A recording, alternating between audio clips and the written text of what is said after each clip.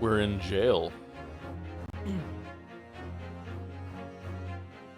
It is Wednesday, my dudes.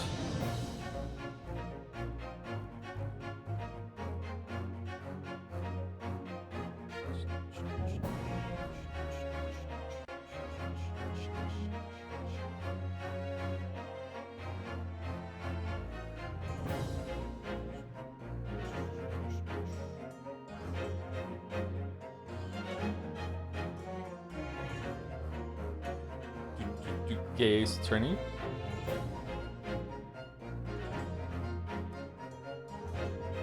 Gay ace attorney. Alright, I have an insensitive question. Sorry if this is an insensitive question. Can people who are, maybe it's not possible to be 100% ace, but 100%, let's say you can be. If someone who is 100% asexual, do they have a sexual orientation?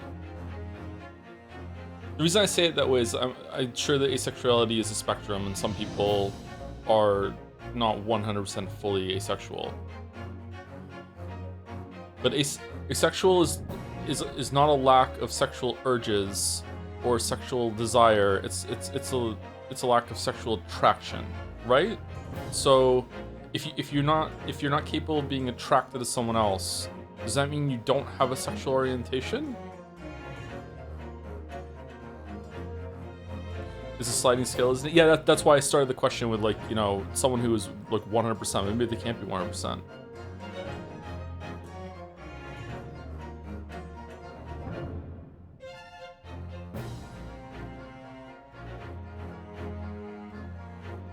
It's not sensitive at all. I'm ace, but I say I'm a lesbian because I'm still romantically attracted to women. Libido is still a thing. Oh, yeah, romantic attraction, okay.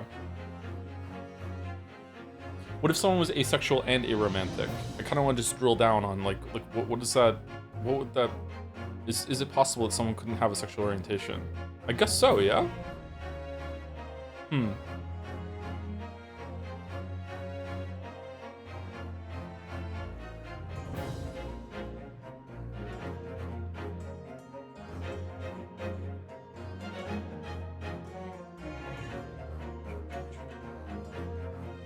I had a similar question during the Neon White streams that I didn't want to get into, but the more as time's passed, I think it's actually not that bad of a question. I understand that when someone is trans, you can also be non-binary and you don't identify as either. What about someone who wouldn't mind being either? Is that also non-binary?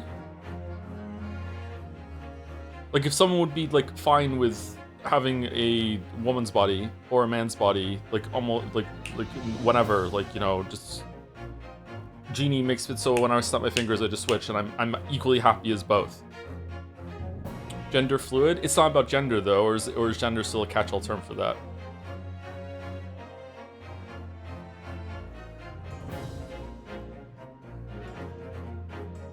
I don't like that sex and gender have become the same thing for some conversations. That makes me uncomfortable and confused. But I'm not the center of the universe, so that's okay. Back with more Ace Attorney. Might take a gameplay break tomorrow for Mina or something. But then back to Ace Attorney.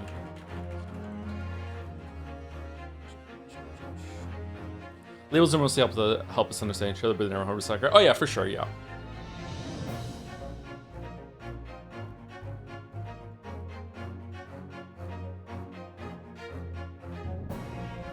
At a certain point, questions become and how people exist can become so specific that it's just like we don't know what to call that. That's just Frank. He's doing his own thing. It's like, okay, cool.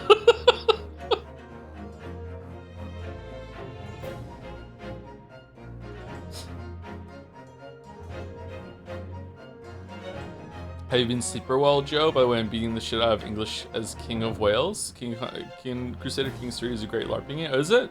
I did not sleep well, but I was in bed for quite a while, so I got a good quantity of sleep, but not a good quality of sleep.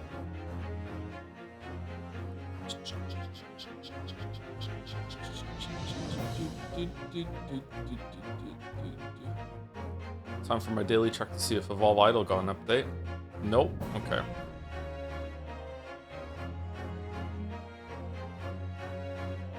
Bum, bum, bum. How's the sound? All right, my windows are set up. My link is out. Is sound good?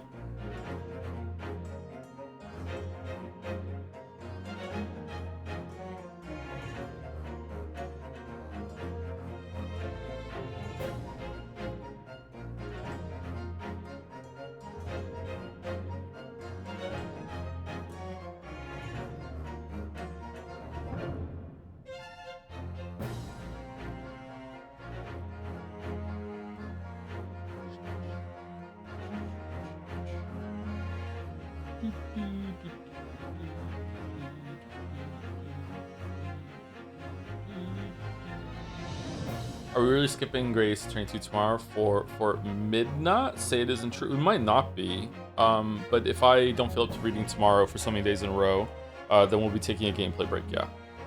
But it might just be more Grace 22. I didn't have time to do a morning Mina stream today, and I won't have time to do one tomorrow either. One of the kids has an appointment tomorrow morning, so that's not happening.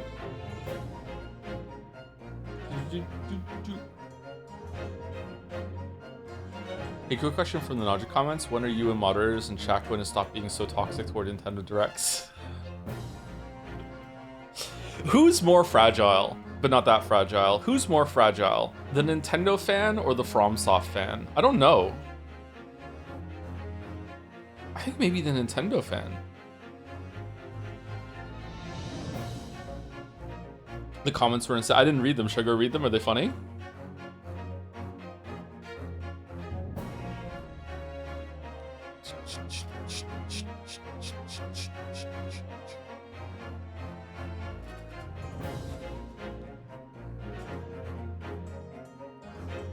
On average, someone is saying that FromSoft fans are more elitist than fragile. I feel like elitism and fragile are kind of the same thing. I see the distinction you're saying, though, and you're right, yeah.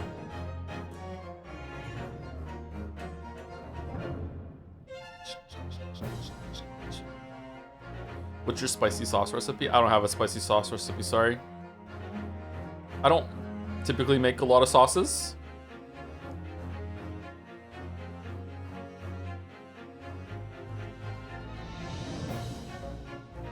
The closest I come to making homemade sauces is that whenever I make a protein, I will dump the carbs into whatever dripped off the protein. So if I make something in a pan or in the air fryer, I will put the rice or the potato or whatever like in whatever is left in those containers afterwards, and then cook the carb in that, so it gets up all the flavor. And usually the carb ends up tasting better than the protein. Like if I ever make like chicken in the air fryer and I put some fries in there afterwards, usually the fries taste better than the chicken. If I make some steak and I put the rice in the pan afterwards with some broccoli, usually the rice and the broccoli end up tasting better than the steak. Which is crazy. Bum, bum, bum. Bum, bum, bum. Bum, bum, bum.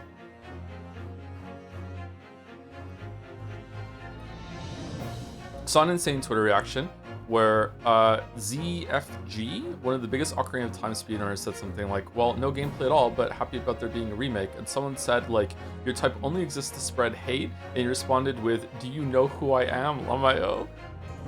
So I saw a Reddit interaction that was similar, where someone said, I wish they could have shown some gameplay, and someone said, I can't imagine being this miserable of a person. I was like, what the fuck? Why are we fucking starting in third gear? Like, what? Like, I don't get it.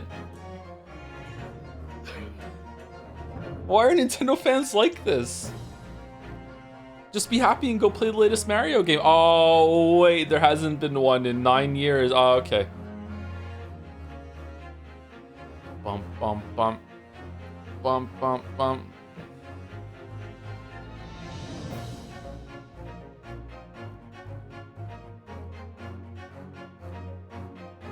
How would you rank the Final Fantasy games you've played? Okay, what are the Final Fantasy games I've played? I've played Mystic Quest. I've played 4. I've played 5. I've played 6. I've played 7. I've played 8. I've played 9. I've played 10. I've played 11. I've played 12. I've played 13. I've played 14. And I've played 16. So, and I have not finished 5.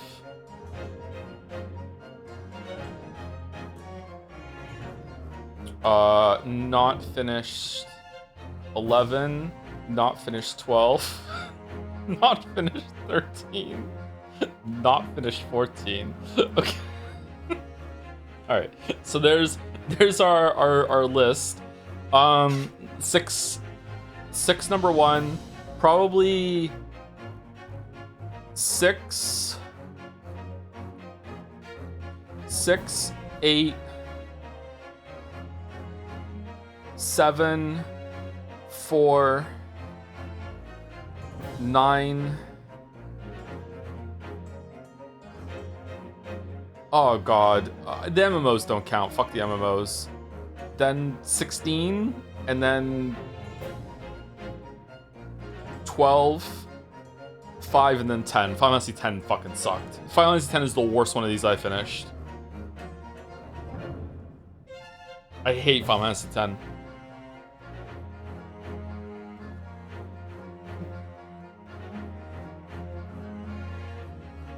Such a boring ass game. And it's also where Final Fantasy series change into something else and they shouldn't be numbered anymore, IMO, because they don't have an overworld.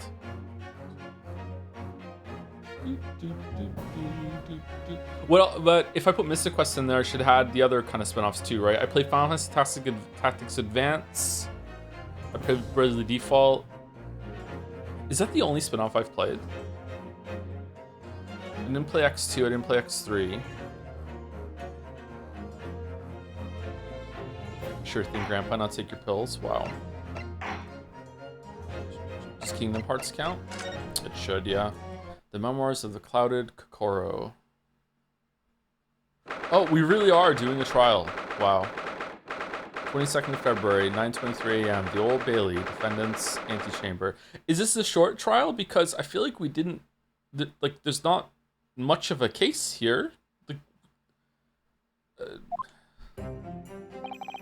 also, we're doing maybe poison, maybe not. The Old Bailey, this place always makes me feel strange. Did I load the wrong save?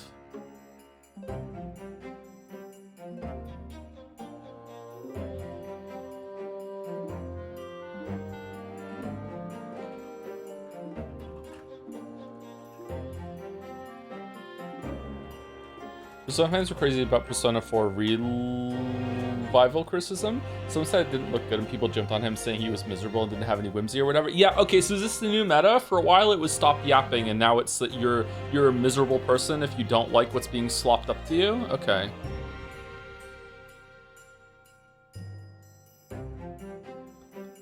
Last Gen's games tomorrow is the Naja title? I think some people didn't understand why I found it so funny. Like, the Nintendo Direct is like their E3, and like most of their announcements were like that game that you could have played years ago. It's on Switch 2 now, and I'm like, okay, good. You should announce that stuff, but maybe not here. Like, come on. Like, oh, also Dragon's Dogma 2. I didn't realize that was DLC. I thought that was just the whole ass game was just being announced. I didn't realize that actually was new content. So my bad.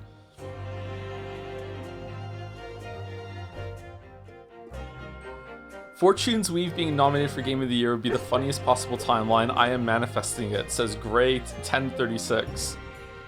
We need more depressed old men in gaming.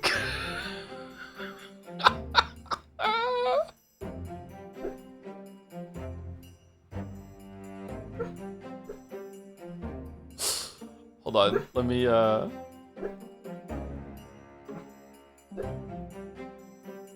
Alright, can we see it? Should we zoom in a little bit? There we go.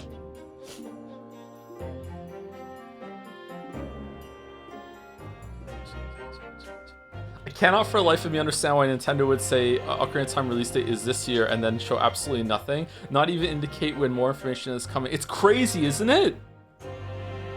They don't want to spoil the thumb wrestling minigame. It'll be shown in the Zelda Direct later this year. So why didn't they say that in the announcement?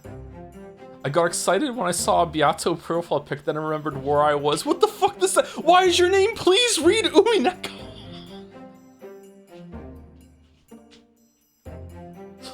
It's insane how they showed like a full minute of Kingdom Hearts 4 gameplay. Did they though? And didn't even give us a year it comes out. And then shows us other trailers with no gameplay and it's coming next month or something.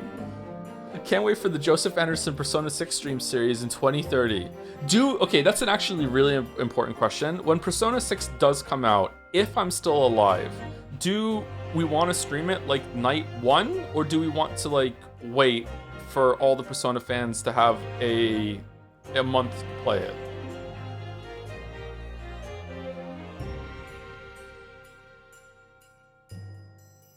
Two weeks? Day one? Most people are saying day one. Okay. Is this a bunch of Persona fans that just don't want to play the game? Fucking love Persona. Can't wait to watch someone else play it. Also, we cannot stand by Rhythm Heaven slander. We need to start the campaign for Jenseiya stat. This is the person that did the same thing about Fortune's Weave being nominated. Gray has plans. Joe would lose 5 lives over trying to do Monkey Watch in Fever. It's a doomed venture. The fuck does that mean? Didn't he claim that rhythm was made up at one point? Not surprised it's not his thing. No, that's not what I said. I agree. How dare Joe not like the rhythm game, considering he's known for having negative rhythm? You can't even spell it. I, an unbiased source of opinion that has hundreds of hours and stuff like Osu and Quaver, think it looks pretty fun. I've never heard of Quaver. Quavers are like crisps in the UK. I share your passion for Rhythm Heaven, but this has to be the year that Fear and Hunger finally wins. Okay. The thumb game having a kind of parry system is the funniest thing to come out of gaming. No, this is art. Wait, was that Metaphor?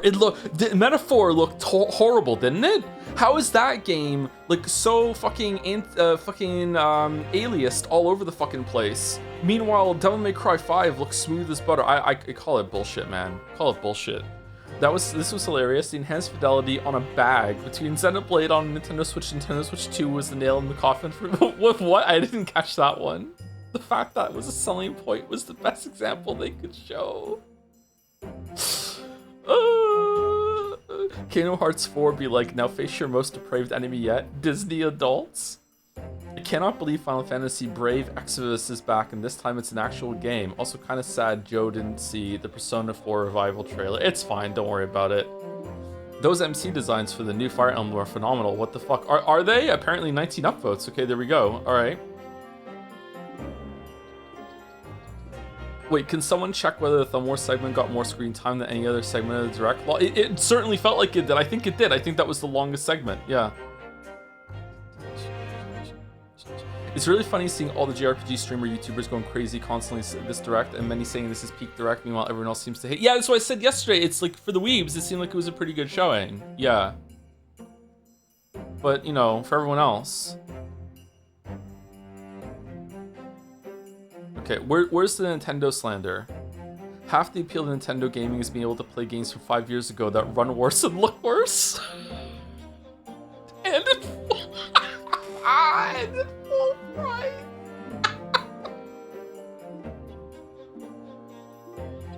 What an amazing uncovering of the reply there. Holy shit. I'm so happy about the remake of Touhou 6. Too bad it was only on the Japanese Direct. Oh, was it really? Okay. Damn. I was infinitely more excited about the Touhou 6 remake, Big Walk release date, and Deltarune than anything else Nintendo showed. It's crazy how much time they spent showcasing ports of years-old games, while an entirely brand new Altier game was a 5-second blip. There was a brand new Altier game? What's that?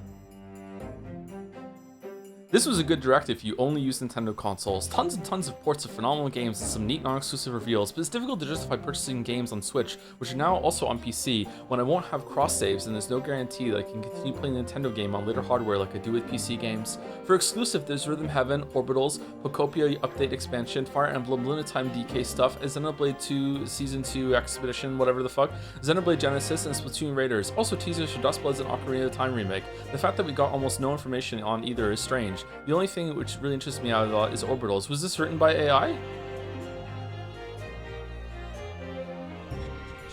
this is a bunch of old games that go on sale often. DMC5 has been on sale for like $5. Has it really? And even newish stuff like Metaphor is 30 on sales. Wait a minute, this isn't Uma Musami for Switch reveal. Amazing title. They love the title. Chatters are saying they love the title. Okay, here we go. Joe really does have the most miserable chat. Wow. All right, here we go. 29 replies. All right, let's go. Let's rub our hands together. We're eating good. They all fucking suck, to be honest. Not a single like. Wow. He wasn't negative with the state of play in Summer Game Fest. This direct was just bad. It's not that bad. What are you on about? Joe himself is nowhere near as bad, but yeah, it's because of him and his content. The whole irony-pilled, holier-than-thou video essay fan types who think that playing a few visual novels makes them the arbiters of quality. They scoff at JRPGs, obviously. 1995 Dragon. Is this a joke? So accurate, lol. Truth nuke. Unironically, I hate Joe's chat. Is this FR? Nintendo isn't helping, lol. How? I thought it was funny. Most of the announcements and supports could have been made like the rapid fire section close to the end. The amount of Nintendo corporate BS, the narration trying to sell Lies of P like a vacuum cleaner, an announcement for just achievements of DK games, the amount of nothing for Dustbloods and the Ocarina of Time remake. It's funny how bad the direct was. The thumb moved! There was some cool stuff, but it really felt like they had to stretch just to justify a showcase.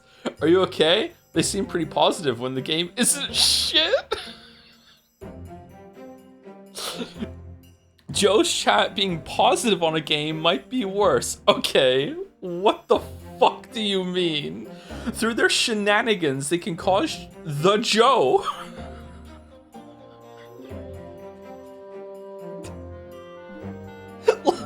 Like I'm a fucking iguana in a tank. They could cause the Joe to hate the game by proxy, like with Nier, or just generally nuke the vibes. It's nowhere near the worst Twitch chat out there, but they do come off as worse because of their heightened ability to ruin things. This may come as a shock to you, but Joe is a grown-ass adult who can form his own opinions without needing others to confirm his views. So true. What do you mean? Joe will absolutely swear off playing or analyzing a game if he has a negative enough perception of fans and has done so before. He said this himself about Drakengard series, for example. This is also true. This is also true, but this is a different statement than this statement. These are two different things.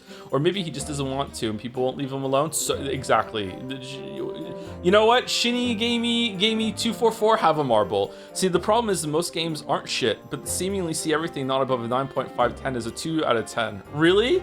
Most of this direct were old games or remakes that didn't need to happen. Mate, that's just an opinion you and some others hold. Don't treat it like fact, alright? The opinion, persuaders here? You haven't seen Eris's chat. Who the fuck is Eris? They weren't any more negative than him today, though. So sorry, okay? How do all these people keep watching these videos? I've seen so many recently. Watch someone else. What do you mean? My weeb, you're on the phone. You're in there. You're in the photograph. The comment is coming from inside the fucking house. What the fuck are you talking about? I don't know. I legit think some watch the streams with the same scrutiny one would do with an essay or a book and use this place as a way to filter the opinions through judgments of character. This is so true. This is so true. Yeah, this is fucked up. People hold the streams to the same standards as the prepared essay. Sometimes after I finish a game, I change my mind completely and I need more time to think about it. Like if I had streamed some of my first playthroughs of some games that had videos, you'd be like, holy shit, I can't believe how much you changed your mind. Like, yeah, that happens. Personally, I like Joe, but dislike his chat. So brave. So brave. What did you like about the Direct? Legit, ignore chat and talk about what you liked instead of complaining about the chat that you hate. Can you engage in the actual thing you like? You are just clinging to others that share your opinion in this comment section. Liked a lot. Oh, he did it! Liked a lot. New Fire Emblem, Xenoblade, Deltarune, Rhythm Heaven, Orbitals, DD2 DLC, which is the biggest surprise for me. Yeah, the fact that it's getting DLC is a really big surprise. An Ocarina of Time remake, that one was dampened by it being leaked ahead of time and not seeing much. Was it leaked ahead of time? Liked the bit, Wii Sports 2 Resort, or whatever it's called. How on earth? Okay, Uncle Jakin. Dude, how?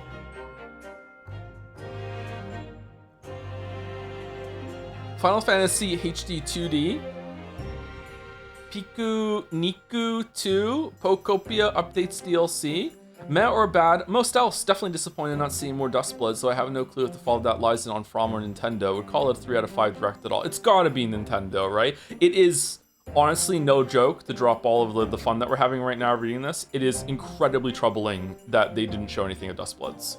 Like, we're so close to release and we can't even show, like, maybe they're saving it for some sort of, like, showcase where they're actually going to explain what the fuck you do in the game, because I don't know.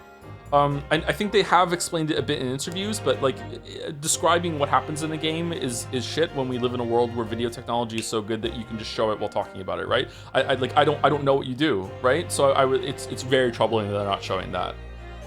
Yeah, nowadays at least, it didn't used to be like this. Chatter, it has always been like this. It has always been like this. Fucking exclamation mark game grumps in the chat. It has always been like this.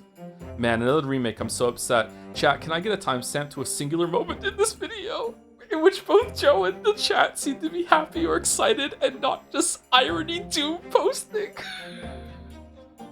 It's 1995 Dragon back, hold on. What did he say earlier? There was a comment. Joe himself is nowhere near as bad. Okay, all right, so you changed your minds? 1642. All right, what happened at 1642? Let's see. Blast off in the this game looks good. Yeah, that's true. All right.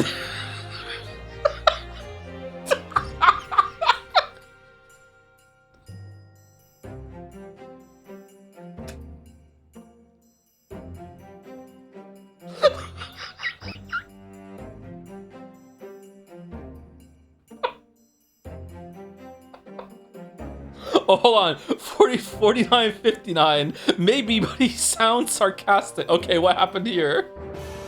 Oh my god. Everyone, chill the fuck out. Everyone shut up. No typing in chat right now. We need to focus. Shh.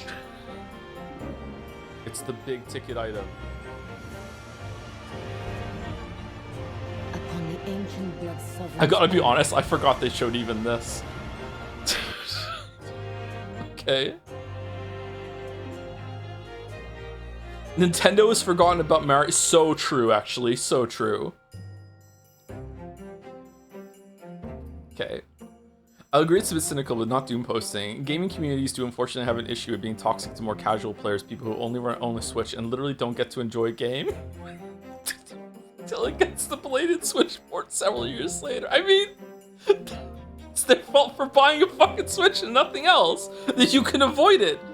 It's not even like Nintendo is the cheap option anymore. Like, what the fuck are you talking about? You're mistaking having standards and not getting mindlessly hyped with ironic doom posts is so true. So true. So true. So true.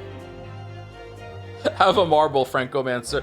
I don't think so. I'm not even sure it's irony anymore. There just seems to be no critical thinking left in the streams. Of course, 33 upvote. Of course, people who only have a Switch are excited to play games you might have already played. I personally remember lusting after Persona 5 on Switch for over a year as a teenager before I caved and made a PS4 my only wish for my birthday that year. Okay, hold on. How old?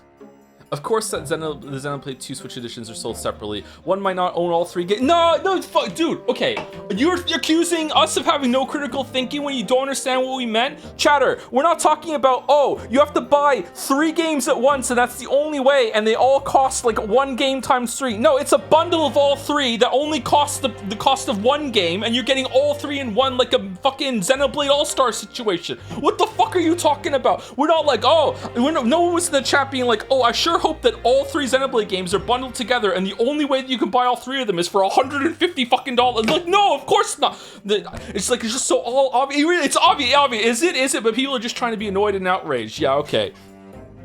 Does this person have a marble? Take it away. And they say comedy is amazing parody post +2. Sorry for critical thinking.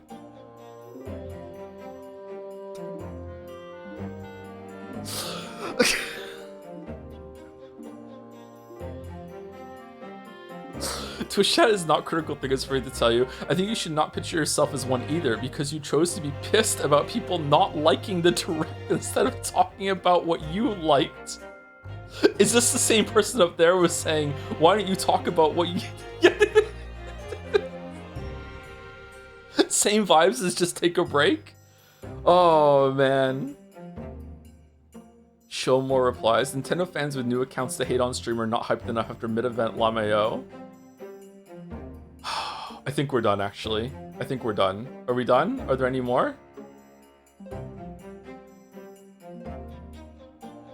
I don't get why he thinks it's so funny they always show a bunch of ports to Switch 2. Like, yeah, like, no shit, they're gonna port a bunch of huge games to the new console a lot, because it's just so fucking hilarious that it's like, this is worthy of big announcement that like, yay, like, it's like, we're getting Devil May Cry 5, yay, more than 5 years after release, yay, like, it just seems silly, that's all.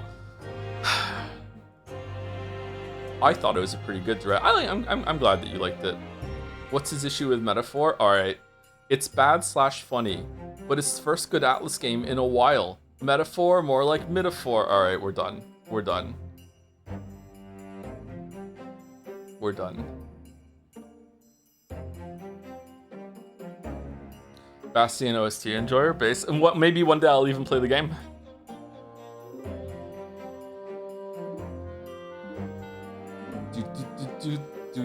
Do.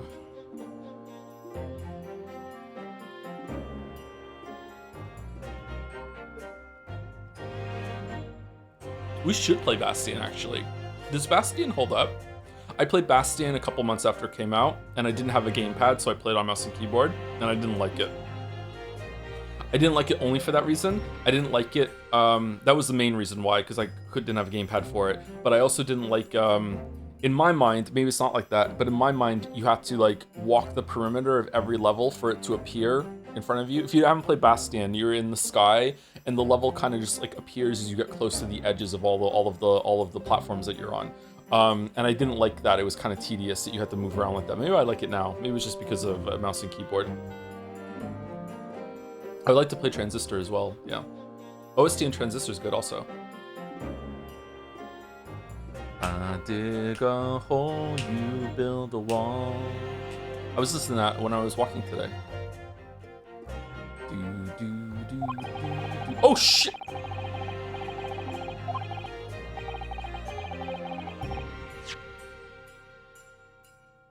The Old Bailey's place always makes me feel strange. I seem to get chills down my spine and break out a nervous sweat all at the same time. Well, I didn't think I'd be back here so soon. I'll just know what's up with the people calling this most toxic chat on some of the VODs. Like, have these people watched literally any other streamer with 1K, 2K views? I was watching an Cross VOD once, and there was a dude literally posting Nazi shit. It's unbelievable. I think it's because we stay on topic. My close and good personal friend, Mandalore, who I talk to and hang out with all the time, once told me that people get really mad at my videos because they're hard to argue with. Now, he wasn't saying that, he wasn't saying that means you're objectively right, Joe. He was just basically saying that it's because it's so difficult to argue with like the arguments you put forward, it triggers some people into having very strange responses. Yeah. This was when I linked him a Reddit comment that was criticizing my Hollow Knight video because I didn't talk about the hero's journey at all.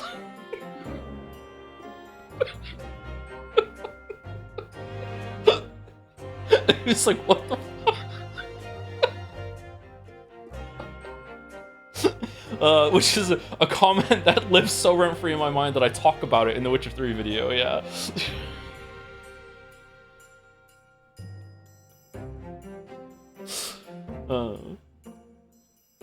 Did Mandalore also say MVP? He did say that, yes, he said, yeah, and in that I'm very handsome and that I'm so big and strong. Yeah. I haven't spoken to Mandalore since Jedsaya, I think. Hope Mandy's well.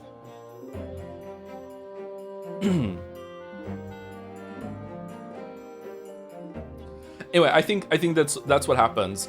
People have told me, I don't watch a lot of streamers, but people have told me that I'm not unique, but well, people have told me I'm unique for other reasons. But people have told me that I'm uncommon on Twitch in that I actually actively discuss what's going on pretty much the whole time, right? And a lot of streamers don't do that. And if they do, they're usually not negative either. They're usually like yeah, like here we go.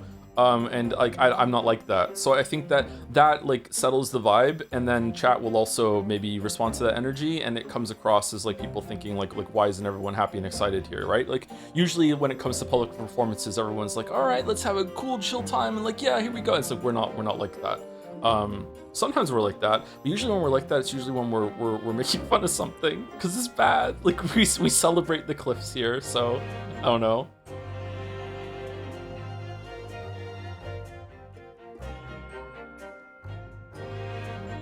Which is fascinating because a lot of the Naruto comments act like you aren't paying attention to the games. That what happens there is because, okay, so we're gonna talk about a trigger topic, and I'm very sorry. So everyone, just get ready. Silent Hill 2. All right. So Silent Hill 2 is what happens is that people will look at my reactions to that game and they'll say he didn't like it. Because even though I did. Because he didn't like it, he didn't understand it. Because Silent Hill 2 is so good that the only reason that you wouldn't like it is if you didn't understand it. So therefore, you must not understand it because you don't like it. So it's that sort of thing. It's that circular kind of logic. So if I'm ever like playing a beloved video game and I'm not really having a good time, they'll say, okay, he's not paying attention. Because if he was paying attention, he would like it. So if he's not liking it, he must not be paying attention. And it's just that kind of mode. Now, that said, there have probably been times that I wasn't paying full attention to a game. Like, it happens, I'm human. I've streamed a lot of fucking hours at this point. Sometimes I'm invested in talking to chat. Sometimes I'm checked out, that sort of thing. But usually once I'm checked out, I will just outright say, hey, I'm checked out. Like, I'm not paying attention to this anymore. Like, this has completely lost me. Or it never got me to begin with. Like, I was completely checked out very early on in Pragmata's story, right? I was like, I'm gone, right? Like, maybe there was some things I criticized in Pragmata's story on a passing, glancing blow sort of thing that they didn't deserve because I wasn't paying attention to some plot point they said earlier. But like the fuck, I'm out. I'm good, right? Like, yeah. I don't know. That's where I think it comes from. Silent Hill fans play the games exactly. You're gonna be eating soap? Don't eat soap. No. I think people forget you can be critical of games to like it. Yeah. Although it's been pretty good with Mina, the Hollower, because I've been pretty critical about Mina, the Hollower, and I've said like repeatedly throughout it that I'm still really enjoying the game. And so far, I don't think there's been any real big pushback about that. I think it's been fine. Or when I say pushback, I mean there hasn't been any big like wow, he just fucking hates this game. But I haven't read the Mina comments, so maybe they're there.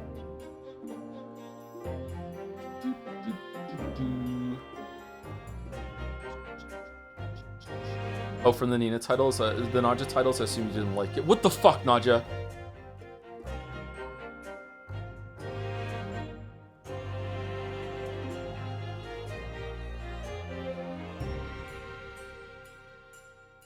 I mean, bro, you play Mina at 2 a.m. Oh, is that the secret? I need to play the controversial games at night. I'm surprised that the Mina VODs have gotten so many views. I thought that they wouldn't reach the same level as the other VODs, but I guess people just want to watch all the streams, which is nice. Thank you for watching all the streams, VOD watchers. It's so hot here today, by the way. I have the AC running and I don't even feel it.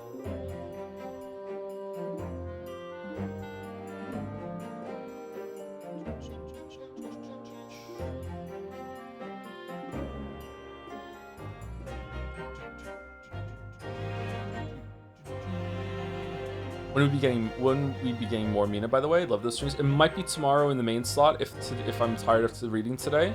But we're 40 minutes into the stream and we haven't started yet. so I don't know.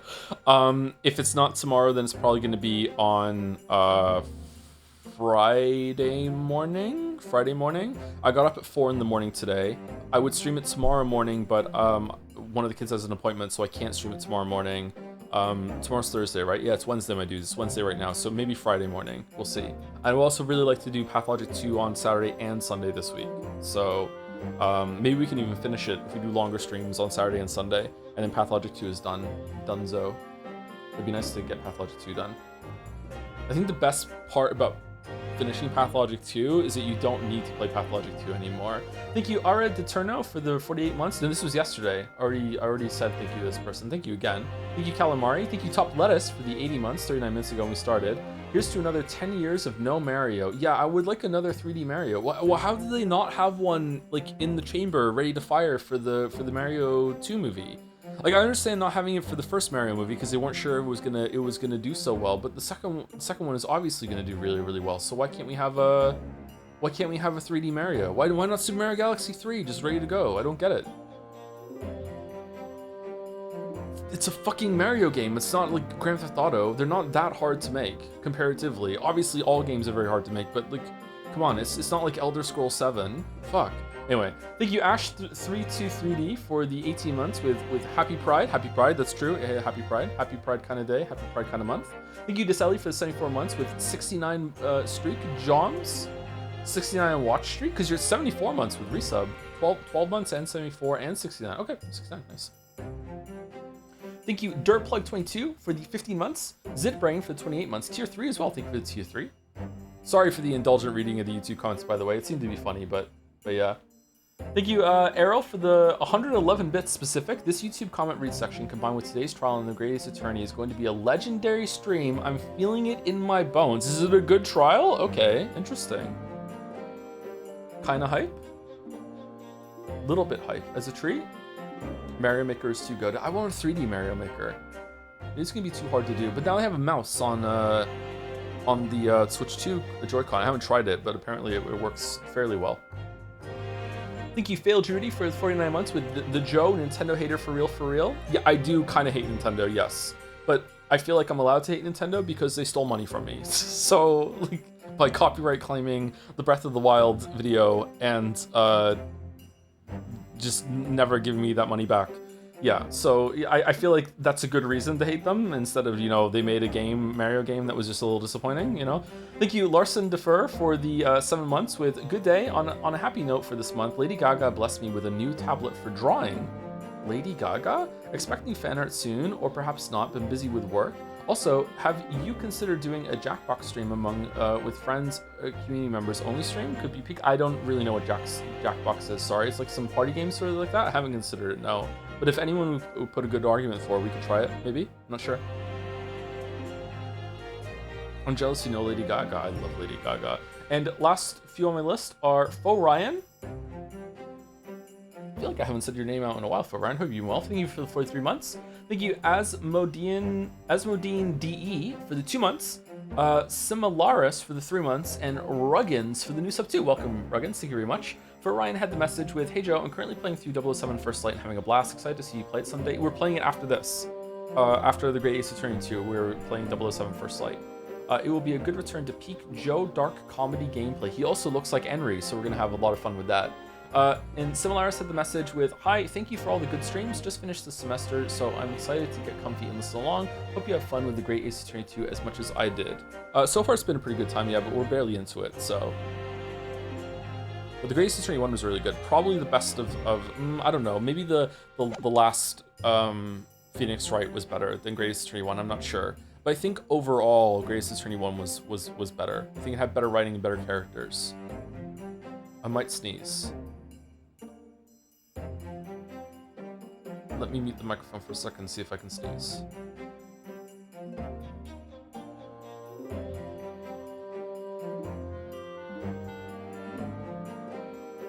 Nope, it went away. Okay, great. Man, if Ocarina of Time Remake is a proper full reimagining like Resident Evil 2, Resident Evil 4, we're gonna have to fit a whole ass playthrough of Ocarina of Time in this year, along with Grand Theft Auto. And should we play Grand Theft Auto before Grand Theft Auto? How are we constantly short for time? It's just video games. It's not like we spend 40 minutes reading YouTube comments or something like that. Ryunosuke says, well, I didn't think I'd be back here so soon. That's my line. Good morning. Good morning, Mr. Natsumi. It was only 2 days ago that I was declared not guilty here. Yes, we somehow managed to prove he didn't stab Miss Green in the back. But now this. Another morning, another murder, and here I am again in this hellhole. Can't keep coming to court.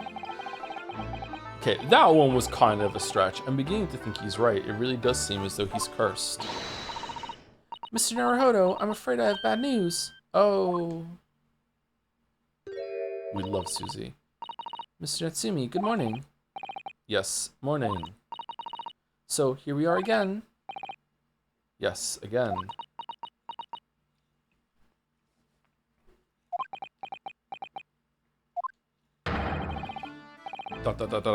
Judicial Assistant Miss Mikitoba Esquires, what's the bad news? Oh dear, you heard, did you? If you come in shouting at the top of your voice, people can't help hearing what you say. It's true, I can hear you in here. Oh, I'm sorry. You've done nothing wrong, Mr. Zato. Now, what is it? Well, it seems that the prosecution in today's trial will be led by Lord Barak von Zeeks. Really? He came for this one? Van Zeeks? Garg. Oh no, oh no, no.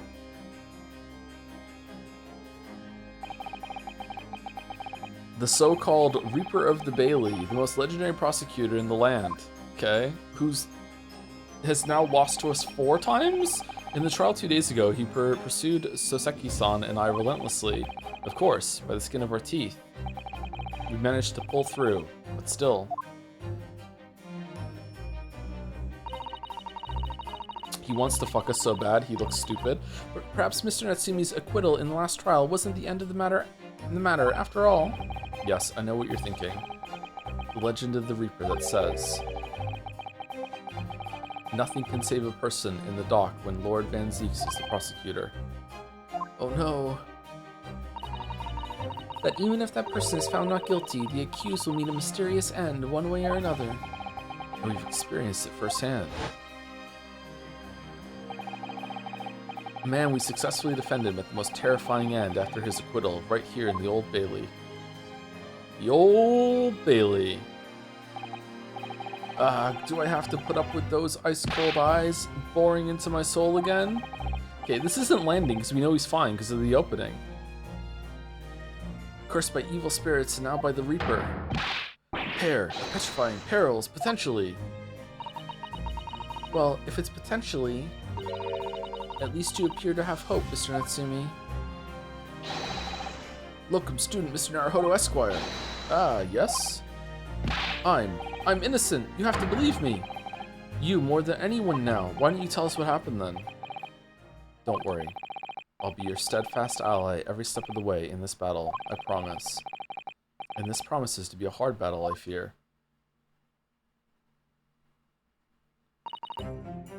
Well. The trial is scheduled to begin shortly. We should move into the courtroom. What are you on trial for? Attempted murder? Poisoning? Let's go. Oh yes, I forgot to say. I'm afraid he won't be able to make it. Mr. Sholmes, I mean. That's probably for the best. Oh. If he were here, I might be tempted to rely on his help.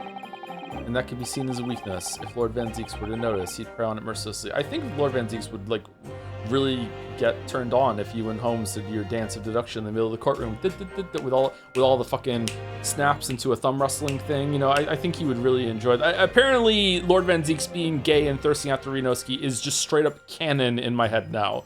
Thanks so much, chat. At least that's my gut feeling. Mr. Naruhodo. You're right. Yes, you're so right. Oh, well said, Lookum student, Mr. Naruhodo Esquire. Well said. I swear on this sword at my side and on the spirit of Kazuma that it harbors, I'll show him what a Japanese lawyer can do. I'll set you free. With honor. Oh, yes. Okay. Kind of weird from Susie there. 22nd of February, 9:40 a.m. The old Bailey courtroom. Oh, no! No! Her Majesty the Queen, I hereby declare this court to be in session. I now call upon the counsel so the prosecution and the defense declare their willingness to proceed. The prosecution is ready. The defense is ready, my lord. Readiness for the trial, my learned Nipponese friend, is not what the defense needs.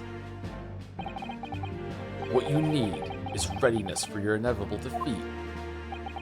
You promise? It's not just my imagination, it's really there.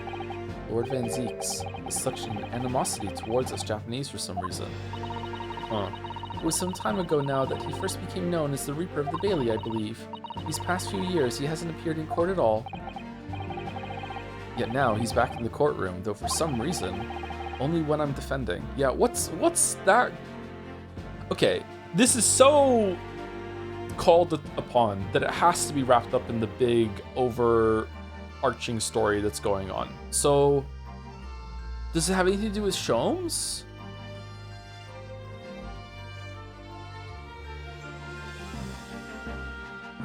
I feel like we found out something about this last game and I've forgotten it. Was he friends with someone from Japan? Did he work with someone from Japan? I feel like that was said. This Reaper, with his curious disdain for us Japanese, is a prosecutor shrouded in mystery. Still, this isn't the time to be pondering that. I have to concentrate on Soseki-san's trial. Furthermore, I now call upon the 6 ladies and gentlemen of the jury. You have been chosen at random to represent the will. 6? You have been chosen at random to represent the will and the people in this trial. Are you ready to fulfill your duty? Absolutely. I had a feeling this larrikin wasn't innocent before. Her again? I must say, I feel especially ruthless on days when my hat refuses to sit right. Oh, well, I rather like how you're wearing your hat. I think the ruthless look is very fetching, actually. New juror just dropped? Okay. I need to be somewhere at 10 o'clock. I have a very important meeting. Let's make this quick. That's in 20 minutes. That's not happening. Okay. Oh, there really are 6. It was 5 usually, isn't it? No, it is 6 because you have to match them against each other. And you get 4. Yeah, it's usually 6, isn't it? I thought it was 5 for some reason.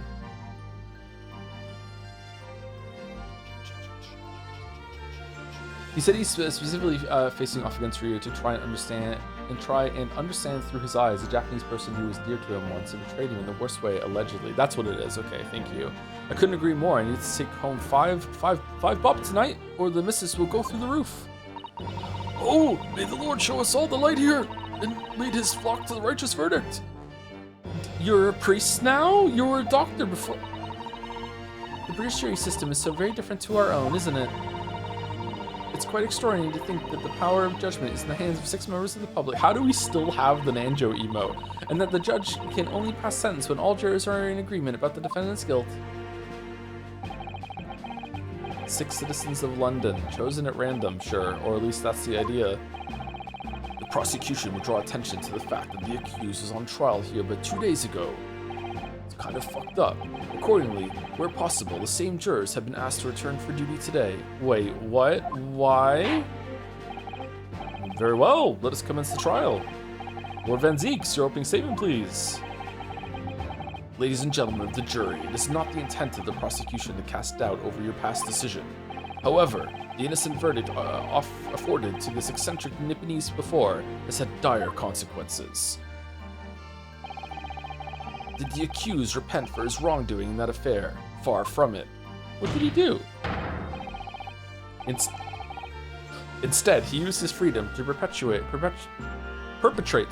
a most blood-curdling crime. namely that of the attempted murder of his neighboring lodger, an innocent Englishman. Alright, attempted murder. To explain the circumstances of the crime, the prosecution calls its first witnesses to the stand. Witnesses. Oh, Cape's coming off early tonight, huh? Okay. The detective responsible for investigating the scene and the accused himself. Can he do that? Is that allowed? Witnesses, your names and occupations, please. Yes, sir. Tobias Gregson, never nude, Detective Inspector at Scotland Yard's Homicide Division. Ah, Soseki Natsumi from the Empire of Japan. My government ordered me to come here as a student to study your language and culture, and I fucking hate them for it. Mr. Natsumi? Yes, my lord, sir. I'm quite sure I'm not mistaken. That you swore an oath, never to set foot in my courtroom again. I remember as if it were yesterday, because it was. The day before, in fact, my lord, but close enough. Believe me, this is the last place I want to be. Inspector, let's hear from you first. Explain the case for the court. Right you are, sir? The incident occurred at the Garadeb household where the defendant has lodgings. In the ground floor room of the victim, Mr. William Shamspeare. The defendant has already admitted to visiting the victim on the night in question. Mr. Shamspeare collapsed in his room as a result of poisoning by strychnine? Strychnine. Why do I know that word?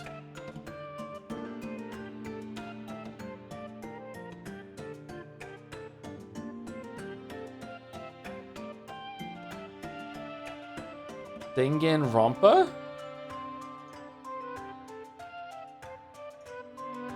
Strychnine or strychnine. People can't agree on it. I think strychnine is better. He was found the following morning when the landlord, suspecting something was wrong, broke down the door.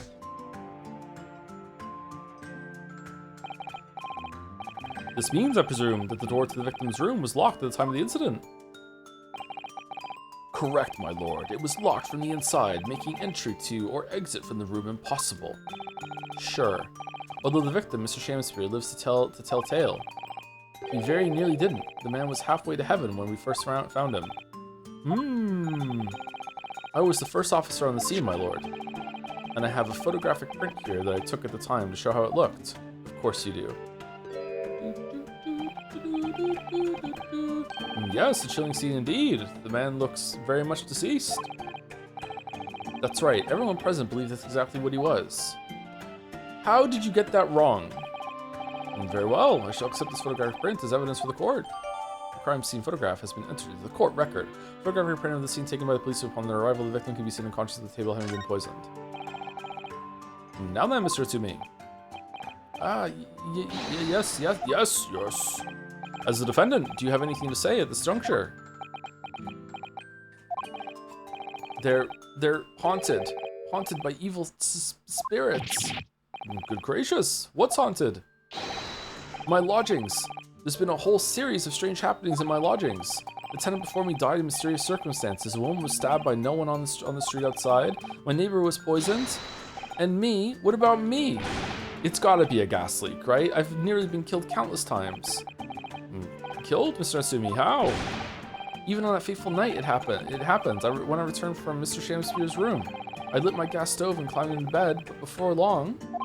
Man, that sounds so cozy, doesn't it? The stove went out and somebody tried to kill me. You must always extinguish all fires for retiring for the night, Mr. Natsumi.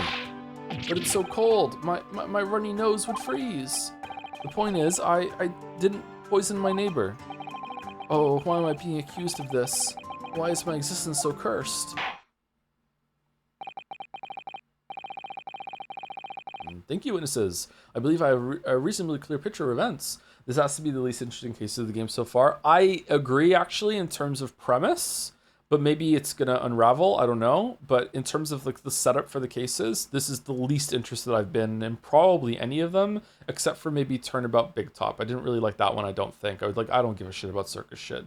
But it was quick though. I feel like we got to the trial really quick, whereas in the other ones it's like it took fucking forever, right? So yeah, we'll see. If I could raise one more point, my lord. One more. Conclusive point. Oh, yeah? Raise it. Conclusive, go on. Fortunately, the victim, Mr. Shamspeare, has regained consciousness after his ordeal. And he has named the true culprit. The poison consumed by the victim was administered in a cup of tea that he drank on the night in question. Tea, my lord, that was brought to the victim's room by the accused. Okay. So, the accused? I don't know what you just said, I'm just guessing. Order! Order! Okay, so Shamspeare is either lying or confused. If he's lying, he's trying to cover for someone. And it's got to have something to do with like his soap ring that he's doing. Poison came through the window, the bricks where the bricks are, so it's still a closed room. Maybe he's doing a drug thing, and the soap is just a cover for that. Or he's confused. If he's confused, then he's just stupid. And characters are stupid in this all the time, so it just could be that he's just dumb. He thinks the tea was poisoned, but the tea actually wasn't poisoned. It came from somewhere else. Yes, that's the crux of this whole case. It's not much of a case. If Sozeki-san is innocent, then why? Why has the victim accused him? Well, Mr. Natsumi, what do you have to say to this accusation? That evening, yes, I did take some freshly brewed tea with me when I visited Mr. Shamspeare's room as a gift. The public water pump outside always freezes at night, so I bought bottled water, especially to make it. And this is the result. Never will I touch tea again. Never. Huh. The public pump was frozen, you say? That's not information we've heard before. That'll do, pig. That'll do. Thank you. Now, according to our laws, the defense must have the opportunity to cross-examine witnesses at least once. Therefore, I call upon these witnesses now for a formal testimony. I presume the prosecution has no objection. We're not going to do the examination summation bullshit again, are we? None whatsoever, my lord. Good, then you will give your account of events on the night in question to the court now. Yes, my lord.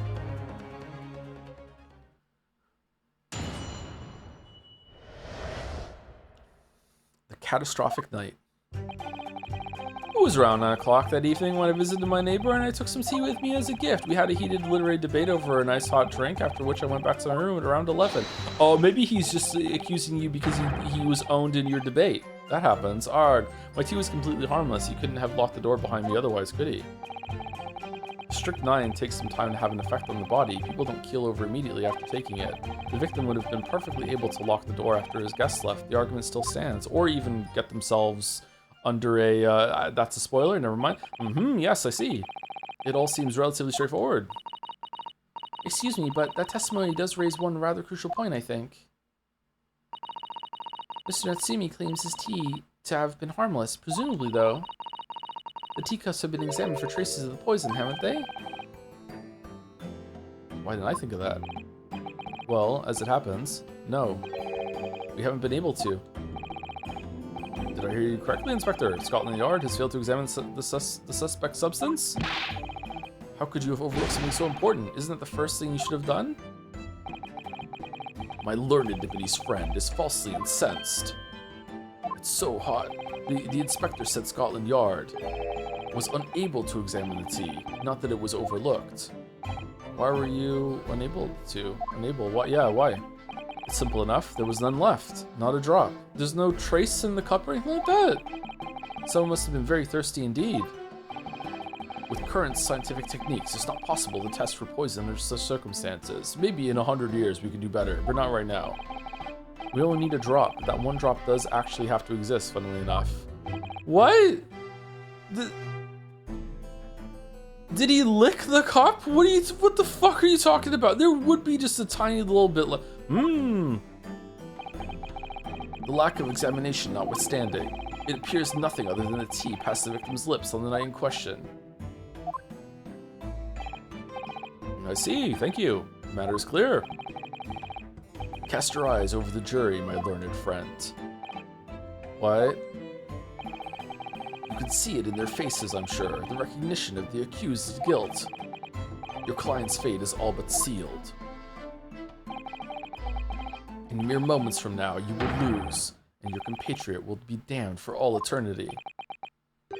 He's right. I can feel all 6 of the jurors looking daggers at me. Yeah, slap time. But I can't let them beat me down. I won't. Counsel for the defense, proceed with your cross-examination. Yes, my lord.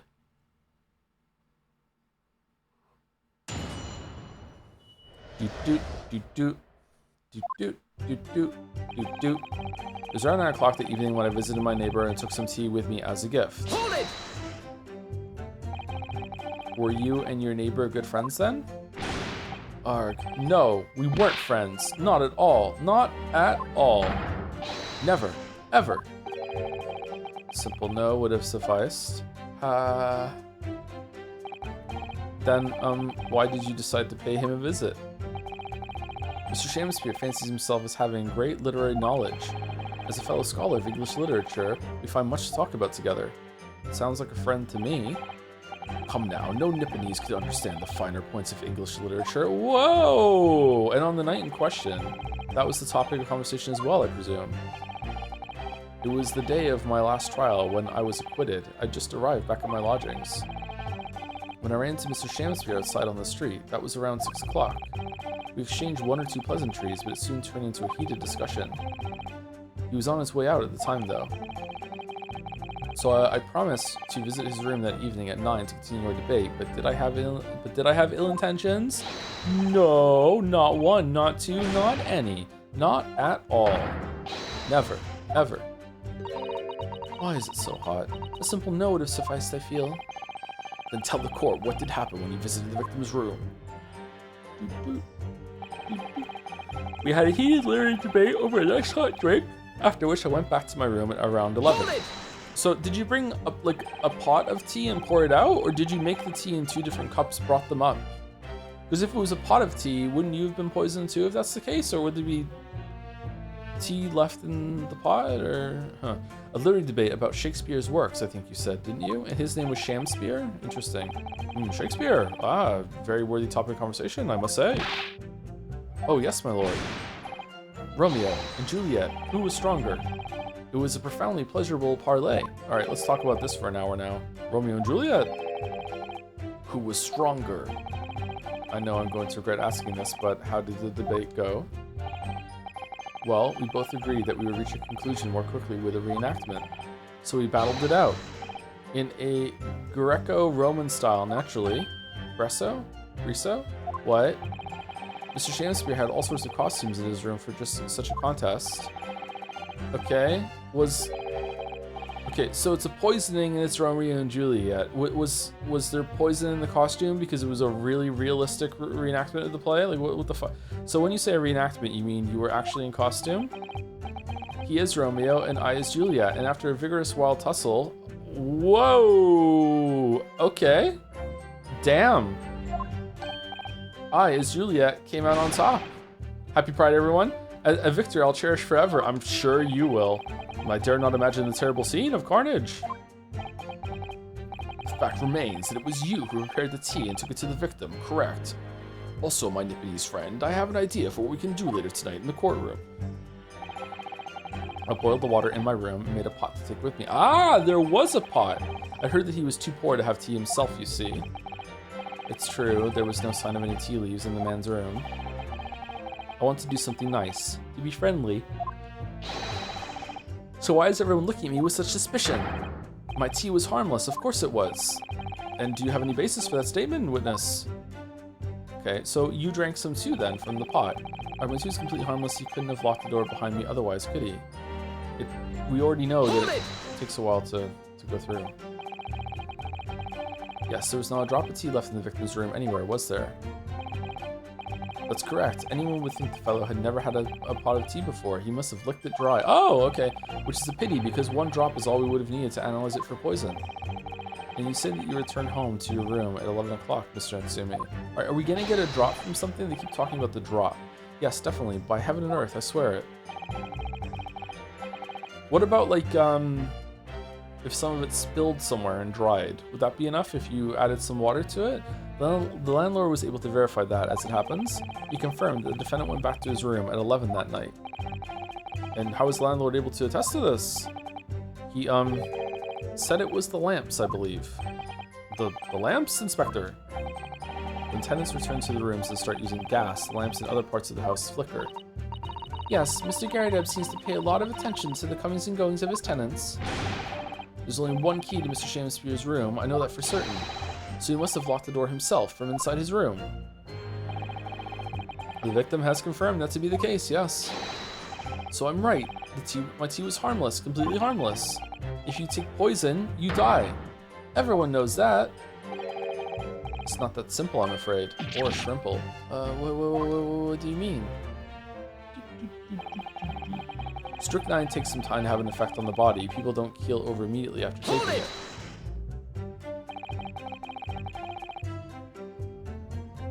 How long does it take for symptoms to appear then? According to the coroner I was speaking to at the yard, about 30 minutes after the poison is consumed. Then, the victim suffers violent convulsions, cramping, and stiffness, and eventually dies from asphyxiation. So there's a 30-minute interval between when the poison is ingested and the onset of symptoms, okay? Just enough time to write a huge script that a trial could follow. There seem to be a lot of different types of poison in the world, that's for sure. Oh dear, death by poisoning again. It's always so awful. 30 minutes is a long time. Is it? Certainly long enough for the victim to have locked the door behind the accused after he left.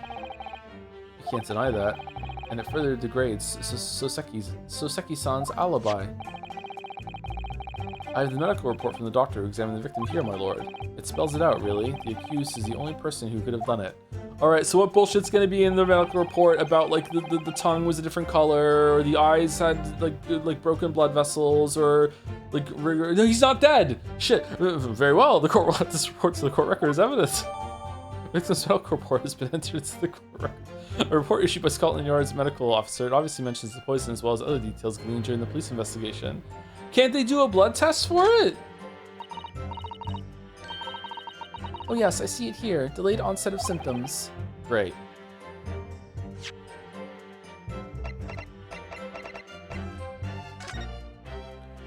Cause of coma. Oh, no, yawning. I'm sorry I'm yawning so much. Ingestion of a small quantity of strychnine. Toxic effects present 30 minutes after ingestion. High likelihood of the substance being mixed with tea the victim was drinking, but no sample could be obtained for testing. The poisoning incident occurred at around 1:30 a.m. on 21st of February. Huh? Isn't that way later than what we just went over? Assessed from the victim's pocket watch that appears to have broken on when the man collapsed after delayed onset of symptoms. No container for the poison was found at the scene. You gonna play the Ocarina of Time remake? It depends. If it's just a graphical overhaul, then I probably won't right away. But if it's like a bigger deal than that, then yeah. What is this? Envelope. Soap. Different colored cups. No drops.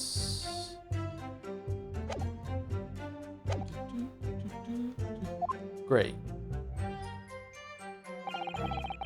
The victim would have been perfectly able to lock the door after his guests left. The argument still stands. Hold it! The argument still stands, you say.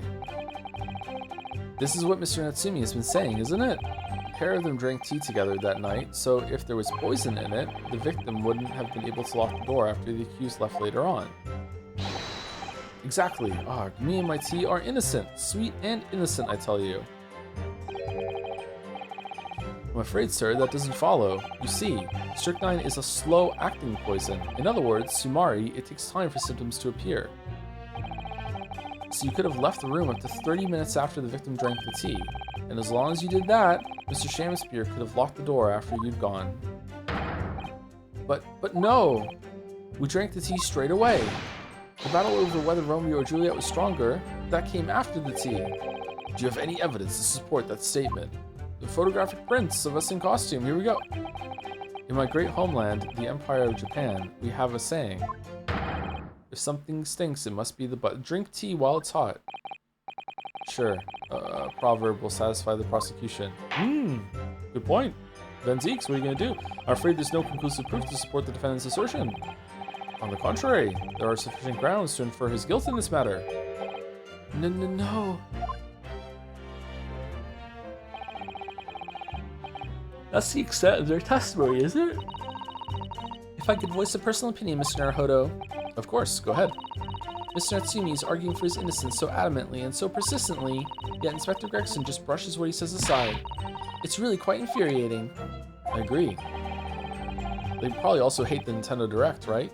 So we need to find an inconsistency in what the inspector is saying, I think. What miserable people. I'm afraid so. As things stand, the jurors are sure to find Mr. Natsumi guilty.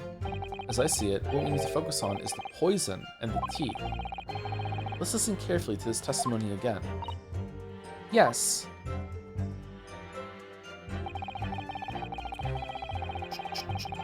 Okay, so it's got to be around 9 o'clock, and then... Oh, sorry, when did he leave? We had a heated debate. He's harmless. When did you leave? Around 11. All right, so we're presenting this, that the poison, he collapsed like an hour and a half later, or 2 hours later, something like that. Objection! Mr. Natsumi, you say it was 11 p.m. when you left to return to your room, correct? Yes. And Inspector Gregson, can we rely on the information in the medical report unconditionally? Of course we can. There's no problem with that report, Sunshine. You're fucked. Actually, I think there's a very big problem. Because there's a chronological inconsistency between it and the defendant's testimony. Chrono what? What are you on about? According to this report, the victim must have consumed the poison at around 1:30 in the morning. And yet, the defendant, Mr. Natsumi, left the victim's room at 11. Ah, okay, slam dunk, we're done then. All right, let's go. Yes, that's right. There's more than 2 hours of missing time there.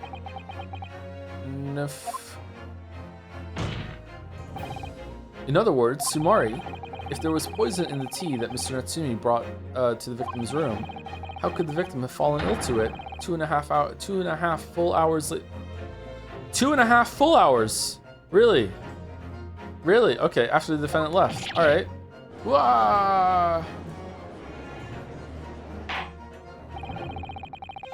The defense's argument is entirely reasonable. How do you respond, Lord Van Zeeks?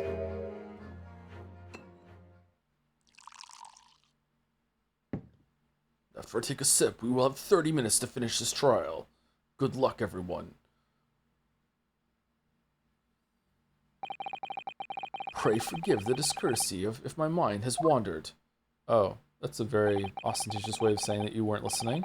I was considering what cuisine would best complement the contents of my hallowed chalice this luncheon. How could it have happened, you ask? I do hate to shatter illusions, but my Nipponese friend appears to be chasing a phantom idea. A phantom? Is it so hard to imagine that the victim drank his tea after the accused had left? For example, at the time stated in the medical report. Yes, at around 1:30. No, it's not possible. You're saying that the guy brought up tea, poured the tea out, and they didn't drink it, and then 2 hours later, he's like, oh, time for some cold tea? The fuck off. Objection!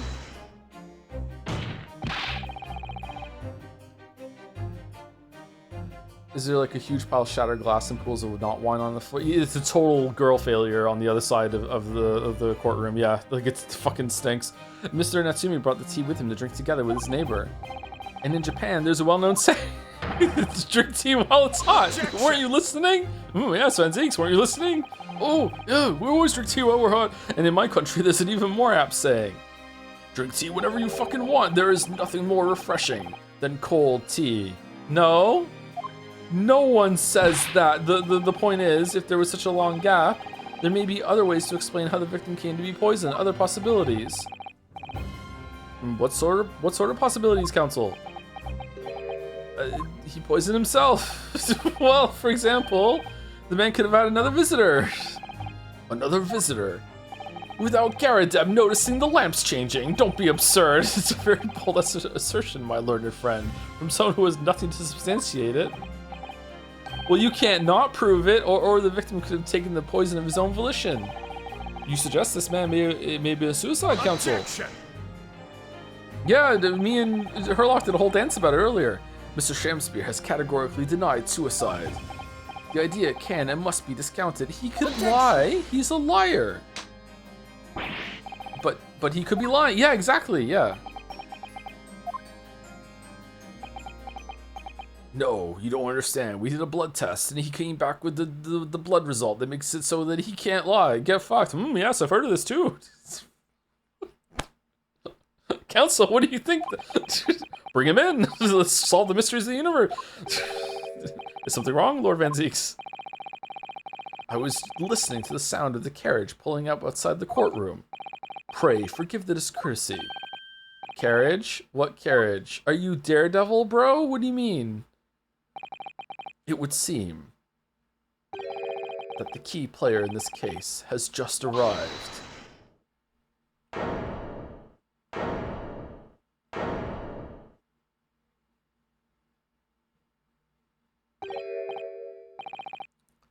Out, out, brief candle. Life's but a walking shadow. A poor player that struts and frets his hour upon the stage, and then is heard no more. Okay, is this just all some elaborate advertisement for a show you're putting on? It is a tale told by an idiot, full of sound and fury, signifying nothing.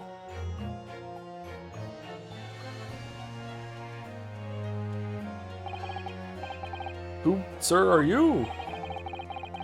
William Shamspeare, my lord. Alas, you got it wrong. 'Twas I, undone by these bitter events. I am the victim. Lord Fuckwad, what? What's he doing here?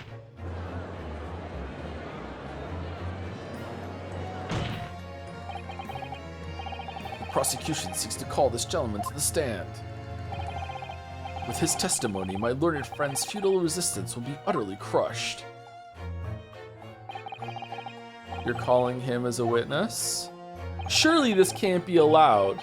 Because he can now just further lie and be like, oh yeah, like I guess I didn't drink the tea. I did wait until it was cold and I drank it later. Very well, counsel. I grant your request with interest. I'm curious to discover what the court shall hear from the victim himself. The jury's been real quiet. Happy am I, Shamspeare, to regale thee with my tale of woe, my lord. But I still have my own tale to tell, my own tale of worse woe. I can regale the court with the tale of my perfect innocence, in perfect English. That will do, Mr. Natsumi. Let the court now hear from the victim.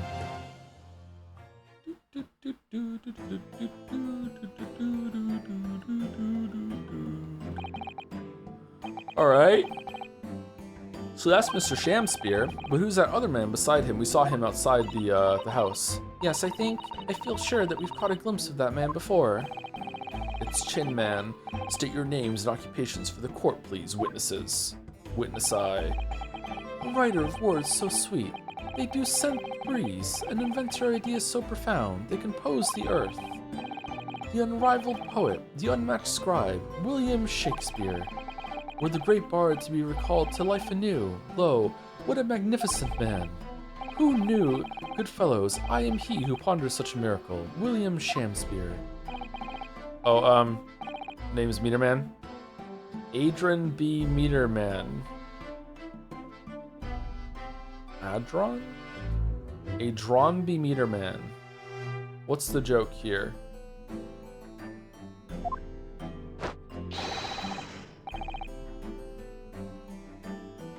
I work for the Altamont Gas Company, East End Branch Office. Ah, I remember now. It was yesterday on Briar Road. Oh yeah, she's right. It's him. Oh, what's this? What's that man doing over there? It looks like he's trying to see into Soseki-san's lodgings. Aren't you a writer? Yeah, but what does that got to do with me understanding the joke in his name? I just don't see the joke in his name. Is something wrong, Mr. Naruhodo? Excuse me. Do we have a word? Because I'm a writer, I must understand every pun? That's true, actually.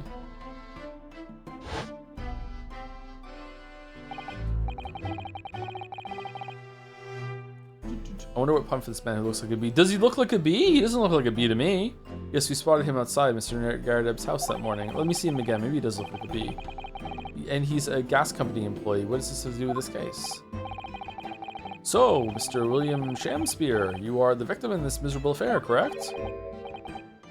Oh heaven, oh hell, do you command me to remember that sweet poison that didst cross me and crossed mine innocent lips? I subpoenaed him for the trial with his doctor's permission, naturally. He was poisoned.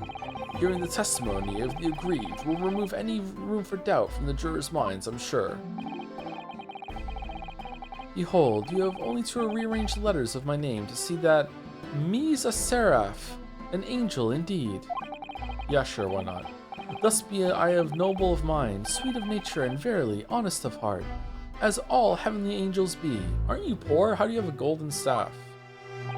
Yellow paint? Because there isn't a less contrived meaning in your name. No, not at all. The jurors seem to be very moved by this man, I'm afraid. They love him. You're actually making this seraph anagram idea... Sorry, taking the seraph anagram idea seriously. Thank you, witnesses, for your illuminating introductions. But my lord, what's the man next to Mr. Shamspeare doing here? The gas man, I mean.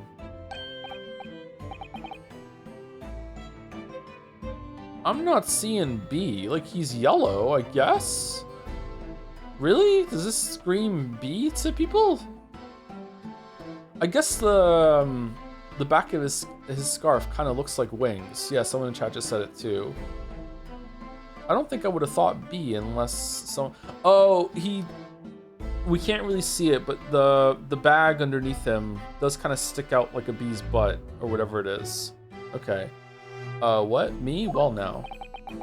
Allow me to enlighten my learned friend. You recall, I presume, your earlier impertinence. When you suggested that the victim had another visitor to his room on the night in question. And moreover, that the victim is a compulsive liar. What? No, I didn't quite say that. This young chin stroker is here to controvert your wild claims conclusively. What if he's also a liar? Is that not so, Mr. Meter Man? Hang on. No, I'm just here for the free drinks. I hereby call for your formal testimonies. You will tell the court as lucidly as possible what happened on the night in question. One may smile and be a villain. Yes, it doth pain me, but let the truth be spoken. The truth of that wintry night of my discontent. Okay, fuck off. Now is the winter of our discontent. The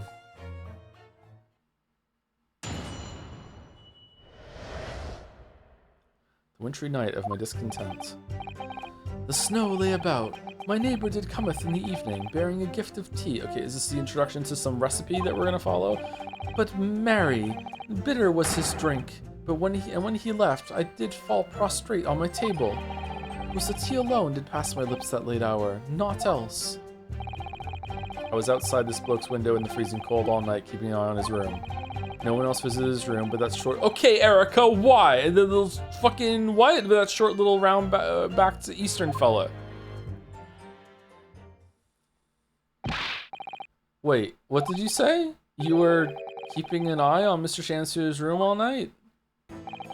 That's right. Of course, the bloke's window is all but blocked up, isn't it? But there's a little gap in the bricks where you can see into the room. So I spent the night trying to keep my teeth from chattering as I peered in through that. What, the question is, sir, why? Yeah, I agree. Why? Well now, that's because he's on my list. What a piece of work is a man. Wherefore wilt thou not stare in wonderment? What are you talking about? This buzzing busybody hath not part in this play. I pray thee, pay him no heed. Make no more ado about his tedious words.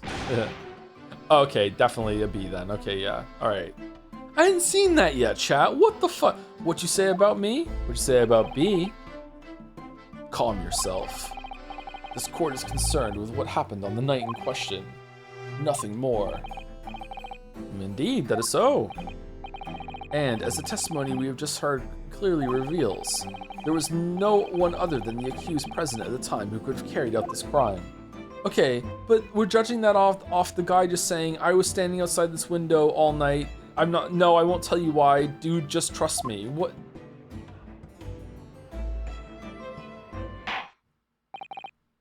Well, I believe this may be the final testimony of the trial. Now, counsel, the defense may proceed with the cross-examination. Yes, my lord. Gotta be about the gas.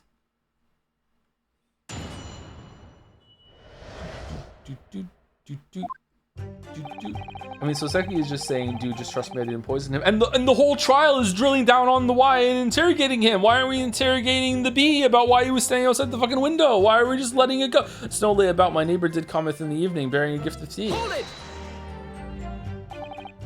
To be clear, by neighbor, you are referring to the defendant, Mr. Natsumi? Oh, indeed, sire. Perchance thou wouldst thou call him the man from upstairs. And at what time did the mustachioed Nipponese visit you in your room?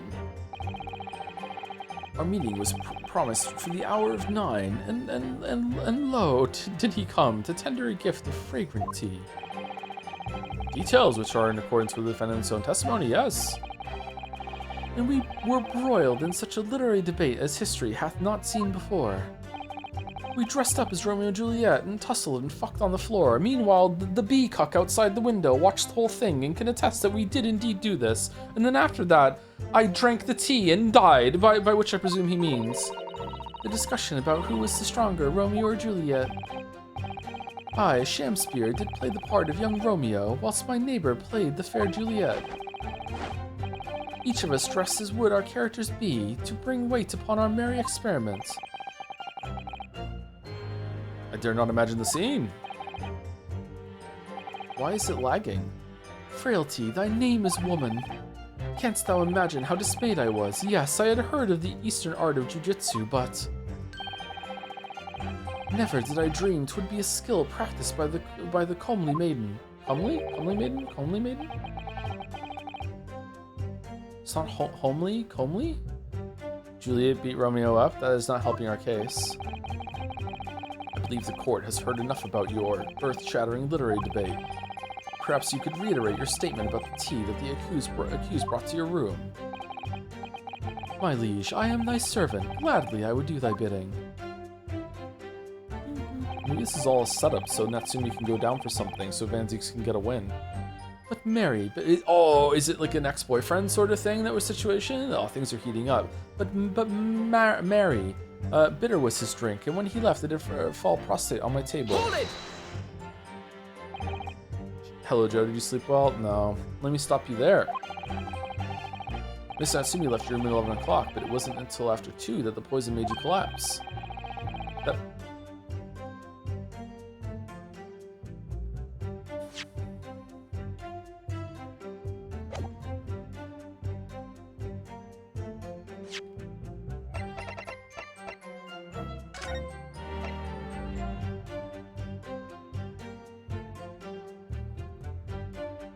No, it wasn't. It was after 1.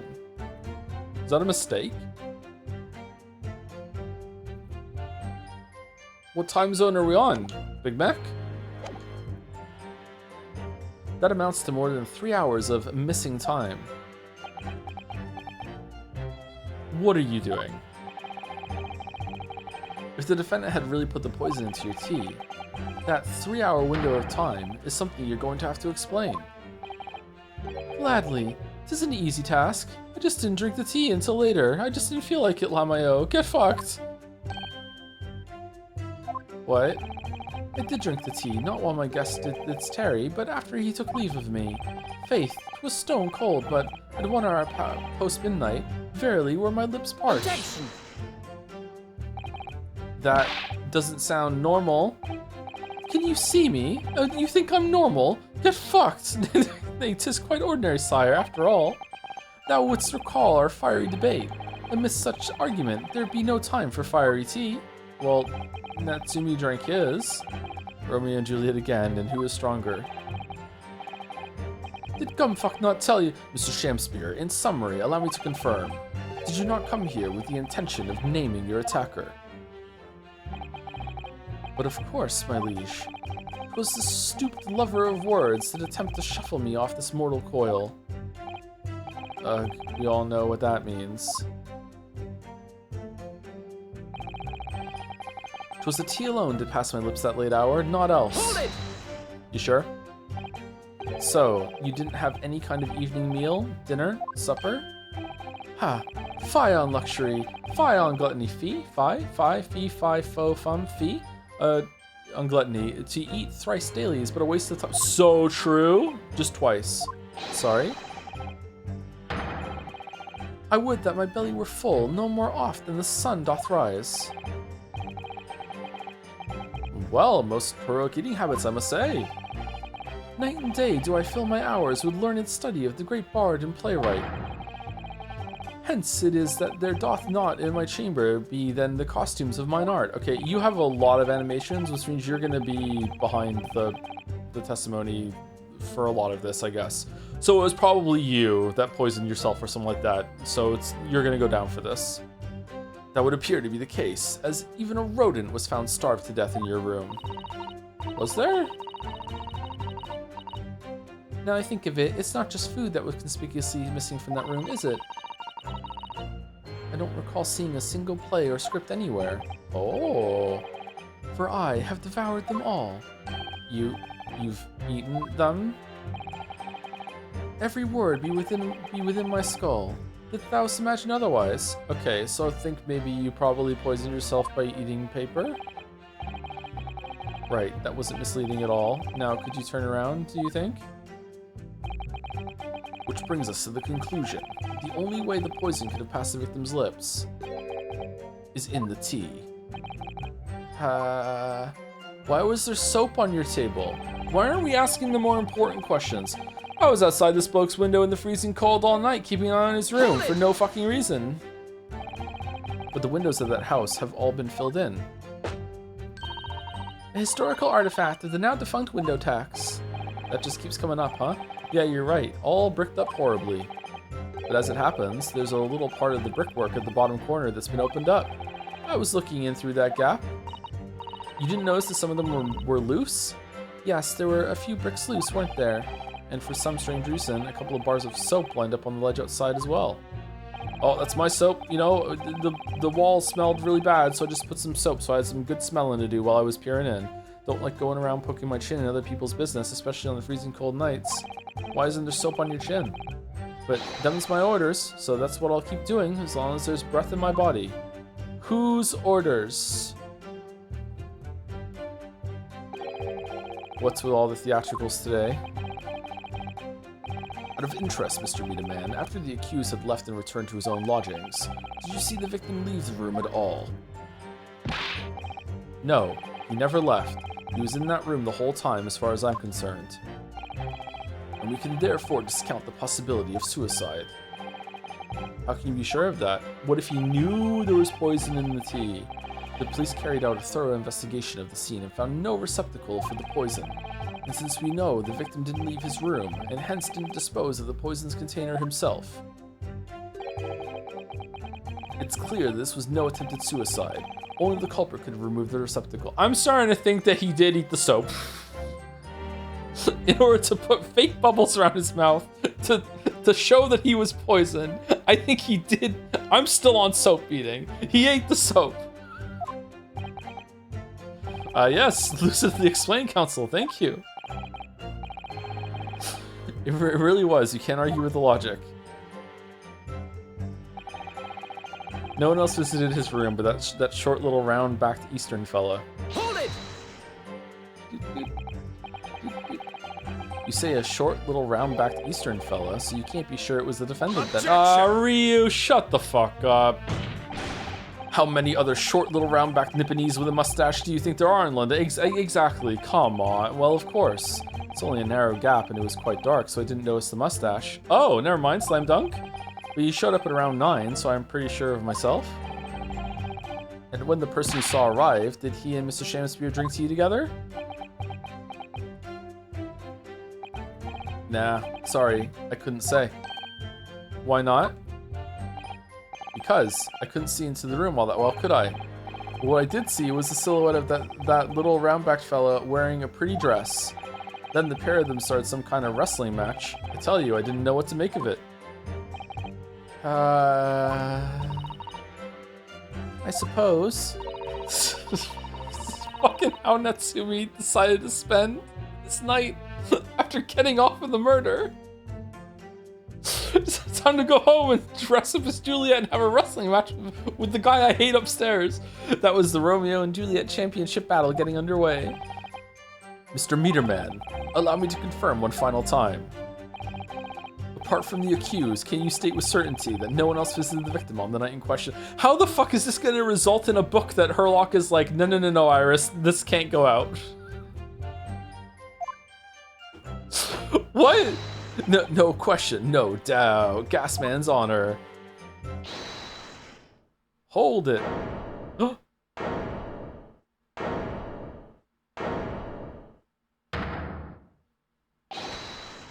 My lord. Goodness me. Yes, Mr. Foreman. I've kept my mouth shut and listened up till now, but this has gone on long enough. Are you all with me? Yes. Are we to understand that you ladies and gentlemen of the jury are in agreement with one another? That you've reached a unanimous decision? Two right we have? Are you all with me? Yes. Wait, no, the defense is in the middle of a cross-examination. To be honest, I was holding out a bit of hope for you, young man. Especially after you identified those few hours that followed the accused leaving the victim's room. So you were listening! Yes, the 3 missing hours, as you put it. But in the end, what difference do they make? None, as far as I can see. And since that's now apparent, there's really no reason to delay our decision any longer. Like I was saying before, if I don't take 5 bob home with me tonight, the missus will blow her top. Huh? What's that? Sorry, I didn't quite catch what you said. Spilt tea? Oh, guilty. Okay. Very well. Sorry. Very well. The court be apprised of your decisions. Ladies and gentlemen of the jury, you will now state your leanings to the defendant's culpability. Guilty! Guilty. Guilty. Guilty. Guilty. Guilty. Spilled tea.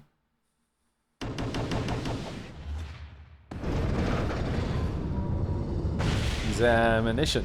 Excavation. Examination. Excavation. All of you? Well, it would appear that the jury is indeed unanimous.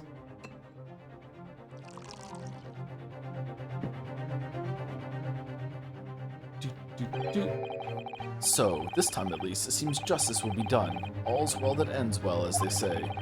This calls for a toast, I feel. To you. To the guilty being punished.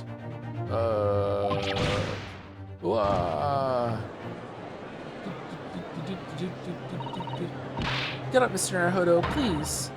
The trial isn't over yet. What do you mean, Miss Susato? What about the information I found in this encyclopedia of British laws I have?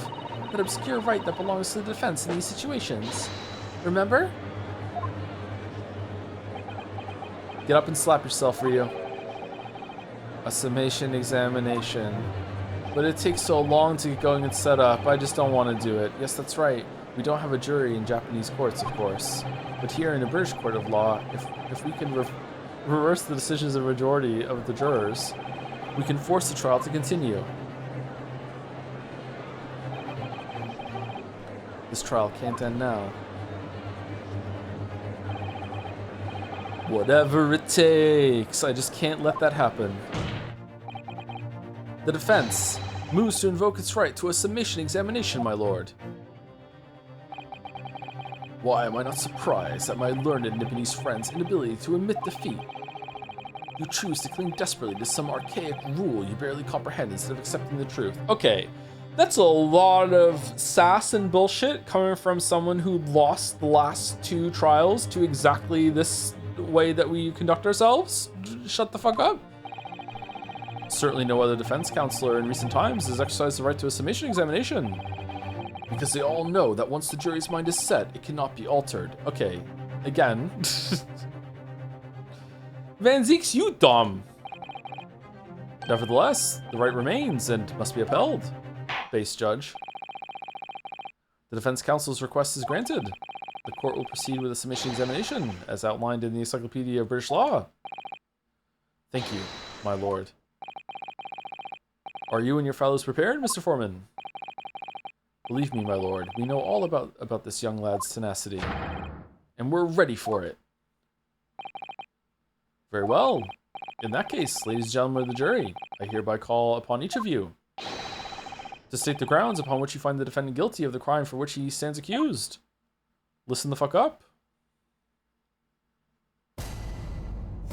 Judicial findings. The jurors' contentions. The victim may not be well off, but he's a nobleman and straight up. What? There's no reason to doubt the man. Well, I do declare the good gentleman has no reason to lie. In fact, I think he's rather splendid. I'm gonna go see his show after this. Just look at the accused by comparison. He's Japanese, stoops all the time, and has a mustache. Very fishy. So true, actually. So true. You can't trust anyone with a mustache. There's no evidence to suggest the gangling actor is a fraudsman, for now at least. I really don't care, like, I just need this trial to end quickly. Oh, he's from Birmingham? I didn't realize, like, 3 hours of missing time is nothing when you reach my age, you know? Nothing at all. I knew it. Every single one of them seems completely convinced. Oh, he's from Liverpool? It would seem that all the jurors have come to the conclusion that Mr. Shakespeare is a fine, upstanding, and honest citizen, and now we have to tear him the fuck down, Mr. Naruhodo. If you ask me, they've all been bewitched by his strange theatrical movements. And sadly, nothing Mr. Natsumi has said appears to have registered at all. Well, here goes. Let's not forget. I've pleaded with the jury on Soseki-san's behalf before, and it worked, so you never know. Before we begin, it might be an idea for me to remind you exactly how a summation exam works, Mr. Naruhodo. Nah, it's fine. I played the first game. Oh. Well, you're still very new to British law, after all. That's true, I suppose, and Soseki-san's fate is entirely in my hands now, too. There's always a chance I might have forgotten some crucial detail. Perhaps I should hear Suzato-san out. We had one tutorial. Let's have a second tutorial. Trial. I wonder, should I let her talk me through it again or not? Nah, I'm good. Thank you for the kind offer, Miss Suzato, but I've been through plenty of these submission examinations already now. I think it's important that we don't delay the start any longer than necessary. So how does this work again, chat? You have to like put their statements against each other, right? Of course, I understand, and I'm quite sure you're right. If you're confused by anything at any point, you can turn to me for advice whenever you like. I'll be here for you. When the rain starts to pour. The key to this is really listening carefully to each juror's statement. All right, so we get a tutorial no matter what. Finding two that are contradictory and pitting the corresponding jurors against each other. Without further ado, please, counsel, proceed with submission examination.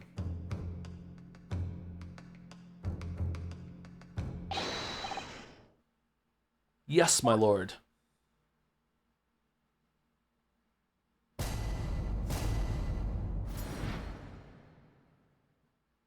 The defense's rebuttal. The victim may not be well off because the woman is straight up, is there reason to doubt the man. Hold it!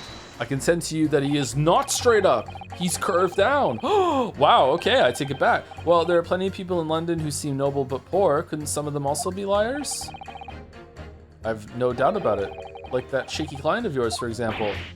Absolutely not. Mr. Matsumi is no liar. Look, the point is, the only thing that passed the victim's lips that night was that Japanese man's tea.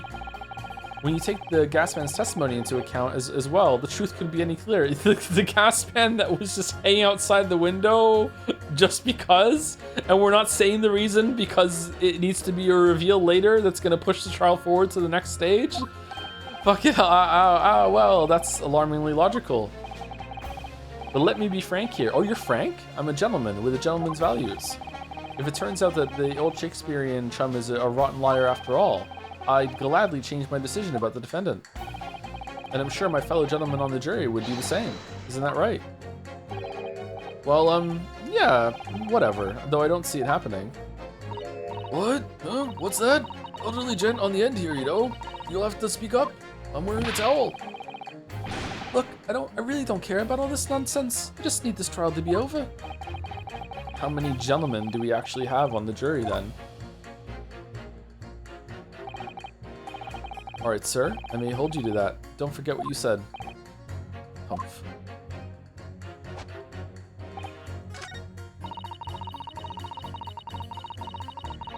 I do declare a good gentleman has no reason to lie. In fact, I think he's rather splendid. So this is the same thing. So this is a character assassination. The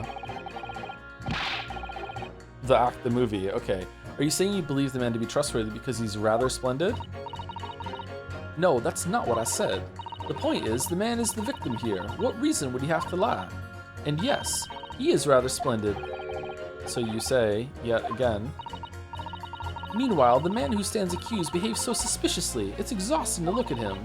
I'm afraid he's not splendid at all. Splendid logic there, madam. Thank you so much. Just look at the accused by comparison. He's Japanese, stoops all the time, has a mustache, very fit. Hold it! It's so blunt.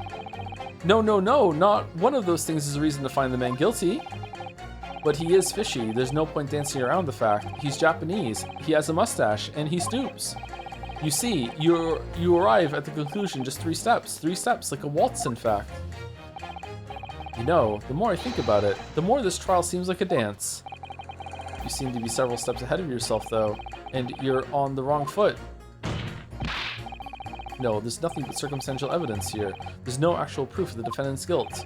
Okay, which one of you works for the gas company? Or does the one to the right own the gas company and we're gonna like blow the lid off this whole entire fucking thing of why the gas man is there?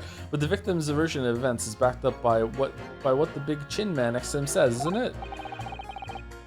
When the gas man testifies, 1, he saw the Japanese man there. 2, he saw no one else. And 3, he saw the Japanese man there. Oh.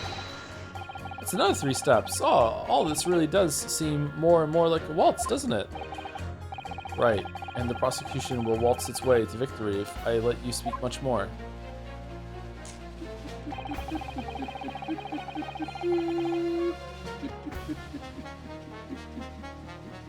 Oh, thank you, Frosty McDougal, for the resub, by the way. I didn't see it. That came in a while ago. Sorry about that. 26 months. With the jobs. Thank you. There's no evidence to suggest the gangling actor is a fraudster, for now at least. She seems rather wealthy, and she's also the only new one. A fraudsman. What do you mean by that, madam?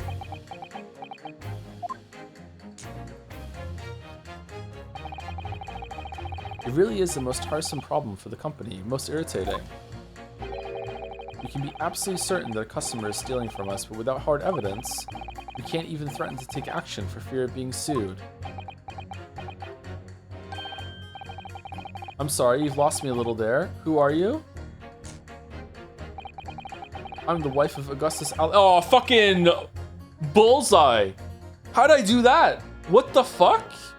Holy shit. Just the intuitive fucking reasoning there of just, that was metagaming for sure. But god damn. I'm the wife of Augustus Allamont, owner of the Allamont Gas Company. Good gracious, Allamont Gas, you say? Gas is the future of energy in this country and around the globe, but proper handling is essential. As I'm sure our employee from the East End branch office would be the first to agree. Absolutely, Lady Quimby. Gotta be used properly. Allamont Gas is the best in the world, of course. Best in the world. A bloomineer he was. I think we may have solved the mystery of the bow from earlier, Mr. Naruhodo. Right, he bowed in deference to his employer's wife, did he? Ah, so would I be right in assuming the reason Mr. Meterman was watching what Mr. Shamsphere was up to in his room? I'm afraid there's no end to lengths the population of the East End will go in order to steal our gas. So I really have no choice when the company identifies somebody as a possible fraudsman. But to dispatch a worker to watch the suspect day and night, we're very thorough in our investigations. That sounds super duper legal. Judge, are they allowed to do that? I don't know. Why are you asking me for? Because... So just making up bits in my head. So you mean Mr. Shamsphere is? I wouldn't come out and say it in public. But you can finish that sentence with a grubby little gas thief. Oh, so she's Queen Bee. Okay. You have noticed the public gallery in here, have you? The eye of man hath not heard. the ear of man hath not seen. Faith, wouldst thou wound me with thy words, were I to let them penetrate the skin? Do you know that you don't have to let the gas company inspector in? It's like the TV license. The TV license in Britain is kind of fucked up. Are people who are not from the UK know about this? Is that still a thing? That you need a license to have a TV? Because it pays for like the BBC and all that other shit, right? Sorry, the what? If you have a TV, you have to have a license for the TV. And I think it's, even if you claim that you don't watch any of the channels, you only use it for like cable or something like that, they'll be like, nah, fuck you, or something like that. They're like, nah, you still have to have it. Also, radio tax? Is there a radio tax too?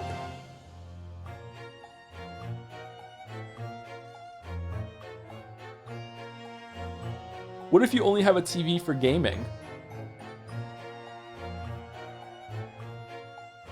Honestly, at least it funds public media. Yeah, it funds BBC, British Broadcasting Channel. Does it broadcast ITV?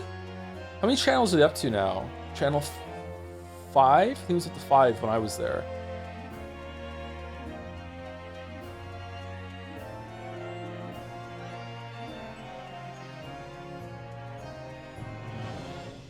Corporation, they can't prove anything. Apparently they go to great lengths to figure out people who are dodging it. Faith, wouldst thou wound me with thy words, were I to let them penetrate the skin? But seraphs hear not insults, only choirs of angels in song. We may not have evidence yet, but my workers won't stop buzzing around you until they find it. And when they do, you'll find yourself blasted back to your angelic heights in an Allamont gas explosion. If you have access to the internet, you can access the BBC iPlayer, so you have to pay your license, but you can just not let the license inspector in and they can't prove you got to your computer. This is really fucked up, that the BBC is like, the British government is apparently making content that they distribute for free, but if you partake of the freely distributed content, do you have to pay a tax for it or some shit? This has to go. They need to drop that fucking bullshit. That's really fucking stupid. So Mr. Shamspeare has been stealing gas. I wonder, juror number 4, if you wouldn't mind adding that information to your statement. My pleasure. Was it the bit about ripping that thief apart you enjoyed? I did, actually. A little before that part about abject violence, if it's not too much trouble. Yes, of course. This could be it. This could shift the balance. The victim puts on a fine performance, but in reality, he's a common thief of my company's gas. Okay, can I press this statement and get something new now? I can't remember. Let's see. That's a bold claim. How can you be so sure? It's really very simple. Noble lady of gas, I pray thee, hold thy tongue. I beg your pardon? Hath that rank-odored air that doth our darkness illuminate any place in this assembly? Nay. 'Tis of sole import here that someone would extinguish the light of my own life.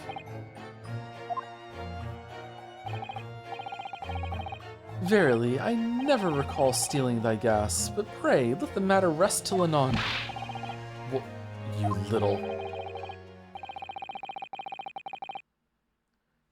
Begging your pardon, my lady, but might I suggest you don't say any more at this stage? We need hard evidence first. We need hard evidence to peg the pardon. If I keep secretly watching this bloke, I'll get him in the end. He'll slip up. Do you think maybe that secret's out of the bag? Humph. Oh, this is so frustrating. I really don't care. I just need this trial to end quickly. Hold it! I don't know if I can do this accent consistently. Keep talking about needing to take home some money. What's that all about, sir? How is this relevant? Finish last. That's what it's about. Finish last? What's that? I'm talking about the Derby at Hyde Park, aren't I? It was the Queen's Cup last week, wasn't it? Derby? Derby. It was a dead cert. That's the thing. I couldn't lose, so I took my wife's secret savings, But then that hopeless old mare went and did the unthinkable. That stupid finish last. Oh dear, I think it's clear what happened, isn't it? This is the day the missus uses her savings for a trip down the pub. So come on, let this business lie now. Just give it up. No, that's not going to happen. 3 hours of missing time is nothing when you reach my age, you know? Nothing at all. That's your testimony that we're pressing. That's it. What do you really mean by that, sir? Well, I'm not one to boast, but I get up at 5 every morning, I do. Oh, I get up at 4. This is me and juror number 6, like looking in the mirror. At 5, you're a really early riser then, aren't you? Huh? What's that now? I said, you're an early riser. Oh, well, I wouldn't say that. I mean, I like to while away the hours in the evening reading books as well. But by about 2 in the morning, I'm usually too tired to go on. He sleeps at 2 in the morning and gets up at 5? Oh my, that means he only has 3 hours of sleep each night. Huh? What's that, dear? Only 3 hours of sleep each night. Oh, that's right. You see, 3 hours of missing time. Like I said, it's not much, is it? Oh, that was good. This really isn't helping. The key to summation examinations is identifying contradictions between juror statements, Mr. Naruhodo. Right, and once I found 2 jurors whose statements can't coexist, I need to pit those jurors against each other. Then hopefully, when they see that what they're saying doesn't make sense, they'll change their leaning. Yes, and if you're able to change the minds of a majority of the jurors, the trial will continue. But conversely, if you're unable to do that, the judge will declare the trial over and move to adjudication. I can't let that happen. Somehow or other, I have to turn this trial around. Juror 6 is a surgeon, that's true, yeah. Okay, so, victim's a liar, it's this one, right? Victim is a fire department's reality is a common thief my company's got, or is it that one to you?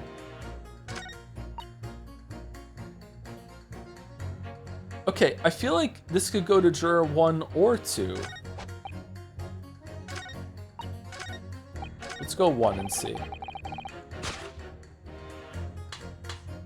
Objection! Those 2 statements clearly contradict each other. Good gracious! To whose statements do you refer, counsel? Juror number 1. Eh? What are you yelling about, lad? I presume you've heard juror number 4's statement, made by the wife of the owner of Altamont Gas. Well, yes. The victim, who you claim to be a noble, straight-up man, in fact, turns out to be a common thief. So the good lady says, but there's no evidence, is there? You and I both heard them say as much.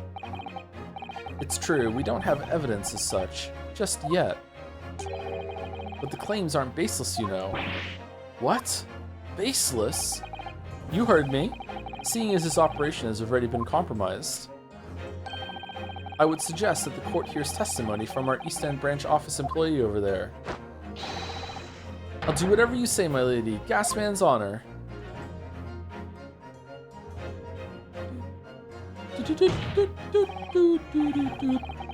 Juror number 1, you say you're a man of your word.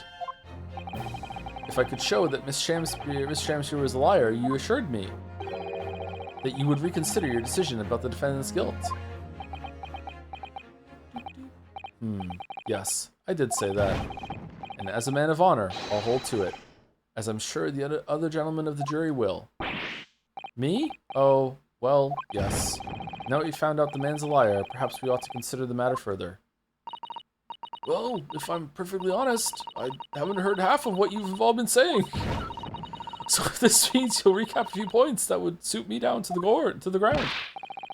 Oh no, I'm not having any part of this. I want this trial over and done with. In that case, I shall change my leaning.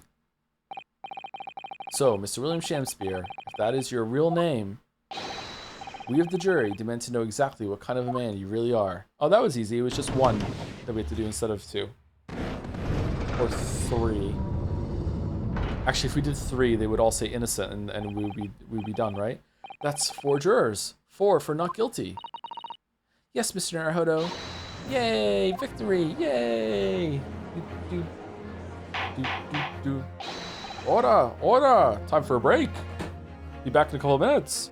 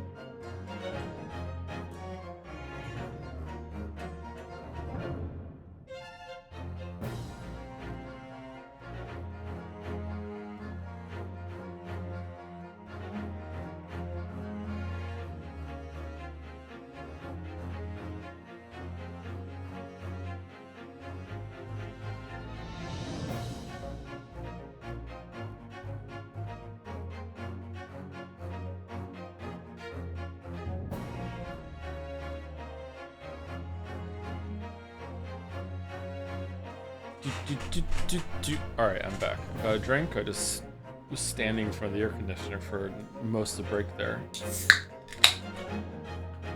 Stupid hot. Okay, I think I got 2 more hours in me. I don't know if that's long enough to finish the trial. If we're close to the end in 2 hours, then we can continue finishing the trial. We'll see.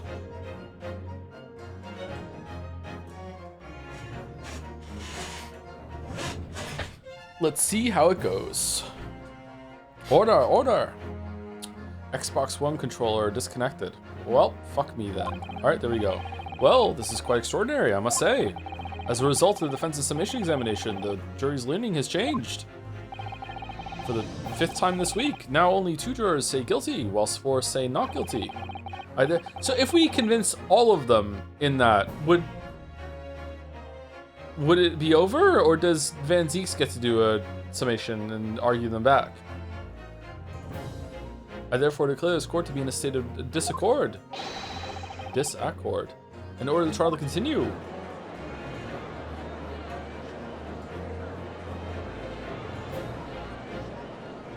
Bum bum bum bum bum bum bum bum bum bum. You have spoilt the bouquet, Mr. Shamspear.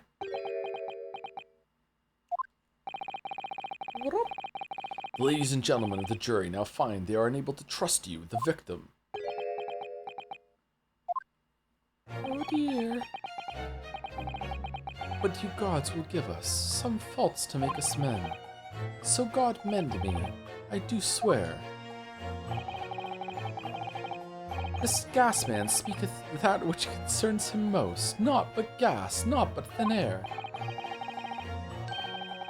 Okay, why did you bring him then? Hoisted by your own petard, huh? Aye, it burneth bright a while, but it hath no substance, and it doth reek foul. Bzz. Oi, what did you say? Well, I take it, Mr. Shamspear, that you deny the allegations of gas thievery. Most heartily, my lord, hast thou forgot? I am as a seraph, an angel, noble of mind, sweet of nature, and verily, honest of heart. Don't pull your wings like that, bud. What are you doing? Alright, you flowery mouth, pompous beanpole. Just because I haven't got the evidence yet. Mr. Shamspear, if, in fact, you are not noble of mind, sweet of nature, or honest of heart, if you are a liar, then your testimony should have no sway in this courtroom. Oh, it is my considered opinion that at the present time, no other possible culprit of this crime has been identified. All testimony heard by the court thus far heavily implicates the defendant. In short, sumari, it would not be unreasonable at this stage for me to rule on the case. Oh no. However, in light of the fact that the jury has expressed concern about the fidelity of this witness, I believe it would be inappropriate for this court not to pursue the point further. Objection! Strings are so good, huh? I assure you, my lord, that it would be a waste of the court's time. The gas in this case are unrelated. Juror number 4. Yes. Didn't you say before that although you had no hard evidence to prove this man has been stealing gas, you have strong grounds for suspecting him? That's right, we do. Don't we? Worker.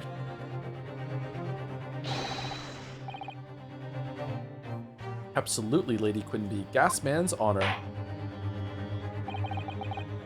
Very well then, we will hear your testimony now. You will tell the court precisely why you believe the victim, Mr. William Shamspear, has been stealing gas. Yes, my lord, it'll be my pleasure. On the Alamount gas name, if I may, my lord. Go ahead, madam. This worker's testimony may have a significant bearing on the good name of my husband's company. Therefore, I should like to take a stand alongside him in a supervisory role, if you wouldn't mind. Wahoo! Oh yeah! Sweet as honey! Yeah! Very well. As an exception, I shall honor your request. Thank you, my lord. You wait till the boss gives you an earful. Oh, it's gonna sting. You mark my words. I like this lady. So you'll both testify before the court on the subject of the legal consumption of the Altamont Gas Company's fuel. Yes. Is that clear, my good man? Clear as Altamont gas, my lady. which is the clearest in the world. Because she's rich? Yeah, because she's rich, yeah. Do you think the gas has gone to his head, Miss Susato? Is that a clue? I think the man is just a very dedicated employee, Mr. Naruhodo. Is Garadeb stealing the gas? Doot doot doot doot. Doot doot doot doot. I'm proud to be the company's East End branch investigator and meter money collection agent. Altamont gas meters accept threepenny bits? Threepenny bits? Each coin giving customers about 2 hours of gorgeous gas. And yet, the meter in Mr. Shamspeare's room didn't have a single coin in it. The meter doesn't appear to have been tampered with, though, and the collection agent has the only key. Ooh, the twirl. Somehow, he's using all the flamin' gas he wants without paying a penny. If that's not thieving, what is? Thrupney? Oh! What about an apney?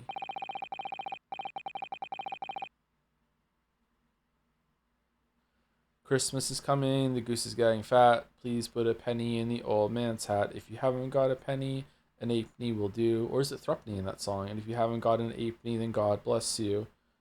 I think so. I think someone just said, recent games have been a joy to have on second monitor. I just finished my Garou project. Thanks. Oh, good luck with that. Happy to give you a distraction for that. Hopefully it helps. The soothing sounds of a weeb losing his mind to Ace Attorney to help you study. Pray forgive the discourtesy. The irrelevance of this testimony caused me to turn to my hallowed chalice. What do you mean by that remark, Lord Van Zeeks? Did the mustachioed Nippities poison the gangling excuse for an actor, or didn't he? That is all that should concern this court. And yet, now we must listen to this. Abhorrence. He's got a point, actually. Clearly, what separates the vast British Empire and your eastern island nation is more than geographical distance. Whoa! Whoa! Oh, even I heard that. But this turned out to be a crucial testimony. The cross-examination must go ahead.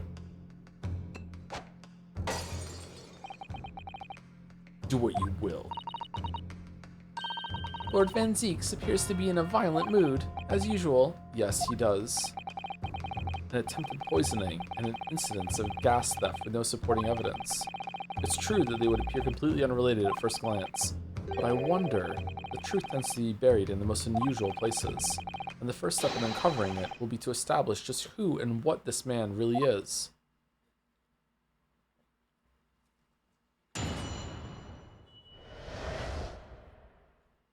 The Altamont Gas Company's investigation. So the fact that they haven't said maybe there's a gas leak and that's what made him have a coma and there was no poison at all, the fact that they haven't said that yet makes me think that is probably going to be relevant to the answer. It's kind of annoying they haven't said that yet because it feels like that should be something that should be brought up right now. Like that's why it's relevant. I'm proud to be the company's East End branch investigator and meter money collection agent. Hold it! So does that mean you enter people's houses in order to empty their gas meters? That I do. Have to try to catch people when they're in. Then I ask permission to come inside and do my business. Does that mean you've been into Mr. Natsumi's room before, as well as that of Mr. Shamspeare? Well now, interesting you should bring that up, because I couldn't believe how little money was in his meter. There are electric meters outside houses in this area, I think all throughout Moncton, that will, I don't know if they still have to physically come and read them. I guess if there's a discrepancy, they can come and read them. Because it has to be all like done remotely at this point in time, right? But it is backwater fucking Moncton, so who knows? So something like this still exists in this part of the world, at least. I mean, how the pair of them survive the winter is beyond me. It really is. When I was in the UK, one of my friends had a house. And they had an electric meter in their house that they had to put money in to get electricity.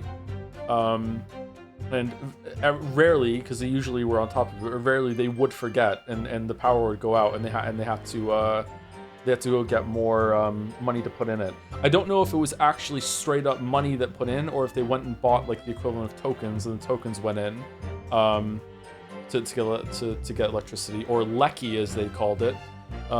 Yeah, I don't know if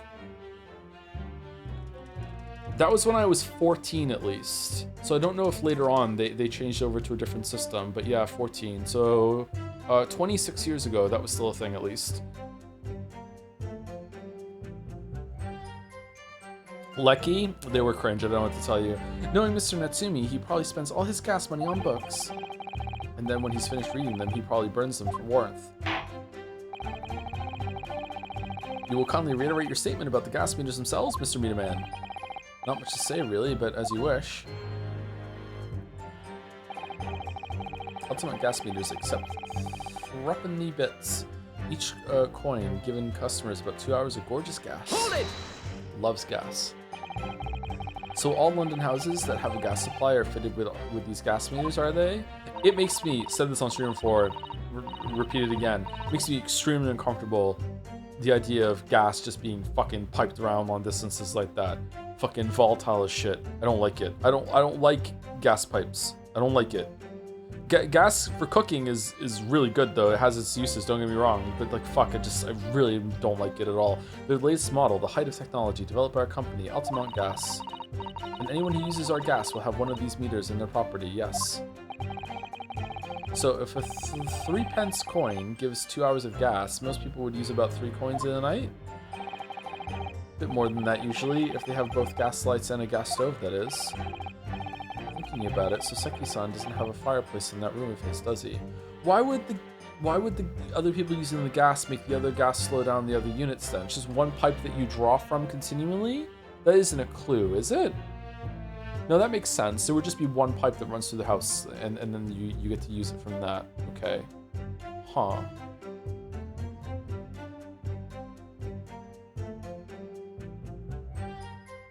Thinking about it, Saseki-san doesn't have a fireplace in that room of his, does he? Some people still choose to use candles, of course, and only have gas for heating. Ah, yes, I do remember seeing candles in Mr. Natsumi's room, actually. What does Herlock's house do? And how does the money in the meter get back to you at the gas company? Every 3 days, gas man... 3 days? You're coming twice a week, bro? What? Did gas man like visit properties on the gas supply and empty the meters of coins? I must say, the design and manufacture of the new meter costs the company an awful lot of money. But happily, it did put a stop to people not paying their dues, for the most part. Because they have to pay in advance, you mean? I'm coming more than twice a week? You gotta talk to Heisme, bro, I don't know what to tell you. Yes, exactly right. And yet, the meter in Mr. Shamsphere's room didn't have a single coin in it. Out of interest, how long has this been going on? Weeks and weeks. He's been pinching gas off us for ages. And you've examined the meter in Mr. Shamsphere's room, I take it? Naturally, we took it off the wall and went over it with a fine-tooth comb. And found nothing suspicious at all, I presume. Oh, look who's interested! Oh, got a little bit of a buzz going as you're looking to the bees from your Hilo Chalice, and you're like, yeah, fuck it, I'm in, I wanna know? Alright, okay. No, I'm afraid we didn't. Which is exactly why I demanded a new type of meter to be produced. One with an indestructible lock. The Shamsphere Special. Man, all this to get your fucking 3 pennies a night. That sounds like it would have cost an awful lot of 3 penny PC. Exactly, yeah. But even after that, the rascal's meter was still empty. Okay. Did the special lock have a leak on it? I'll never forget the humiliation. When I opened up the money box and found it bare, you said, you what I said? You what? Apologies if this is obvious to you, but my interesting thing I learned the other day is that a lot of things like this eventually moved to the token system to combat the fact that inflation kept making them have to update and rebuild a whole new model of meters. Oh, that makes sense, doesn't it? Yeah.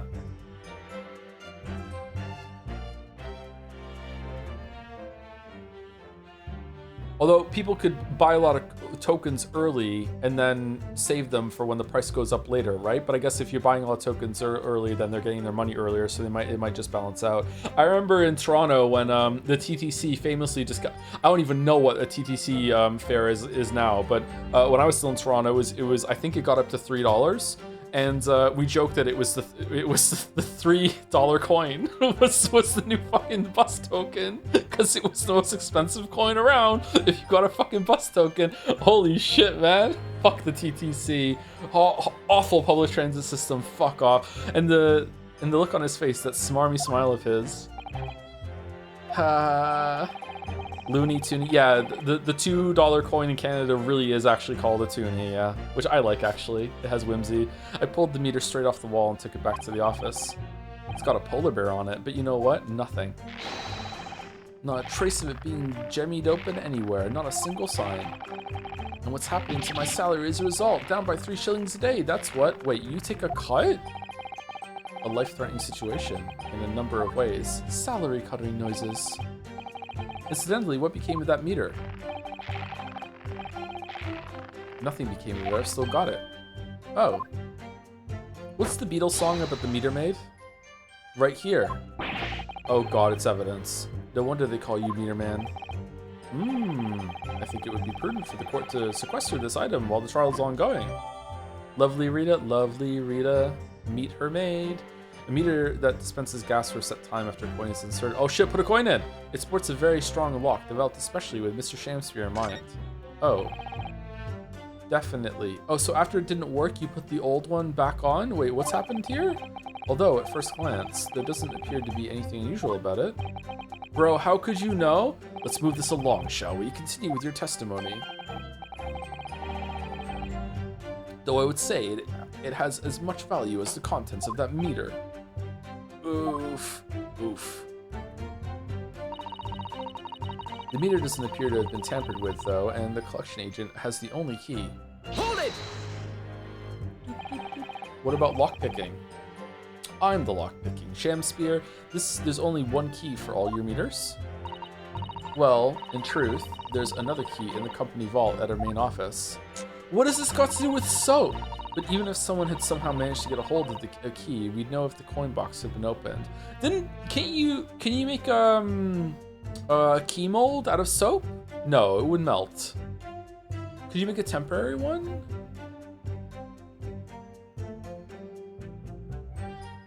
You could make an imprint of a key with soap.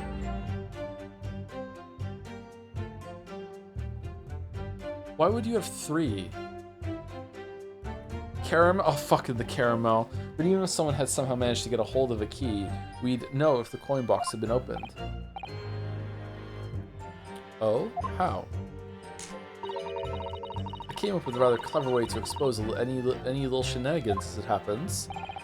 Would you care to explain? Oh yeah, the new meter box has a fucking camera in it. That was set to go off every 10 minutes. And oh look, it just so happened. Well now, in order to empty a meter, you have to unlock the padlock and remove the cover. But when I close the cover again, I stick a little beeswax seal on it, you see? A seal? Like the sort of thing you put on an envelope, you mean? Like the sort of thing that was on the soap, the red one? Something like that, yes. Basically, you can't remove the cover again without breaking the seal. Now, in the case of Mr. Shamsphere's meter, there were no coins inside at all, as I said. But the seal hadn't been broken either. So that would mean Mr. Shamsphere somehow managed to steal coins from inside the meter without opening it? Wait, what?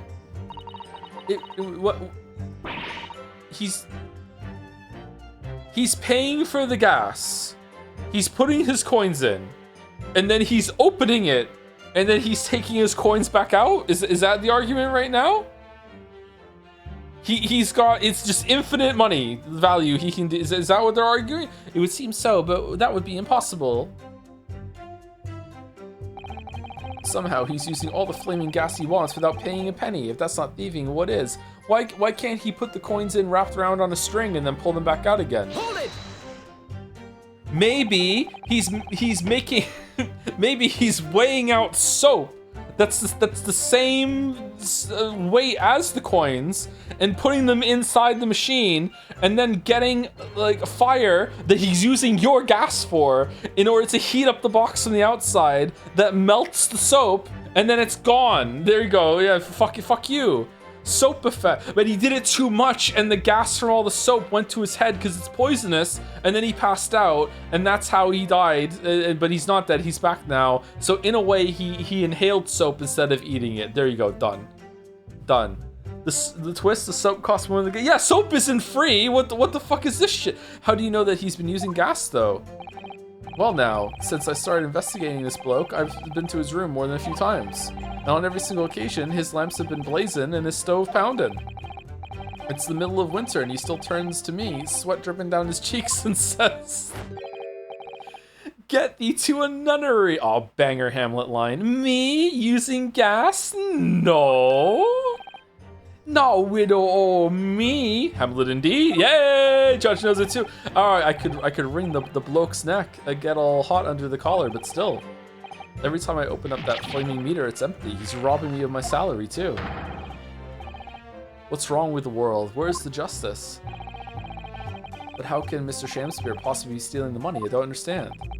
The simple explanation is right before your eyes. What? Soap coins. A toast to you eventually realizing that the gas man could be an accomplice. No way. He loves Queen Bee. There's no fucking... You what? Good lord. Eminently plausible indeed.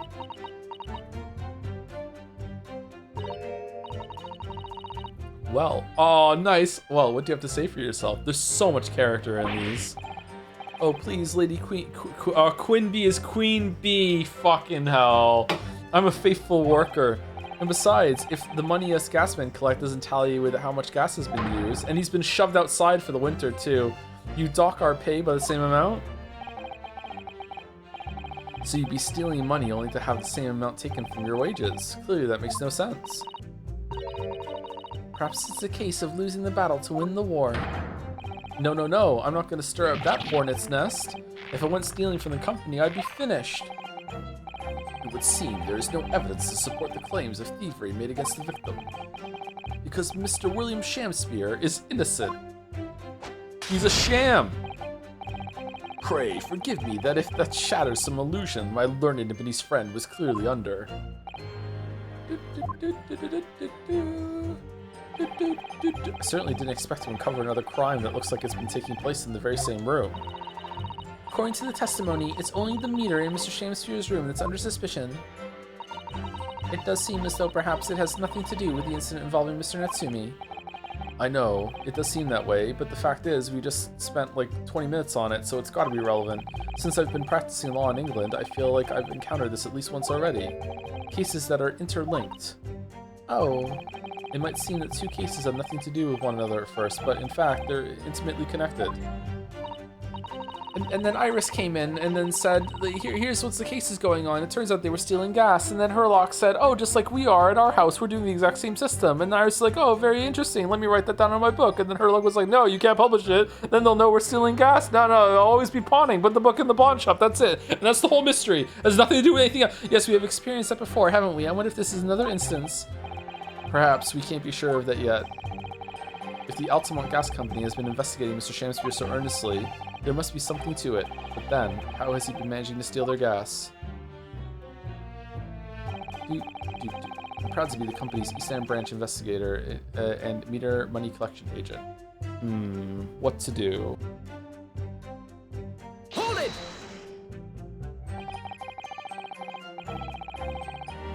Whoops, sorry, I leaned forward and I hit the fucking button again.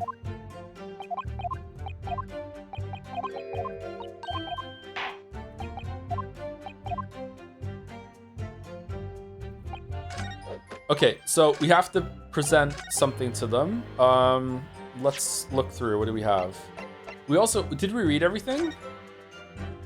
Summon 2 shillings tendered in the street of the pitcher of Monsieur Lecoq, a meal for Gaboria, and Canterbury Yearnings. Okay. The street map again. Fucking hell, why is this back? Torn off envelope. F. Huh.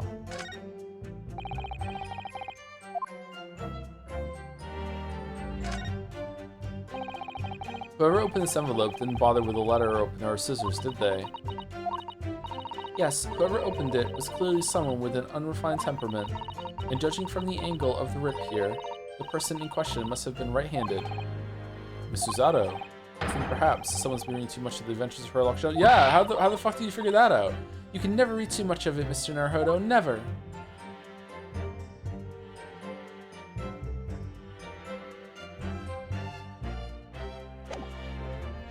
Huh. Cheap bar of soap that was discovered just outside Mr. Shamster's window. It's one of two that were found there.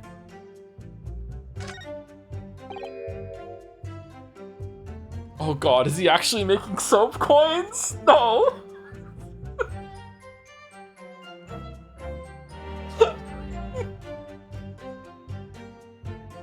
No fucking way, right? Oh. What is it, Mr. Naruhodo? This bar of soap. When we first found it, I could have sworn there was some sort of round disc in this depression just here, a reddish one. Yes, you're right, I remember it too. But now, the depression is completely empty. Where could the disc have gone? The details of the bar of soap have been updated in the court record.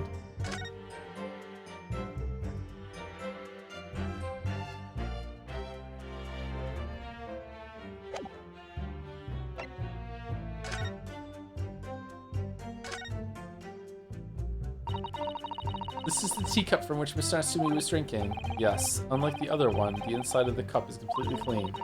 I suppose he must have drunk the contents before the tea had a chance to leave a mark. I always gulp it down too. Sorry, Mr. Naruhodo? Well, if you just sip it a little by little, it goes cold. Clearly, I shall have to instruct you in the proper way to take tea. There is no tea ring on the inside of Mr. Natsumi's cup. Oh, thank you for saying that, because I didn't notice. Yeah, there's a tea ring here, so the tea was in the cup for longer. Oh shit! This must be the cup that Mr. Shamster was drinking from then. It's stained on the inside. Tea does that, I'm afraid. Even green tea. Oh really? I've never noticed before. You've never noticed? Well, I never leave it in the cup long enough to leave a mark. I like to gulp it down. Does coffee stain the same way? Drink tea while it's hot. That's the Japanese way, isn't it? The Japanese way. Oh dear, so many people seem to have the wrong idea about our culture, and most of them are Japanese. I think cold tea is not good, so I think you should drink it hot. I agree.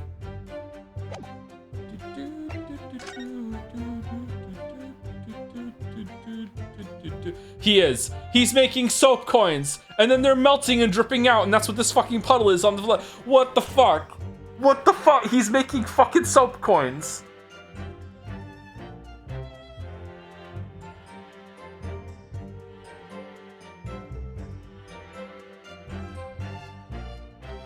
It was red though. No, he's using the soap as like a mold. What is he making them out of?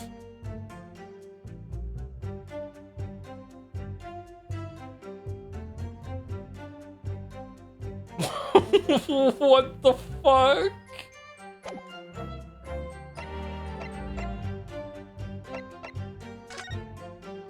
We looked at this one already. Okay, what's this?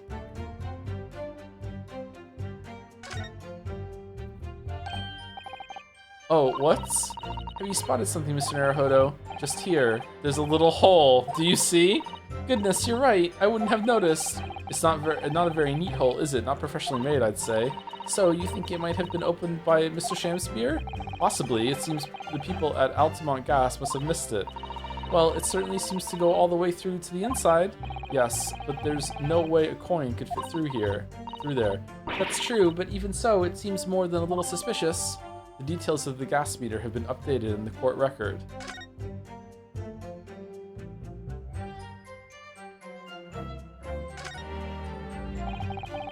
It's a very sturdy looking padlock, isn't it? And the money box is sealed with beeswax too.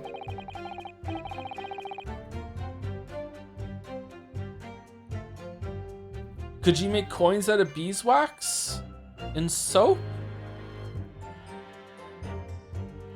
So if Mr. Sholmes were to get up to any mischief, he'd be found out immediately. Mr. Naruhodo, mischief of that kind is not the sort of thing that Mr. Sholmes would... You know, you didn't finish that sentence, don't you? Well, anyway, it's understandable that the gas company would want to safeguard the money that's rightfully theirs. But it does feel a little over the top, perhaps, doesn't it?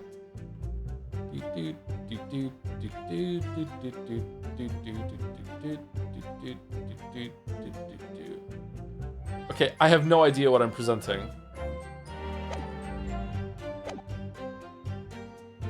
Okay, on the part of the company's East End branch investigating menu money collection agent, ultimate gas money is the company bids each coin given to customers with 2 hours of gorgeous gas. And yet the meter in Mr. Shamster's room didn't have a single coin in it. The meter doesn't appear to have been tampered with, though, and the collection agent is the only key. Okay, so it's that. It is tampered with. You just didn't know about the hole in the bottom. Objection! Lady Altamont, I'm afraid to say that this meter clearly does show signs of having been tampered with. What? Get away! I've been over and over that thing. How'd you miss it? I'm telling you, there's nothing wrong with it. In that case, what do you have to say about the small hole that's been made at the base of the coin box? Hole? What? You're right. You're quite right. There is a little hole there. The meters aren't supposed to have that. None of the others do. In other words, Sumari, we can assume that Mr. Shamspeare secretly opened up this hole himself. Or it's just a flaw, like a mistake. Yes, I wouldn't be at all surprised, but why? Yeah, why? I mean, it's tiny. You couldn't get a farthing through that. Lady Altamont, I wonder if you could give the court some more details about your meter design. What sort of details? Well, what I'd specifically like to know is how it's dismantled, how it differentiates coins. How does the meter tell the difference between different coins? What do you mean? Well, for example, if someone were to put in one penny coin, that wouldn't work, presumably, would it? No, of course not. So, well, how does the meter know that the coin it's been fed is a threepenny bit?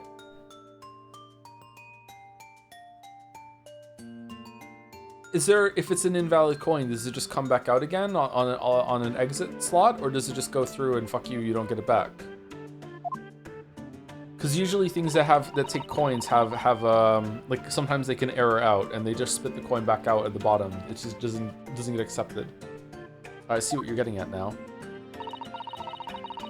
The meter tells coins apart by their shape and size, which includes their thickness. A threepenny bit is about 3/4 of an inch in diameter, you see. Other coins just won't fit. Ah, I see. It's clearly been very well thought out. Have you ever actually said another word, Sumari IRL? I recently caught myself making an Enry joke at work while reading some documentation. I'm so cooked. I haven't done the Sumari IRL, no. Don't think so. I probably would though, yeah. Or it would be poker face time. The witness will amend her formal testimony with that information in case it is pertinent. As you wish, my lord. The meter is designed for coins the exact diameter and thickness of a threepenny bit. Nothing else will fit. If the coin doesn't fit, you must acquit. But conversely then, it would seem that anything matching a threepence coin exactly in terms of diameter and thickness could equally well be used. Would that be true? Well, yes, in a way. The weight comes into it to a certain extent as well. We thought of that though anyway. If I find any fake coins inside the box when I empty the meter, the contract says the customer has to pay 100 times the amount they diddled as a fine. Whoa, that's punishing. We live for moments like that, us gasmen do. Live for them. Ha ha ha. We've seen the gas company who's thought of everything. Oh, I'm a coin now. I'm threepenny. Nice one. Nice one. Nice. That's good. Fucking hell. Wahoo! Hurrah for gas. Hurrah for cash. Altamont all the way. That's quite enough of that. Remind me, how big are the threepenny bits? About 3/4 of an inch across. What do you think, Mr. Naruhodo? Is this 2 centimeters measurement significant? Or perhaps there's some other aspect of the meter's construction that we should be focusing on? Yes, you may be right. Perhaps I should try a different tack here. Like asking about whether the meter can be dismantled, for example. Yeah, delve deeper. How can the meter be dismantled? Dismantled? Dismantled? Yes, given that there are no signs of it having been forced, I'm wondering if perhaps, rather than being broken open, it might have been taken apart. Well, yes, that does make some sense. The padlocks are made by a first-class locksmith from the finest quality steel. And the meter box itself is made from plate steel as well, welded shut to ensure it can be opened again. How the fuck did he get a hole through that?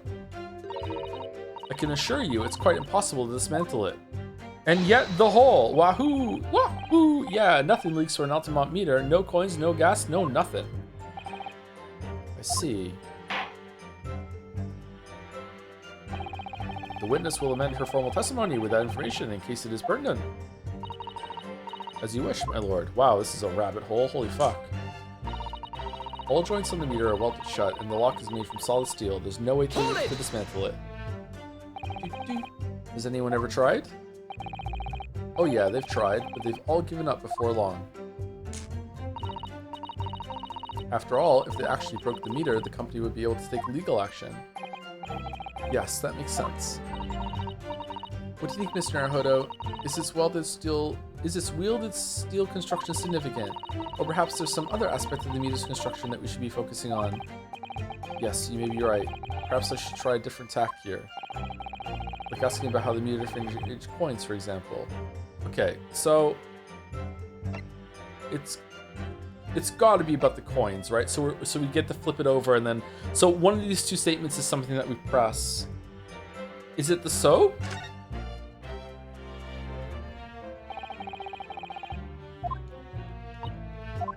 Okay, we did this already.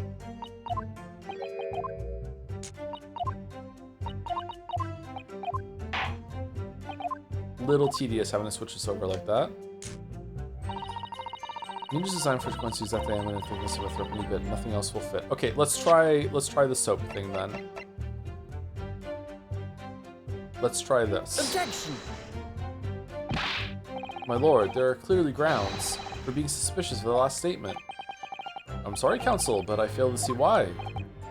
Well, you know, I was just playing devil's advocate. Yes, you do appear to have something of the devil in you, Mr. Naruhodo. Alright, so it's not that. Says the man merely dishing out penalties. Okay, what does it want from me then? The meter is designed for coins use that diameter and thickness of a threepenny bit. Nothing else will fit. Huh.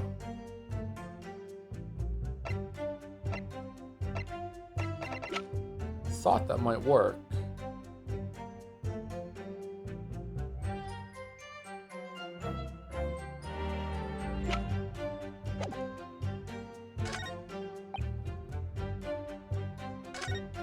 Do you need to inspect the item again? Oh, maybe, yeah. I shouldn't be looking at chat right now, actually, fuck.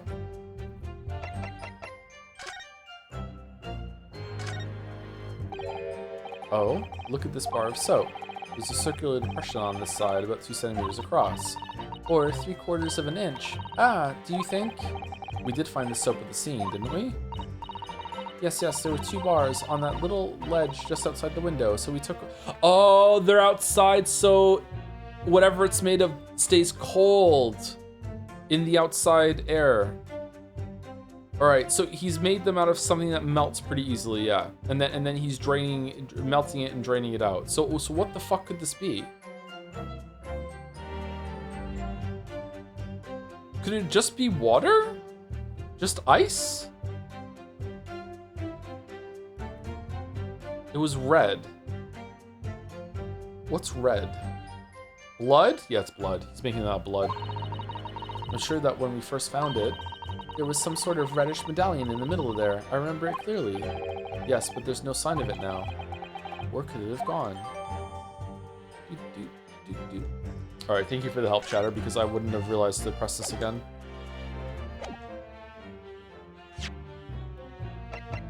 Objection! Let me just confirm something here. If the diameter and thickness were to be correct, the meter would accept any object as if it were a threepenny bit. Is that correct? Threepenny bit? Yes, that is correct. Well, by something of a coincidence, while we were investigating Mr. Shamspeare's room, we found a particular item that matches the dimensions perfectly. Why didn't he see the soap on the outside window then when he was peering through? Maybe he is on it. It is in on it. He would have seen it, right? Because it was on the outside of the window. Or was it like a soap sandwich? Was it like brick and then soap and then outside bricks? Or it's just one layer of bricks, isn't it? He would have seen the soap. Something the same size as a threepenny bit? What was it? The item in question is this. The Thinker. What? Have you been inhaling gas? That's a bar of soap. It certainly looks nothing like a threepenny bit, I must say. It looks like I'm going to have to point out exactly what I mean here. Maybe it was made of poison. What's so important about soap is this part here. He was paying for a supply of strychnine was actually cheaper than paying for the gas, and it just so happens that it freezes and melts in this perfect way. And here we go. Got it! You have to turn over the soap to see what I mean. Ah! Are you referring to that round depression in the middle of the soap there? That's right, a depression that's approximately 3/4 of an inch thick in diameter. Or in other words, Sumari, almost exactly the same size as a threepenny bit. Get away. Does anyone here present have in their possession a threepenny bit? Quickly now, hand over your coins, ladies and gentlemen. It sounds rather like a highway robbery, doesn't it? I happen to have one. Thanks to a kind member of the public in the gallery, I have here a threepenny bit. Now, to see if it fits. My word, it couldn't be more snug. Yes, as I suspected. This, without a doubt, is a vital clue to explain how the Ultimate Gas Company is being defrauded. Oh, well done. Too bad that's not the fucking trial. Let's move on.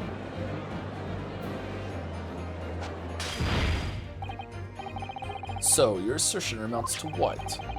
That some inferior bar of soap has a tentative connection to the theft of gas. Yes. The depression in the soap was clearly made by a threepenny bit. I must concur at least that pushing a coin with some force into a poor quality bar of soap such as this is a remarkably simple way of replicating the coin's shape. Poor quality soap, and then you can use, well, some melted wax or something to pour into the mold. You can make fake coins in no time.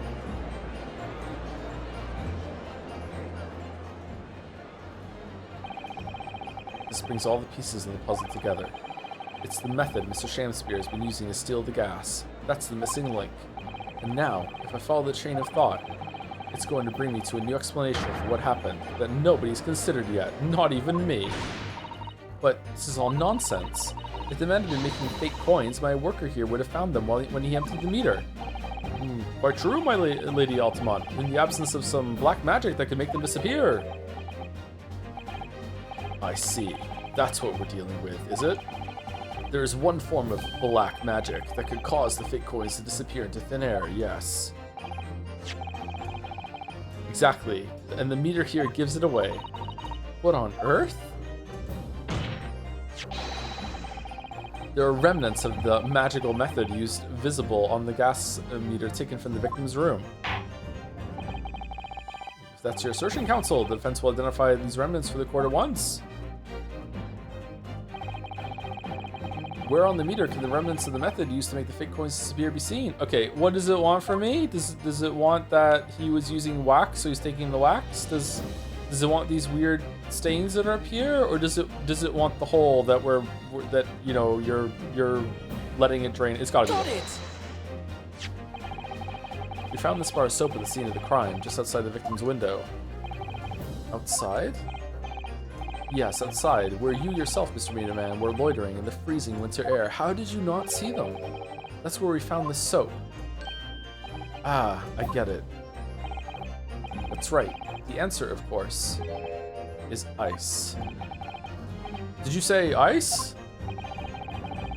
How many coins did he make? 9? Sorry. Mr. Shamspeare has been leaving soaps like this outside his window each evening filled with water.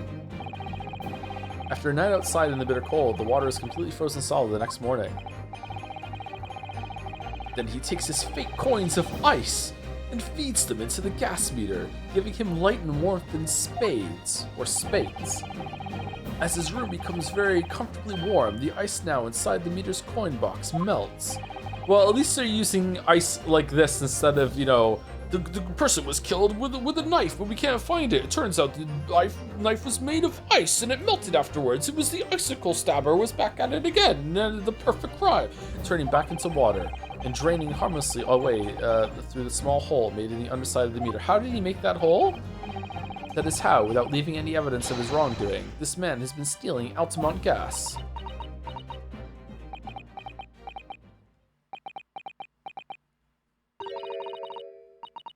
Just like that, so simply.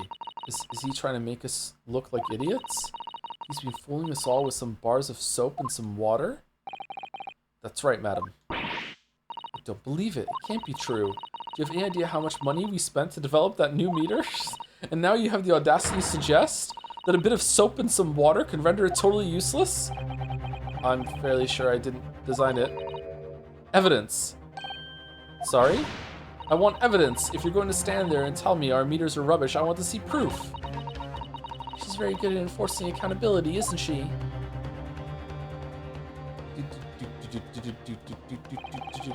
Very well, Lady Altamont. Very well. If you'd like evidence, I'll provide it. Will we? What?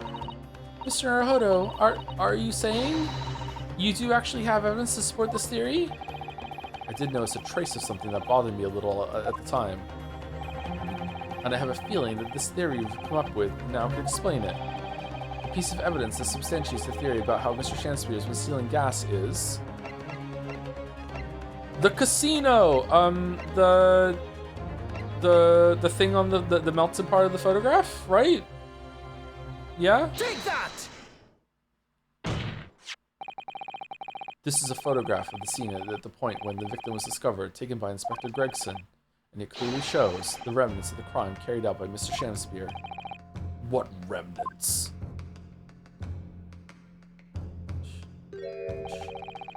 Here you can see the gas meter on the wall in Mr. Shamspeare's room. Now, look closely at the floorboards directly underneath the meter. What is that? Some kind of grubby stain? Almost certainly, it's a water stain resulting from the liquid that drained out of the hole made in the meter. How? Oh, I guess he's just living large, just putting like fucking so many of these coins in all the time and then melting? Like, come on, they wouldn't be that much water. If one coin gives around 2 hours of gas usage and the occupant was heating his room in all his waking hours, we can imagine he would have used around 10 of his fake coins each day. Holy shit! The melting ice inside the meter's coin box would have been dripping out almost constantly. Leaving a stain on the floor. This is awful. And there's further evidence too. Mr. Shamspeare is slumped over his table, apparently having consumed strychnine. And right there next to him is a bar of soap, broken in half. You're right. It would appear to me then, Counsel, that the man was eating the soap.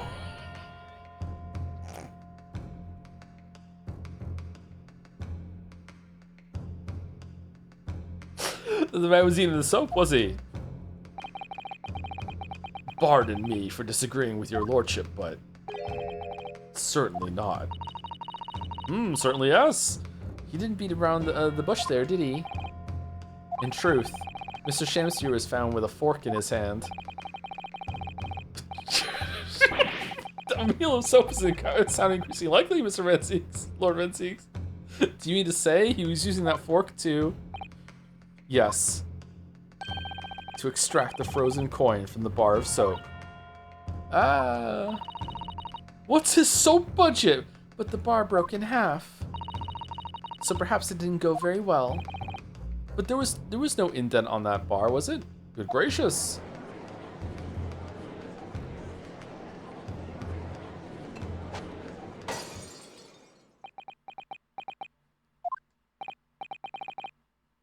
Lord Van Zeeks. I was throwing my hand up in despair and happened to catch my hallowed bottle on the way. Pray forgive my maladroit mistake. What is the meaning of this counsel? Allow me to pose my learned friend a question. What exactly did you establish with your most recent cross-examination? Well, that Mr. William Shamspeare is a liar and a thief. In other words, sumari, that his testimony is unreliable. Yeah, that's it. Yeah, that's exactly it. Yeah, what Susie said. I actually just got caught up in the mystery of how he was stealing gas and ice coins made out of soap. But yeah, oh yeah, Natsumi's trial for attempted murder. Yeah, okay, the poison. To be fair, I think a bar would have probably cost about three pence back then, so I think it'd be profitable since you can get at least 2 coins out of a bar. I think he's getting way more than 2 coins out of a bar. You can reuse it, can't you? Do you think that the seats in the gallery right behind Van Zeeks go for a premium? I feel like every trial there's surely a throng of big-hatted Victorian ladies scrambling each over to try and catch his wine bottles whenever he flings them over his shoulder. The splash zone? Van Zeeks' splash zone? Holy shit. What possible difference does that make? Well, we know that suicide can be discounted. Scotland Yard's investigation revealed no sign of another vessel that contained poison. And on the night in question, there were no visitors to the room except the accused. The young gasman's testimony, which we have no reason to doubt, has confirmed that. Furthermore, the only possible way the poison could have entered the victim's body is via the tea. The court has seen no evidence whatsoever that suggests otherwise. What? Even if William Shamspeare is the liar you claim him to be, these facts have been objectively established. We don't even know if he was really poisoned. There's no escaping it. Therefore, in light of these facts, the prosecution calls for immediate adjudication. You... What?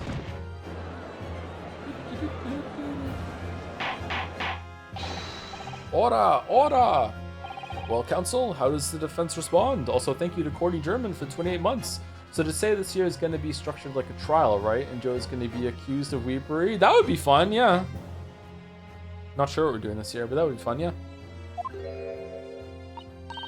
Not guilty. Mr. Naruhodo.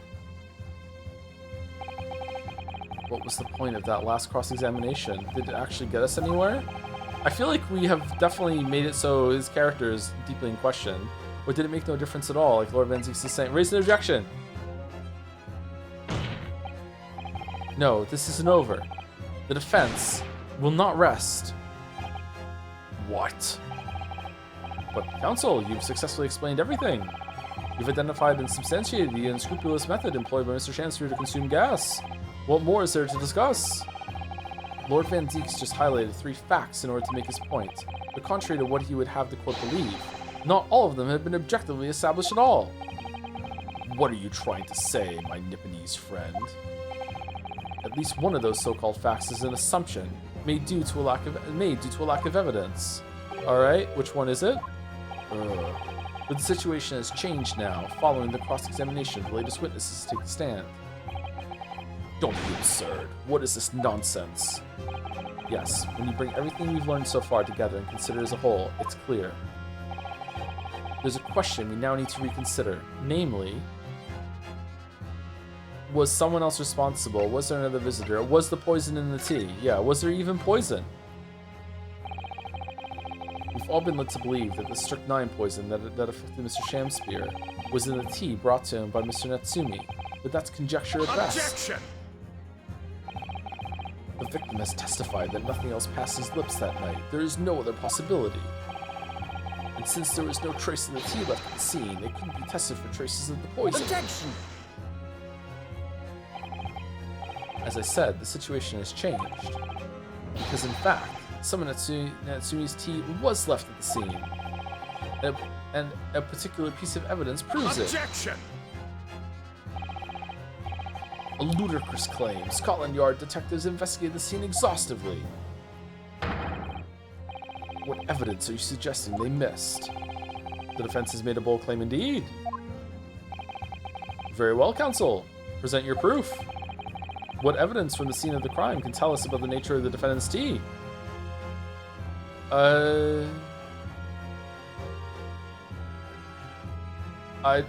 don't know.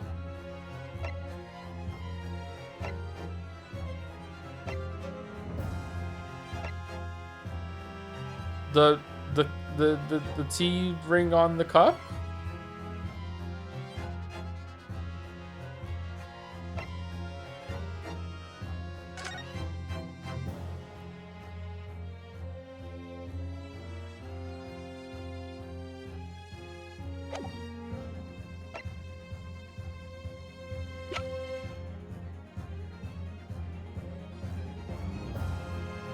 It's not that one. It's not that one, right? Is it that one? Cause of coma: ingestion of a small quantity of strychnine. Oh, was he actually poisoned? Toxic effects present 30 minutes after ingestion. High likelihood of the substance having been mixed with the tea the victim was drinking, but no sample could be obtained for testing. The poisoning incident occurred around 1:30 a.m. on 21st of February. Assessed from the victim's pocket watch that appears to have broken when the man collapsed after the late onset of symptoms. No container for the poison was found at the scene.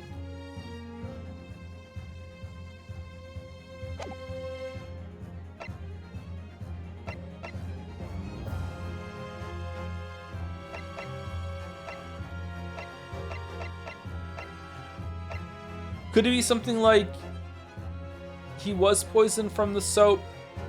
Like when he got one of his coins out, he put it in his mouth for some reason, and then it leached into the coin, like the water they use in the coin, some shit like that.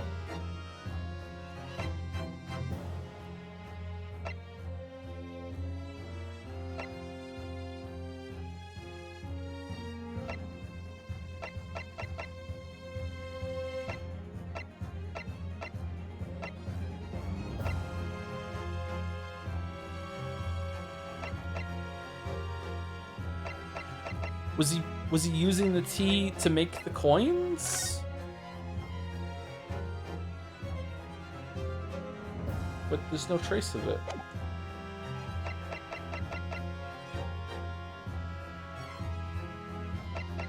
What's the envelope?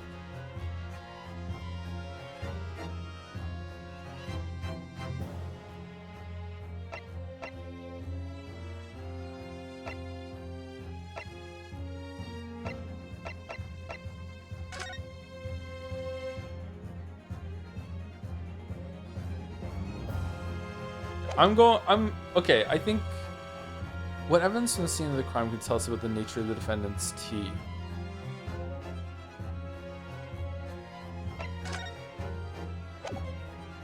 It's either somehow he was using the what would frozen tea look like?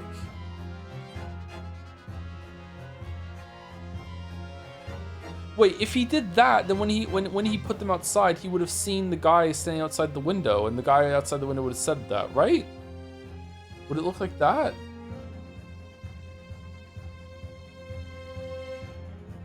Either it could be that, or it could be the ring on the tea, or it could be something in the photograph. I'm gonna go with the rings on the teacup and see.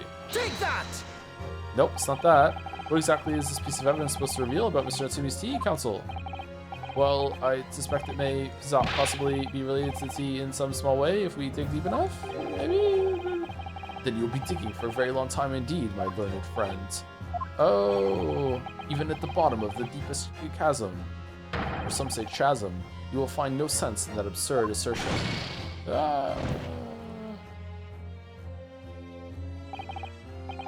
He's not standing outside the window 24/7, but he was standing outside of it. Sorry, maybe I wasn't clear of the idea, probably because it's wrong.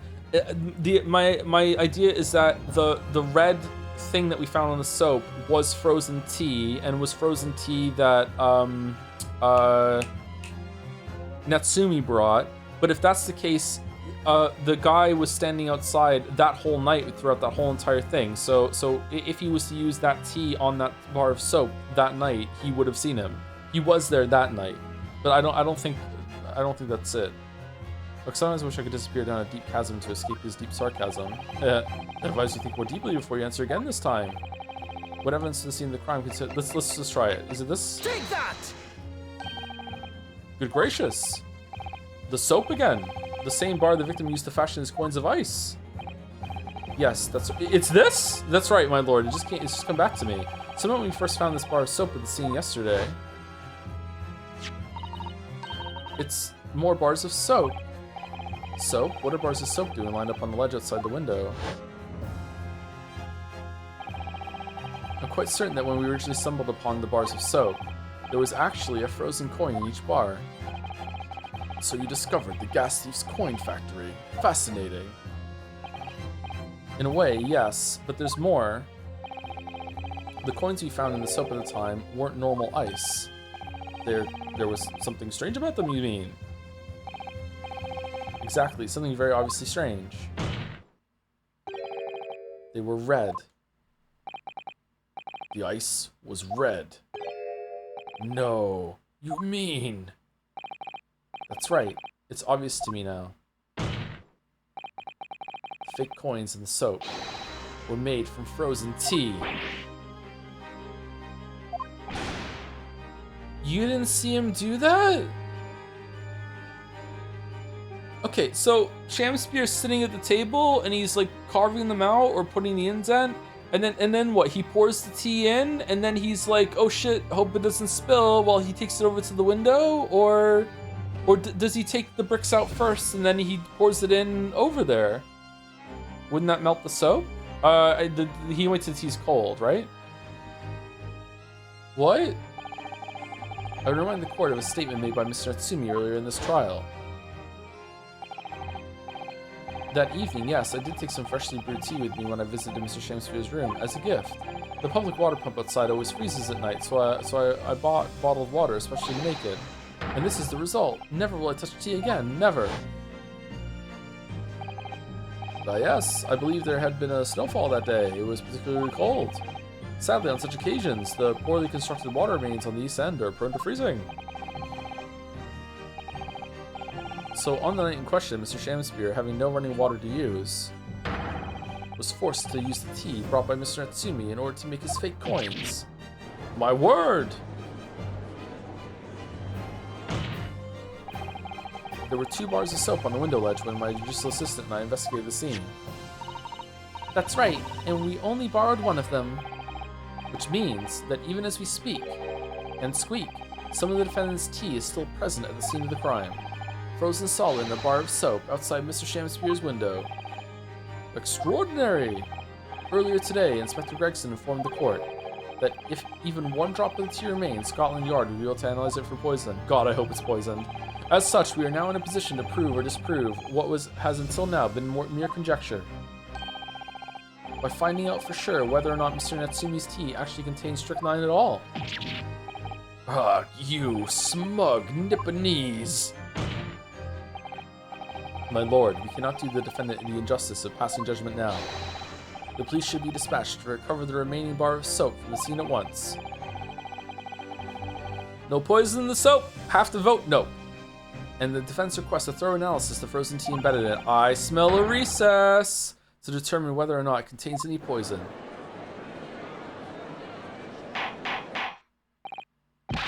Bailiff! Bailiff! Instruct the police to attend the scene at once. I need to know what happened here. I'm so curious. I'm in. Yes, my lord. Understood.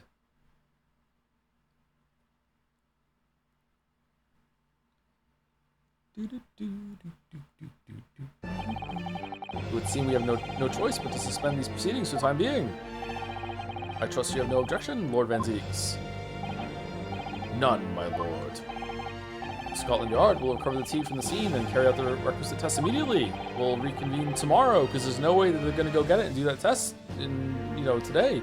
The trial will resume at the same hour tomorrow. Oh, it really is tomorrow! Oh shit, the prosecution and defense may conduct further investigations as appropriate in the interim.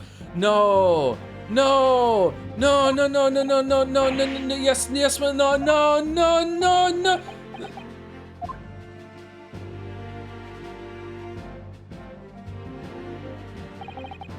Well, we managed to scrape through there somehow. Thank you, councils. Court is adjourned until tomorrow.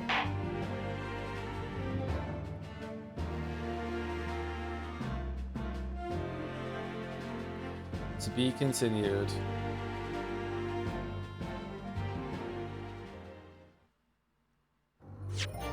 Do do do do do do do do.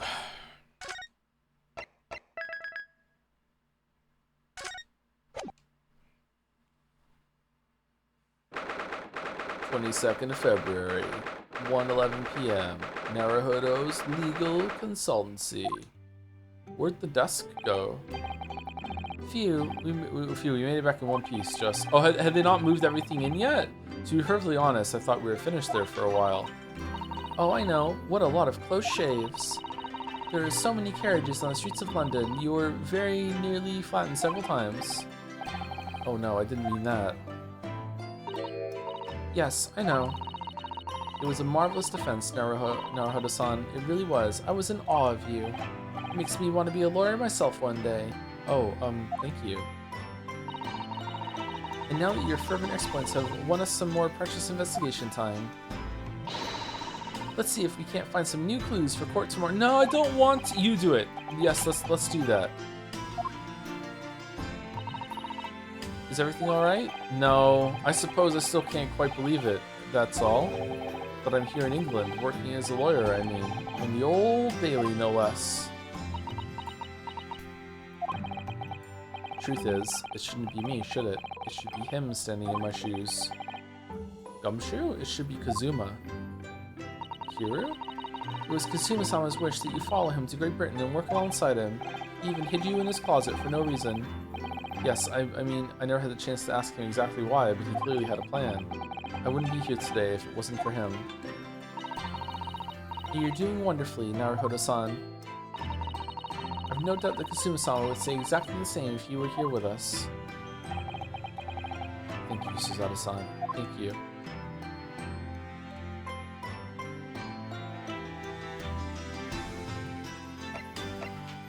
Ah, oh, fucking hell. Perhaps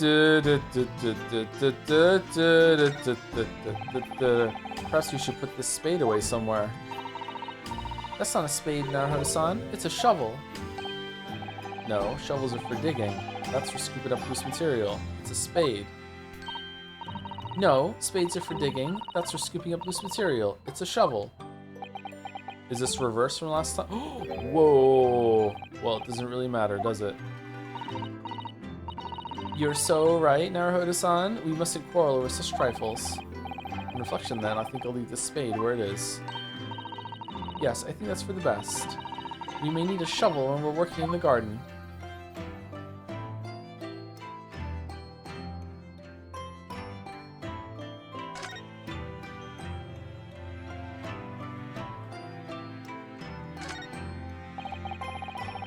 Wait, there's another room behind that door. Yes, it's my bedroom, Naruhodo-san, as you well know. Shall I help you unpack your things? That's very kind, but no thank you. Your luggage looked very heavy. Are you sure I can't help you move it? That's very kind, but really, no thank you. A young man's private chamber is a place of bittersweet secrets, you know. The only secret I have is the 5-yen banknote on the backside of my Daruma doll. You get some more secrets, bro. These things are for keeping sea creatures. They're called aquariums, and they were all the rage in London at one time, apparently. Still are, bud. Yes, the English are so clever, coming up with the idea of having ocean life on display in the home. And it means you always have an emergency midnight's feast on hand, too. I'm not sure that's really the idea. It's like a fridge, but for fish. Okay, that's it? Okay. Oh, 3? It was quite a shock earlier today, wasn't it? When the victim himself turned up in court and took the stand. I know. Not only that, but then finding out that he is actually a barefaced gas thief as well. Yes, that was certainly a surprise to us all. For a while, it seemed as though everyone had quite forgotten about Sasaki-san poisoning the tea.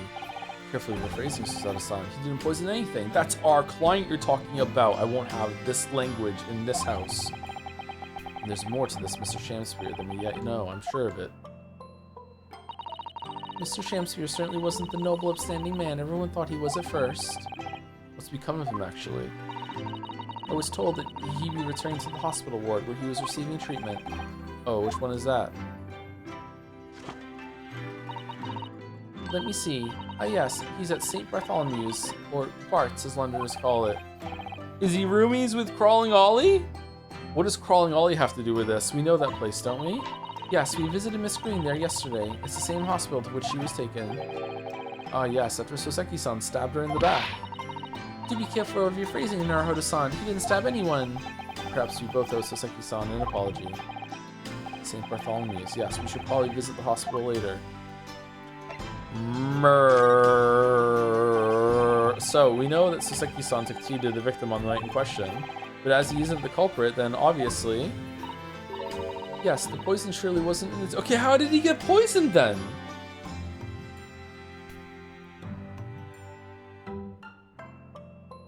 The envelope? Did he eat fucking, like, a manuscript that came in the envelope and it had strychnine on it somehow?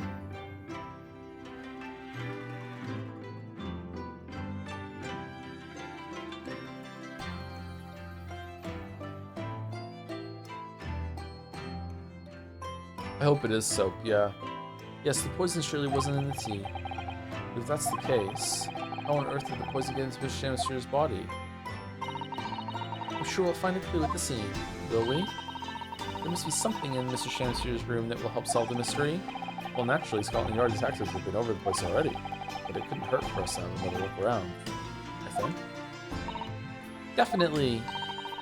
And I'm desperate to know the outcome of the investigation into the tea left in the bar of soap. Look at this cute frown. Aww. Well, if we run into Inspector Gregson, we could ask him about that. God, I hope we don't. Kasuma Asogi, the best friend I ever had, and a lawyer with such promise. He really saved my bacon in that horrible incident just before we left Japan. I think it's really fucked up how they killed Kazuma off on the cruise on the way there in the way that they did with the fucking like comedy fucking swaying boat. Didn't mean to kill him, but I did. Fucking thing with the escaping ballerina with the fucking dog or whatever, the cat. Fucking hell, man. They took down a goat like that. I can still picture him now, looking so fierce and determined in court. And then after the trial, that crazy idea he came up with. As a stowaway? Yes, you can fit inside my trunk if you curl up small enough, I'm sure. No one will know. Kazuma, won't you tell me why? Tell me why! Why go through these lengths so I can accompany you to Great Britain? Well, it's been on my mind ever since we got through that trial. That you really ought to go into law, be a defense lawyer. And my boyfriend, you've got a natural talent for it. Believe me, I guarantee it. I never even thought about becoming a lawyer. Well, I can't force you, obviously. You'll have to decide for yourself. But anyway, London is the cultural capital of the world.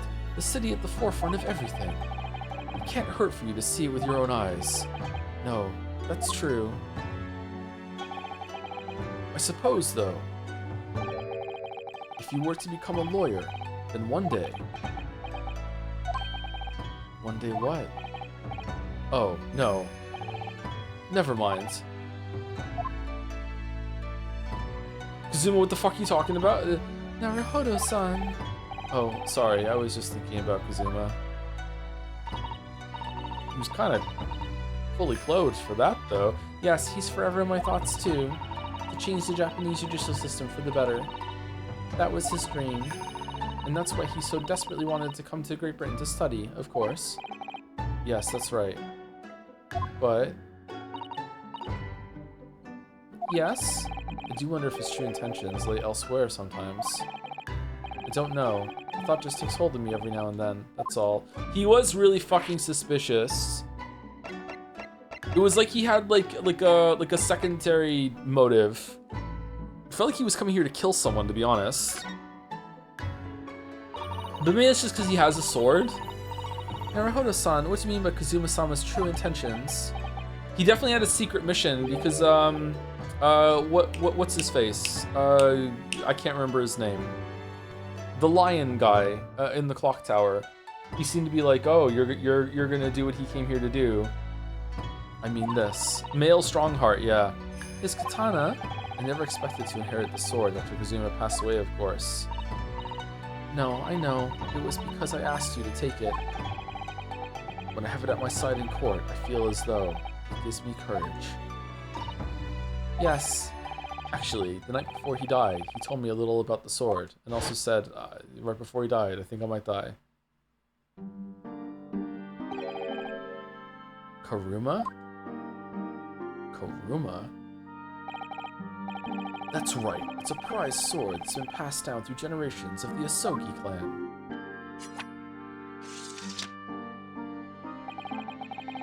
A Japanese man's sword is his soul, Ryunosuke. I can't be parted from my katana.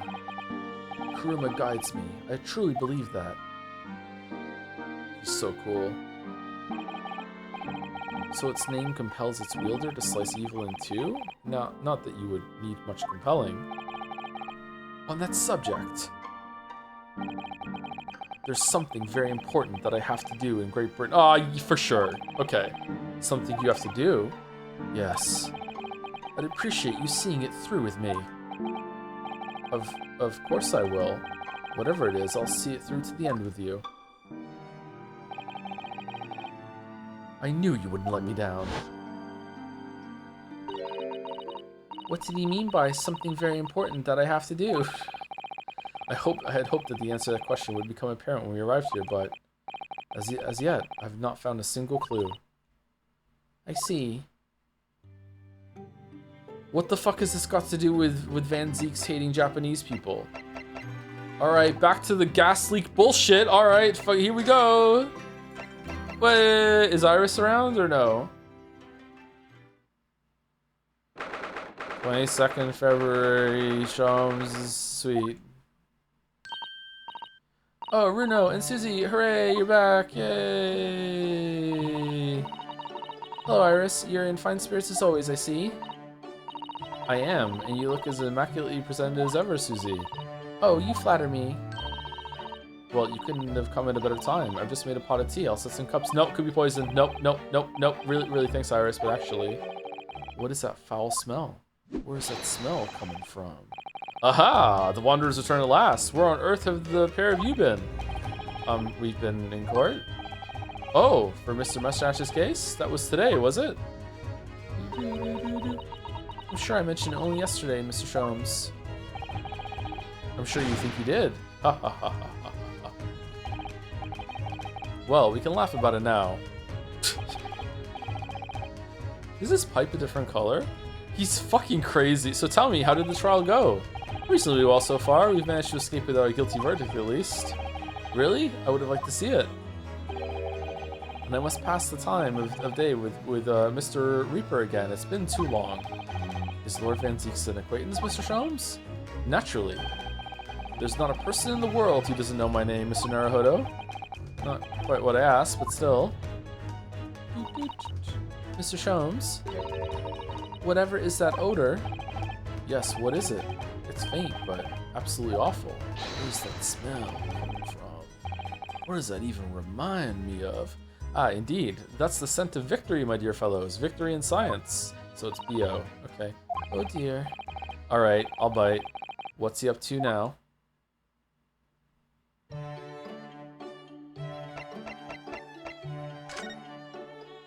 It's my new concoction that conveniently detects the presence of where ice has been. Lord Van Zeek's.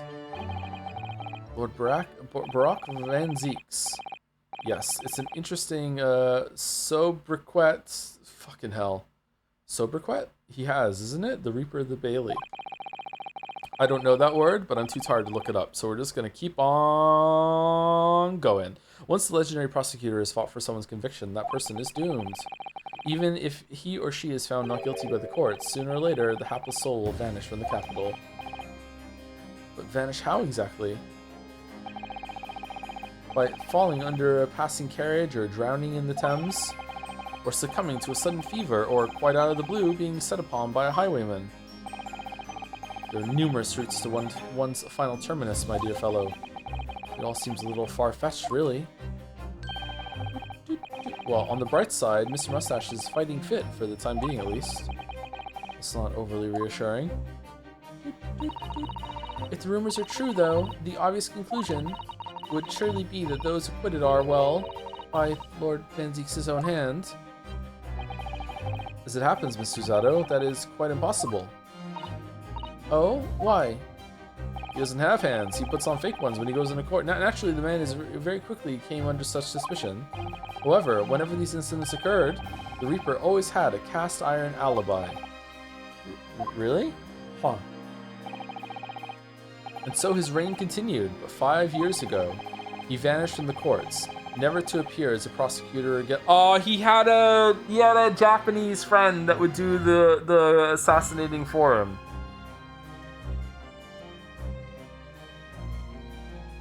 And then they had a falling out. And then he lost his person that would do the killing. Okay. That is until you arrived in the country, Mr. Naruhodo. Yes, so I've heard. Was it Mikatoba? Was it Susie's dad? No way. Was he here? How long was he here for? Did he do lawyering?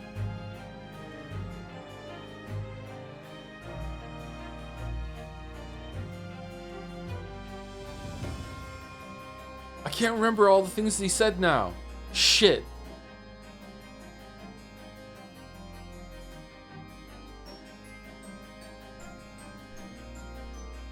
$5 years ago.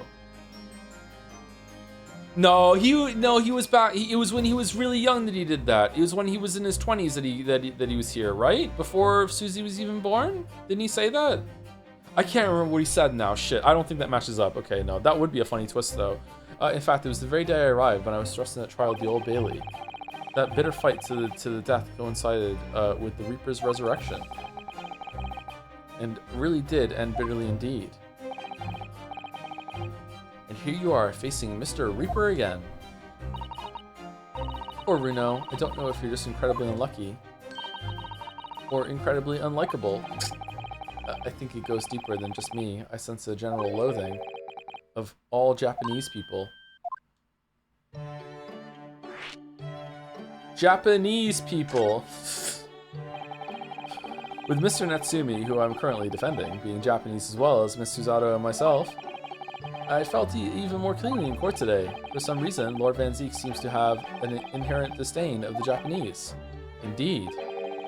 It is an interesting observation. Do you know something about it? Do you, Mr. Sholmes?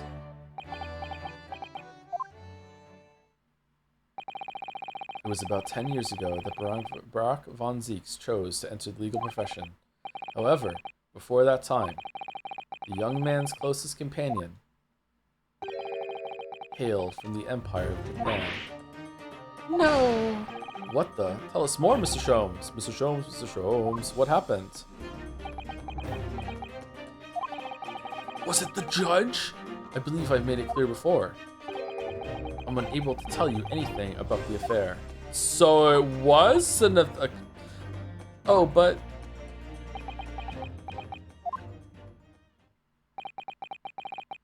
The veil will be lifted on the events of the past in due course, I have no doubt. Okay.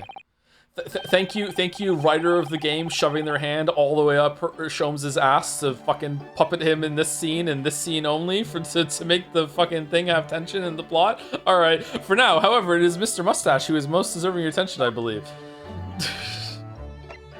Aha, get fucked! So, what is that indescribable foul smell? Ah, well, most probably this, I would say. What is that? My dear fellow, it is, of course, my latest invention. A chemical test can identify whether or not a tea is genuine at the...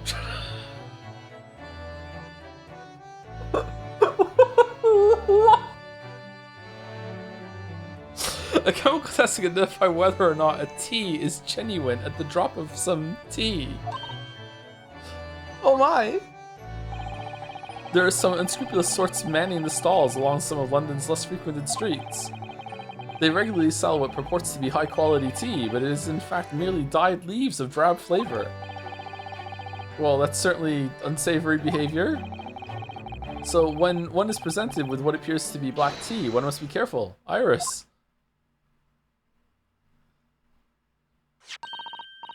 At the ready, Hurley. You get to make a cat flap-o-matic after this. Let's add a drop of my chemical to this cup of tea here. Do you see what happens? My chemical romance. Turn completely black. Parade. And what a foul odor it's giving off. Indeed. The blacker the tea becomes, the more foul the odor, the better the tea is. It would appear that this cup was a particularly fine Darjeeling. That's very ingenious, but what do you do with that black liquid now? Why, dispose of it, naturally. Surely you wouldn't like to drink it, would you? There does seem to be a rather obvious problem with your new invention, Mr. Sholmes. Hence why this chemical test is merely a test, my dear madam. Right. The point is, we are entering a new era of science. In the world of criminal investigation, also. Yes, forensic science. Oh, these are such exciting times. I regularly engage in this scientific experimentation alongside my unofficial consulting detective work. The Herlock-Sholmes method will be the foundation upon which modern investigative technique is based. This little tea indicant was a happy byproduct of my ongoing forensic science research. Forensic science? I suppose I should find out more about that. Forensic science, forensic science. Mr. Meyer, Mr. Meyer. So your t-test, is that an example of forensic science? Indeed it is. An essential tool in cases that hinge on the knowledge of whether some tea is of higher or inferior quality, and it just so happened. Thank you, Sholmes. Not a huge number of cases then.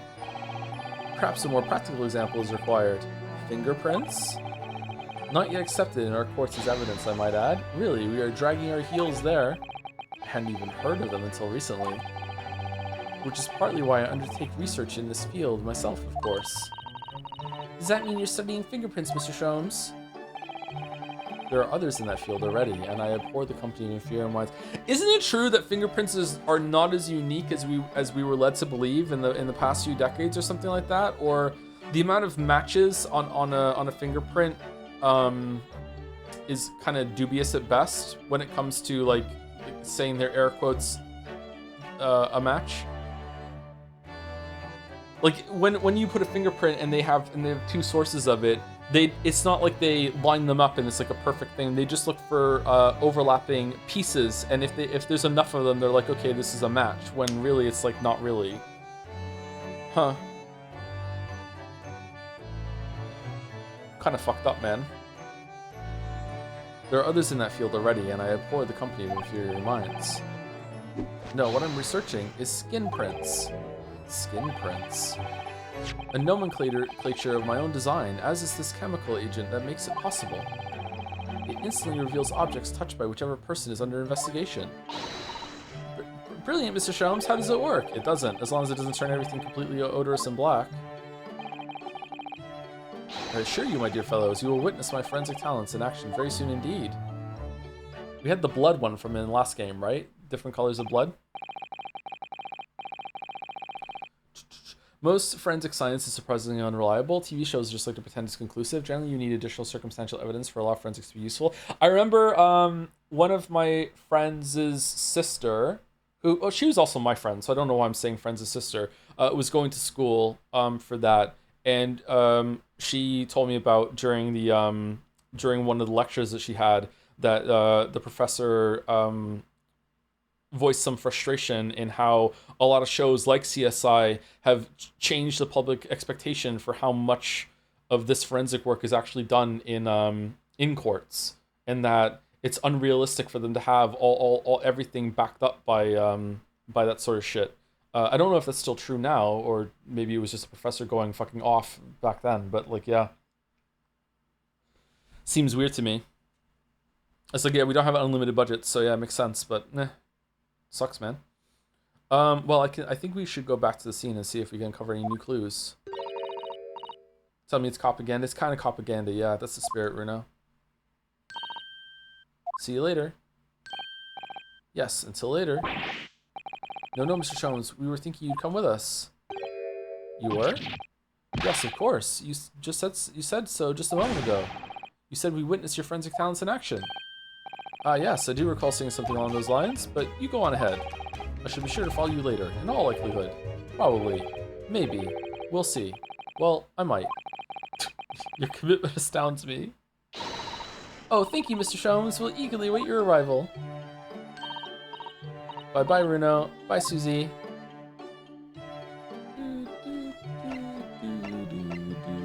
We don't need to examine.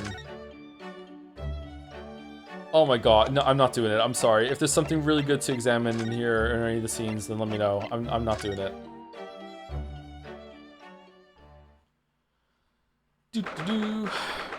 22nd of February, St. Bartholomew's Hospital Recovery Ward. What do you suppose is happening? It sounds like some sort of disturbance. Yes, I hear angry voices. Be not angry, O ample lady. Verily, thou art mistaken.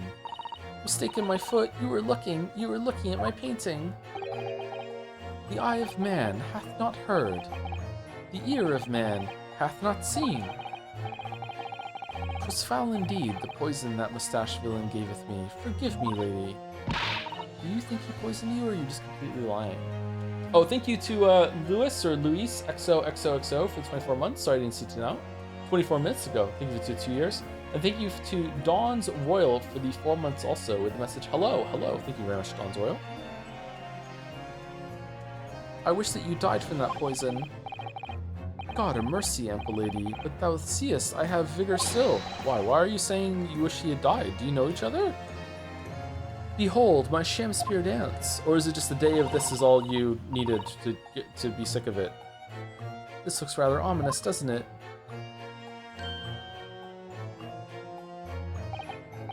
He reminds me of the villain in the last case of the game.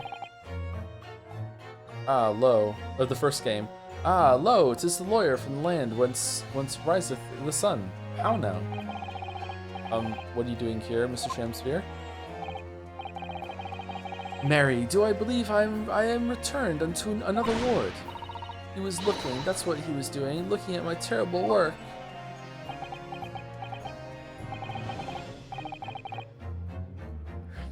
Eastern fellow, so dark ye clad. Faith, thy work in court this morning was wonderful. I do applaud thee. Oh, well, thank you.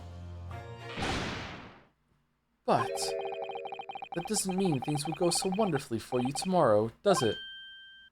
How does this one have a two-parter? Wow.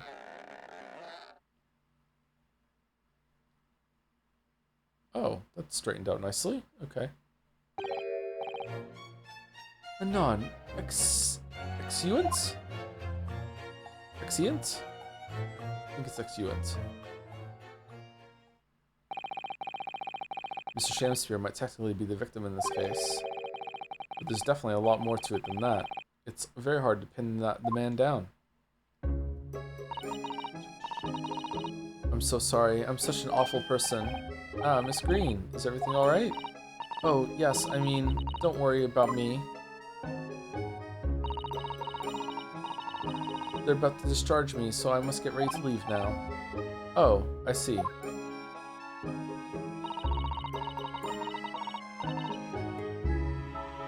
We're delighted that you'll soon be well enough to go home, Miss Green. Oh dear, you're too kind. I don't deserve it.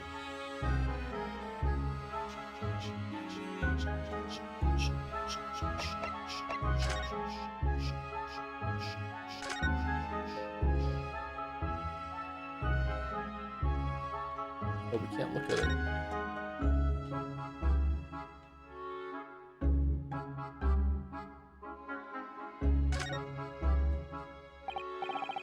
So, are you feeling more like yourself today, Miss Green? I am. Thank you. I mean, people do recover from ordeals like this, don't they? Even people like me. Oh, give it a fucking rest. Holy shit. Well, yes, it really was an ordeal, wasn't it? As far as I was concerned, I was just walking along in the snow one evening, minding my own business, and then completely out of the blue, I was struck in the back by a knife and collapsed unconscious for days. Of course, when I finally woke up again yesterday, the whole business had been cleared up already. What a terrible week it's been for you. Oh no, I'm sure I'm very lucky, really. I'll look back on this fondly. Really? Anyway, I must be getting my things together now, so I'm ready to be discharged. Oh yes, of course. Sorry to take up your time when you're obviously busy. So busy. Alright, is that it? Oh, okay. Well, that wasn't so bad.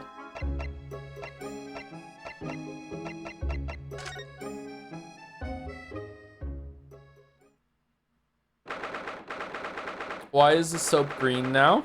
22nd of February, Mr. Natsumi's lodgings, ground floor. Why soap green? Oh, hello again, Inspector Gregson. What are you doing here?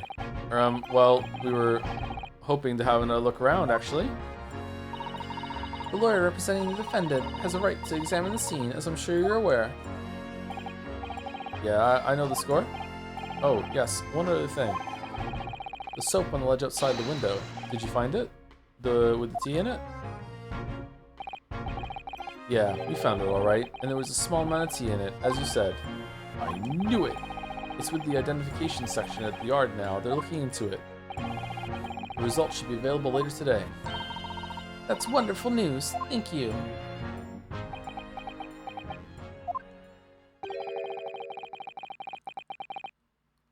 Pretty impressive performance in court this morning. Sorry? Nothing. Forget it. Just make sure you don't disturb anything in here. Aw, getting some respect from the Greg? Okay. Okay, why is it green? Oh god, fucking hell. Okay, So it turns out Mr. Shamspeare wasn't eating soap at all. Hold on, he still might be. That's right. The mystery of why he had it on a plate whilst holding a fork in his hand is solved.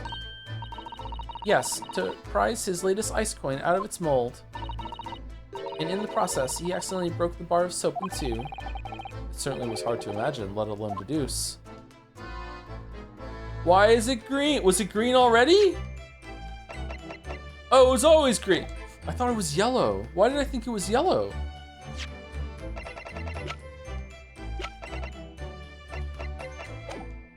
Why did I think it was yellow? That's weird. Ah, the ill-fated teacups from which the two men drank from on the ill-fated night.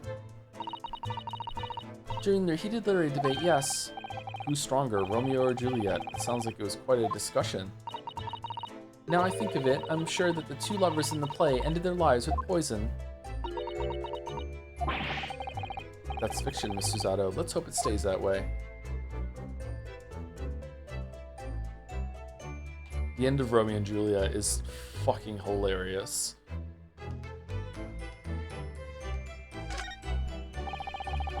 The sun never shines in this room, thanks to that depressing bricked-up window.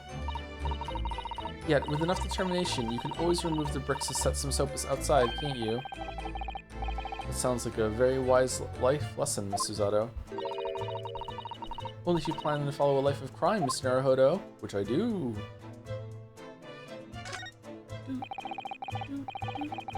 If you ran out of change, you wouldn't even have any light, let alone heat. For the needy, London's winters can be very harsh. That's true, but if you think about it, even the wealthy would find themselves freezing if they ran out of small change. London's winters can be very harsh for the forgetful too then. Frankly, I'm starting to wonder if Susato-san and I are going to make it to spring. You're not. That's true, we don't even have a meter at Baker Street, let alone a gas stove. Look how dark the stain on the floor is underneath the meter there. Yes, from all the water dripping out after the ice coins melted, as you established in court this morning, like a fucking genius. It's a very large and obvious stain, isn't it?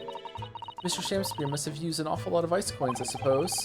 It was an ingenious idea, I'll give him that. He'd been more of a genius if he mixed in some coins and paid legitimately now and then, so it just looked like a consistent fucking error on the thing, that it was just giving out too much gas instead of you're not paying at all. That's what he should have done. This is a gas wall light, isn't it? It must be connected to a gas pipe in the wall. Gas lights, a gas stove. London really is a city of gas. I wonder if Garadeb is siphoning the gas from all the other units without paying for it. Now I think about it, Mr. and Mrs. Garadeb had an open fire on top floor, didn't they? Oh yes, you're right. I don't recall seeing a gas stove up there. Well, I much prefer a real fire anyway. It's so much cozier. I enjoy a fire, yeah. This is some sort of makeshift stage, I think, isn't it? Where does the audience sit, though, for the nightly Shakespeare performances? Actors aspiring to the great stage must practice their art, Mr. Naruhodo, with or without an audience. In fact, on a related note, perhaps you should set up a mock bench for the defense in your office. What? Then you could practice your art every single day. Uh-oh. I'll think about it. If you promise to don a beard and play the role of judge. Well, if that would help you achieve your goal. This I have to see.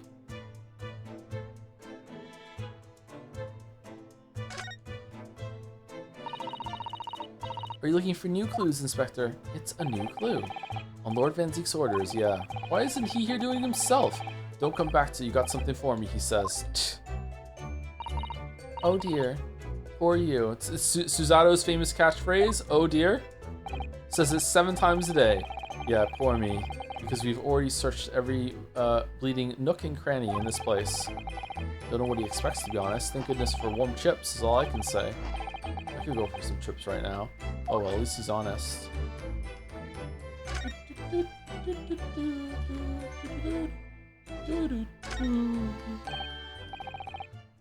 Mr. Shrooms, what are you up to over there? What a question indeed. Was it not your good self? Who asked me to attend the scene? Oi, what are you doing here, Shrooms? Oi, oi, oi. What are you up to over there? What are you doing here? Dear me, once a great detective, one is... Oh, dear me, once a great detective, one is always under scrutiny, it seems. There you go. Is now the time, Mr. Shrooms?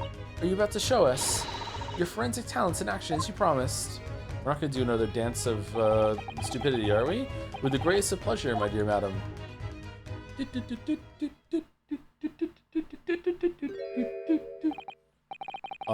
What's all this? All this is precisely what you requested, Mr. Naruhodo. What's the fucking battery tech that you have? Herlock Sholmes' a sensational skin print seeker gun. The what now? Moments ago, I took a sample from the teacup that was used by the victim. A sample from Mr. Shamspeare's cup? Each individual leaves microscopic secretions on everything he or she touches. Yeah, sure. A sample of the secretions is all I need to produce this, a refined indicator solution. By liberally spraying the room with this chemical, everything the victim touched is instantly revealed with the aid of these goggles. Here, try them on. Okay, well that's gonna be literally everything because it was his fucking apartment. There, now spray the chemical indicator about and all will be revealed. Spray? How do I do that exactly? A little press of A of the area you're interested in is all that's required, like this. What is that stuff? It's like fog. A suspension of the chemical indicator in a pressurized gas. It's the most efficient way to cover a large area. That was another invention I discovered incidentally whilst I was developing this idea. As you do. Go ahead, try it, my dear fellow. We may learn something interesting about the victim's movements on the night in question. Well, there's nothing to lose, I suppose. Let's explore.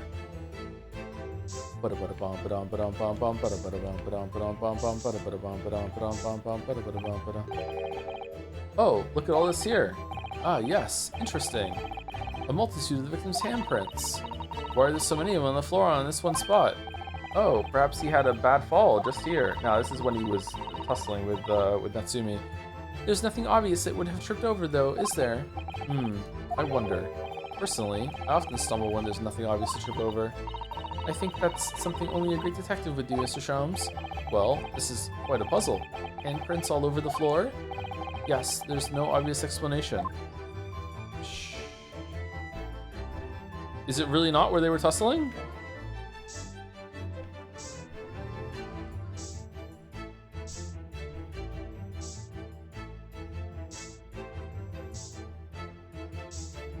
Man, I love this shit.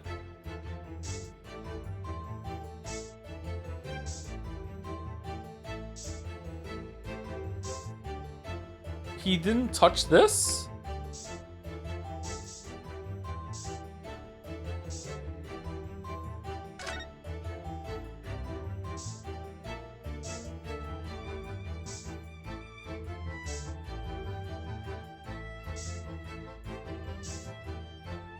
Oh, he did. How the fuck did I miss that? Look, there's dozens of handprints here. Interesting pattern, okay. So there are a great many indeed. So much so that it's hard to make out any one individual print, in fact.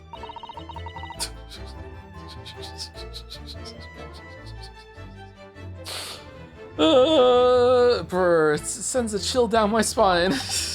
Perhaps he was leaning against the wall while he admired this picture. Yeah, maybe, sure. Unlikely, I would say. It's rather a dull scene after all. And without wishing to state the obvious, oh, state it. You wouldn't generally admire a picture from such close quarters, I feel. Yes, good point. Yeah, oh, very true, Mrs. Otto. It's a bit of a mystery then.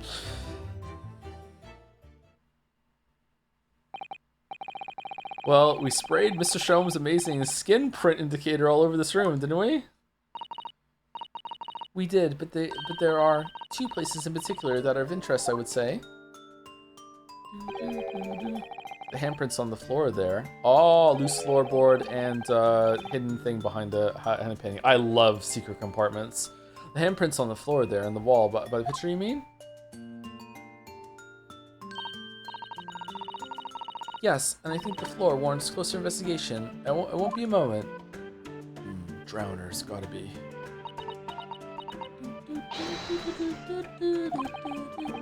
What is it, Miss Suzato? Look here, Mr. Naruhodo. One of the floorboards has popped out. One of the... You mean? It's a secret hiding place? But excellent work, Mr. Suzato. So, what do we have in here? Boy, what are you lot doing? Inspector Gregson? Stand aside right this minute. It's my job to investigate there. No need, Inspector. You continue to dig in your portion of chips while we dig around under the floor here. Your fancy talk's putting me off my food anyway, Sholmes. A new bit of evidence is exactly what I need.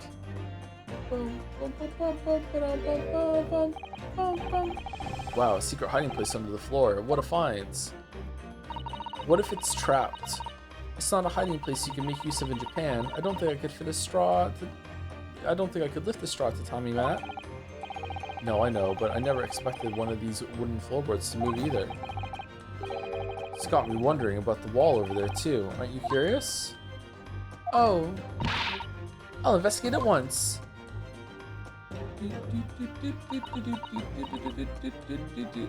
Oh man, they even had something to stand on. Well, that's good. There's nothing behind the picture, sadly. Only the wall. Oh, okay. Really? How disappointing. But then how to explain the handprints?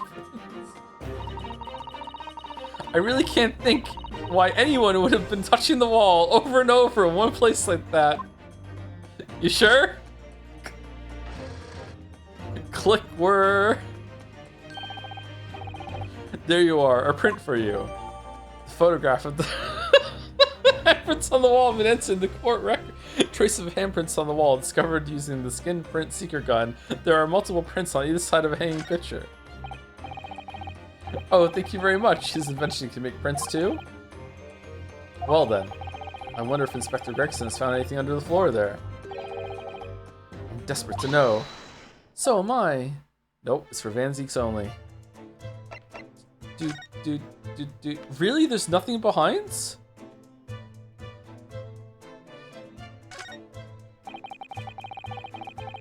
I'd love to know if there's anything hidden underneath the floorboard there. Allow me to ask Gregson now. After all, we're well acquainted. Just kick him. Kick him. Kick him. Inspector Gregson, really, it's been too long. What is it, Sholmes? I thought perhaps you might show me what you found there. Seeing as we're such good friends. We're not friends. Oh, we're family then. No, I suppose not. Great friends. A dismal failure. Yes, I heard. I'd kill to know what was under that floorboard. Let's kill him then.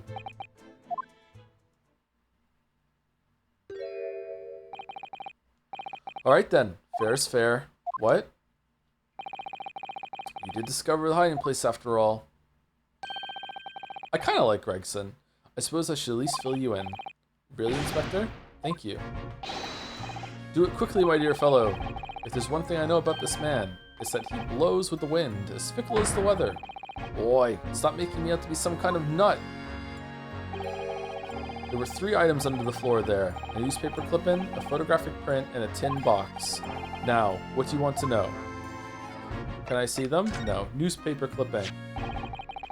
Looks like this was cut out of the paper about 3 months ago. It's about a convict who got sick and died while he was serving time up in Manchester. How terrible. It made the headlines down here in London as well. The bloke had been sentenced to death, you see, but nature got him first. Oh my goodness, poisoned? He committed a capital offense? Who was the prosecutor? Man by the name of Selden. Nasty piece of work into burglaries and murder. They say the hoard he knocked off was worth about £1,000. A hoard? Of treasure, you mean?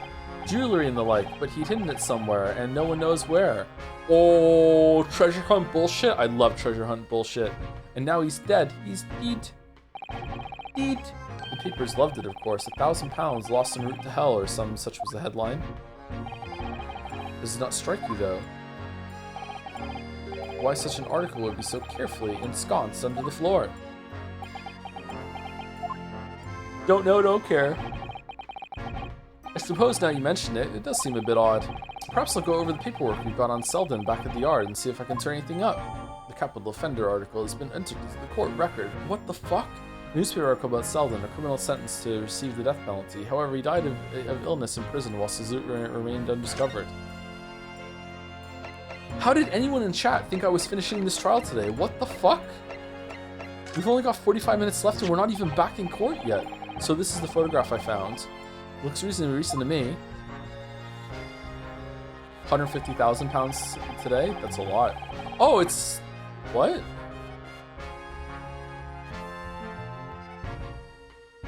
Is that Shamspear or is that Lady First or who's that? Yes, it would appear to have been taken on the street in front of the house here. And the gentleman on the left is Mr. Garadeb, the landlord, of course. But who's the young man on the right? Mr. Garadeb's son, perhaps? Perhaps. You can take that print if you like. Really? Are you sure? Okay, well it can't be Garadeb behind this because he's a juror in one of the later trials. We can presume, therefore, that the yard already knows. The identity of the young fellow, that is. Ah, is that true? He has paintbrushes. Humph. Well, it's too bad if we do.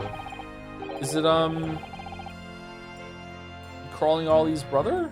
Unfortunately for you lot, leaking information isn't one of my pastimes. But dear Inspector, if I may be so bold as to point something out. No, there's no way. That's too big a coincidence. Oh, there was an artist that maybe it just looks like her, but it's not. There was an artist that stayed here. I remember Garadeb saying something like that about an artist. Painted the portrait that he has in his room, right? Okay, so that's who it is. Who the fuck is that? Pastimes are for one's leisure, but this is for work. All the more reason I'm not telling you. A dismal failure. Yes, I heard. The hidden photograph has been entered into the court record. A photographic print found in Mr. Shamspear's room. It shows the landlord, Mr. Garadeb, together with a young man. I wonder why a photograph like this was hidden under the floor. I mean, Mr. Shamspear himself isn't in it. Photographic prints are still rare treasures in the East End. I imagine Mr. Garadeb was rather delighted to have been immortalized. He probably made a proud present of it. Huh. Tin box. Alright, tin box, but I'm not going to show you what's inside of it. Oh, I love a tin box. I used to keep, like, hockey cards and Pogs. Remember Pogs? I used to have some Pogs in tin boxes like this. Some marbles. Now this tin box looks interesting, doesn't it? Might I suggest, Inspector, that you open it if you were to find something inside that reveals the truth behind this case. I wouldn't be in the least surprised. Yeah, funnily enough, I've already had a look. It's completely empty. I don't believe you. What? Sham Spear. Give us a clue, man. You didn't even have the chance to utter a word, Mr. Naruhodo. But anyway, at least we found out what's inside the box. Yes, thin air. It's empty, rather like how I feel inside. Is there nothing more to this box then? I wonder. The box was full of poison that he opened and then inhaled, and then fell over. Meow. Cat.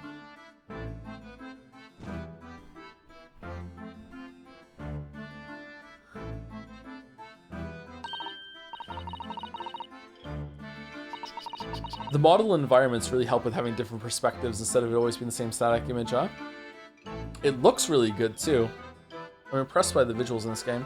Oh look, it's that lovely little kitty cat. What was its name? It's Mr. Natsumi's, isn't it? I don't think we ever asked him actually. Is there a hole between your apartments that the cat crawled up or what? Why don't we call it Wagahai? You know, like Mr. Natsumi refers to himself in Japanese. Wonder how he got in here, clever cat. Oh, wonderful. Well then, Wagahai, here's something delicious I bought for you from the cat's meat man.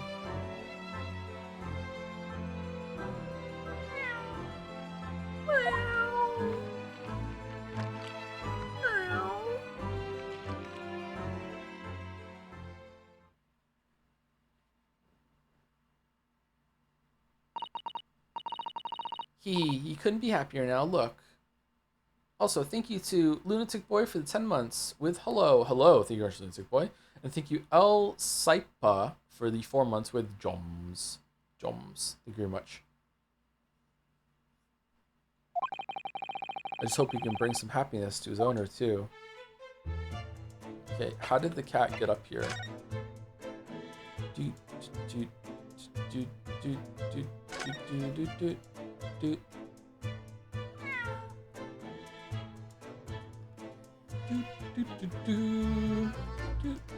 Cats are overrated. Meow. That was a cheeky little meow, Wagahai. Oh, but he's so adorable. I could sit and watch him forever. I think you may not appreciate that after a while. And we have an investigation to get back to. It's so true. It's so true. Your face is overrated, not even a little bit. Look, cats are fine. They're good. I like cats. They're fine. But dogs are way better, and it should never even be a discussion. And the fact that it is means that cats are overrated. Dogs are way better. Dogs should be number one on everyone's list of all time, ever. Dogs are a man's best friend. Can we investigate behind it? No. Okay.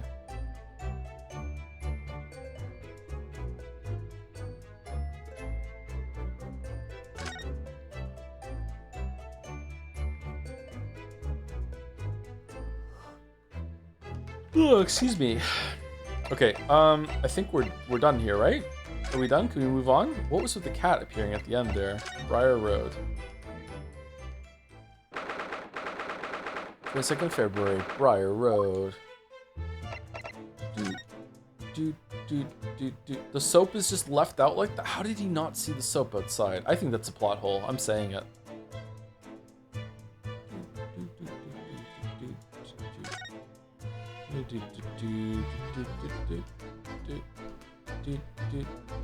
No second break. I think we're gonna be done soon. I think we're about to go back to the pre-trial, and we're gonna get a save point, and then we can end, because I don't think we should start the trial and then end it like 20 minutes in.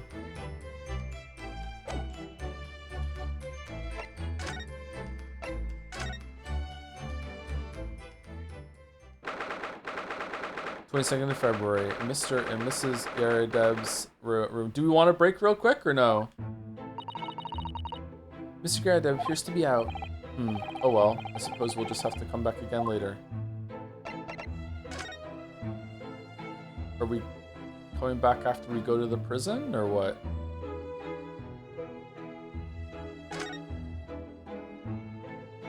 Okay, seems like it.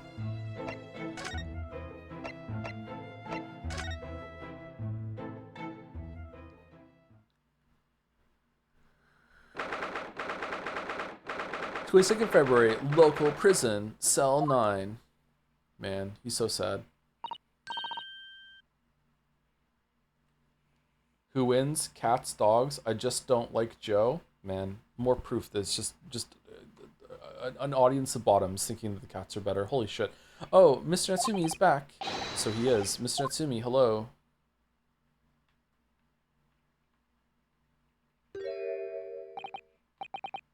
I am a cat. Sorry?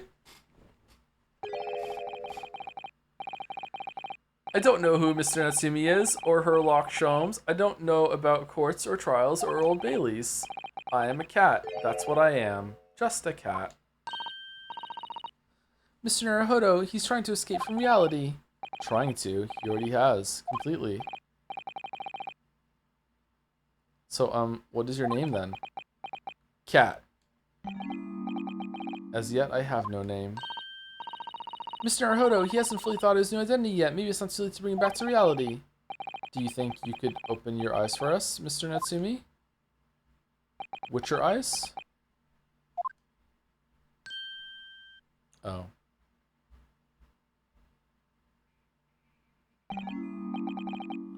I am not a cat. I'm a Cat is the title of one of real life Natsumi's books. It was mentioned earlier, I think. Yeah. So he was writing I Am Cat. I think it was mentioned in the first tutorial trial. I think it worked. He's back to the real world. What's going on? What's going to become of me? Just making up words. Shit. No. Don't answer that. It's obvious. My accursed soul is never going to escape this accursed fate. Mr. Natsumi, no! This morning's proceedings in court prove that there's hope. Yes, Locum student Mr. Naruhodo Esquire was brilliant, but... The Reaper is omnipresent, in court, in my lodgings. Here, there, everywhere. What's he looking straight at me for? I think perhaps there are some things we should discuss. Oh, yes, we must.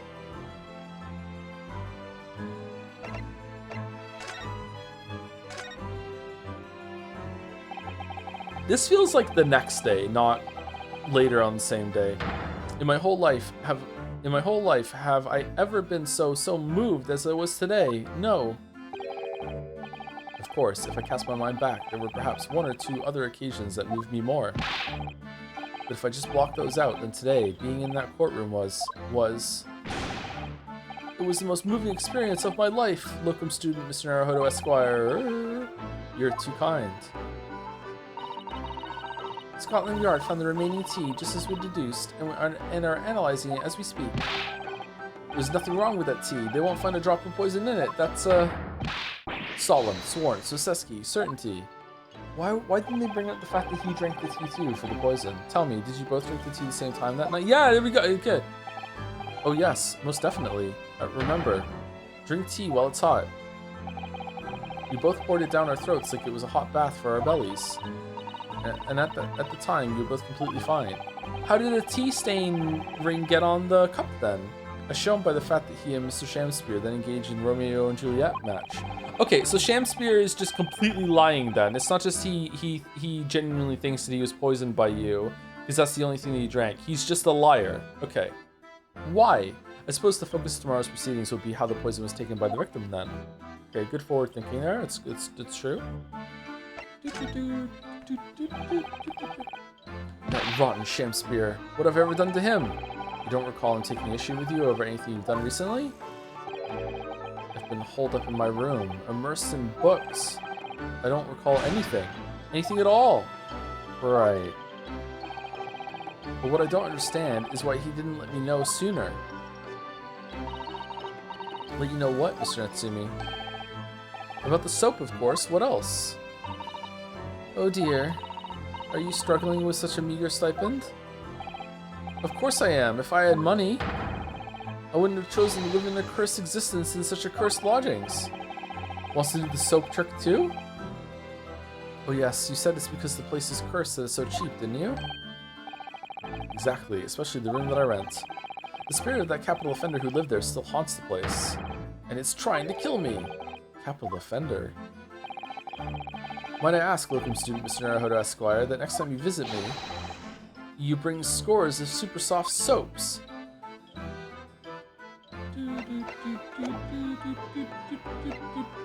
That's it? Do we have to present something to you? Can we get more information like that? Hey, do you know what this photograph is? Mr. Natsumi, it's nothing much, but... Ah, it's been so long since I've been offered a present with that delightfully humble etiquette of our homeland. What? You're too kind, I accept it gladly. I'm sorry, but I wasn't trying to give it to you, actually. Oh, never mind.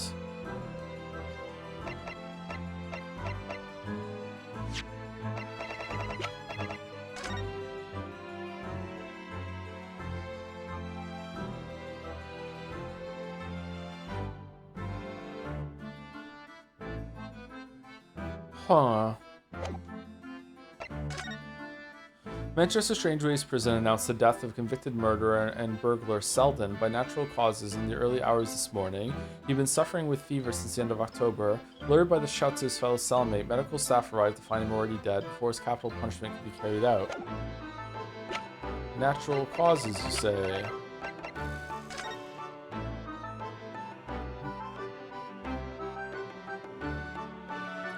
Maybe it's not the painting, but it's this up here? Trace of handprints on the wall discovered using the skin print seeker gun. There are multiple prints on either side of the hanging picture. What the fuck is going on here? I have no idea where this is going now, which is really interesting. All right, let's go to the Garadebs now. Is he back? No?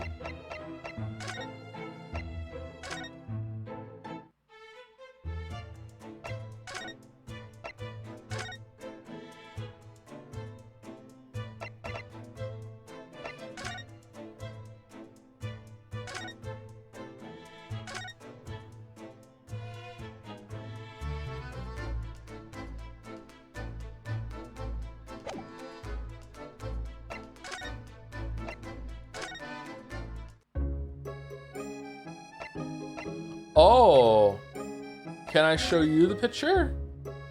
Because you kind of look similar.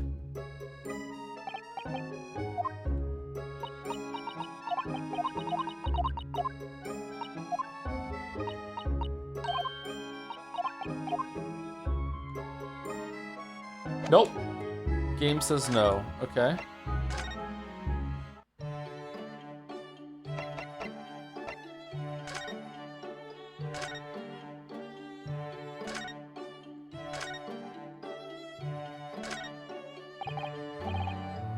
Iris.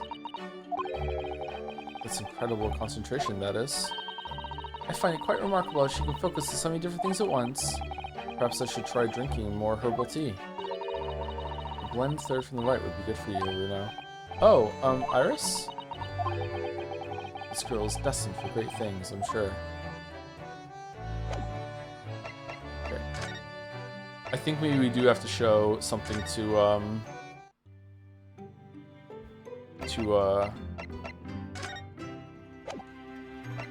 Natsumi. Do we talk to you about it? Susanoo-san, what do you make of this?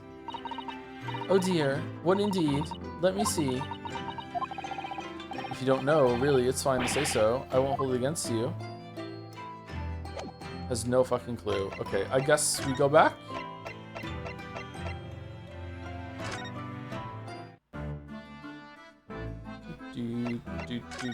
Okay, let's try this one. Try them all. What's this? It's a newspaper cutting that we found in Mr. Chancellor's room. Ah, so he knew, did he? Sorry? About this man, Selden. The convicted killer, and the evil spirit behind the curse that afflicts my lodgings. What? He's already taken one young man's life, and now he's trying to take the life of another, a miserable, mustached, much maligned Japanese man. Mr. Natsumi, if you know something, please, you must tell us. Tell us everything you can about this evil spirit. Man, that was a shot in the dark. Holy shit. The truth is, I didn't know the details myself until very recently. That Selden man was arrested about a year ago now, and at the time he was hiding out in lodgings at Mr. Garadeb's house. Wait, what? What, he lived where you do now? That's right, yes, exactly where I live now, in my very room. Oh, so the treasure's in the house somewhere. Is Shamsphere trying to find it? Oh my, your room was previously occupied by a criminal found guilty of a capital offense? Before a sentence could be carried out, he died in prison. That was 3 months ago now. Oh, is he trying to frame you for poisoning so you'll leave the apartment so he can go downstairs and search your room for the treasure, maybe? And that's when it started, the curse. I thought it really was a gas leak, fuck. What really is this curse you keep mentioning, Mr. Natsumi? It's already caused one death a few months after the criminal passed away in prison. A man died in the room. The man who rented it after Selden, in fact. The poor lodger, he was found dead in mysterious circumstances. The room was locked from the inside. Locked from the inside? Exactly the case we're dealing with now? Alright, this has gotten a lot more interesting in this intermission. So that's the convict's curse, is it? Yes, well, that was the start of it. Do you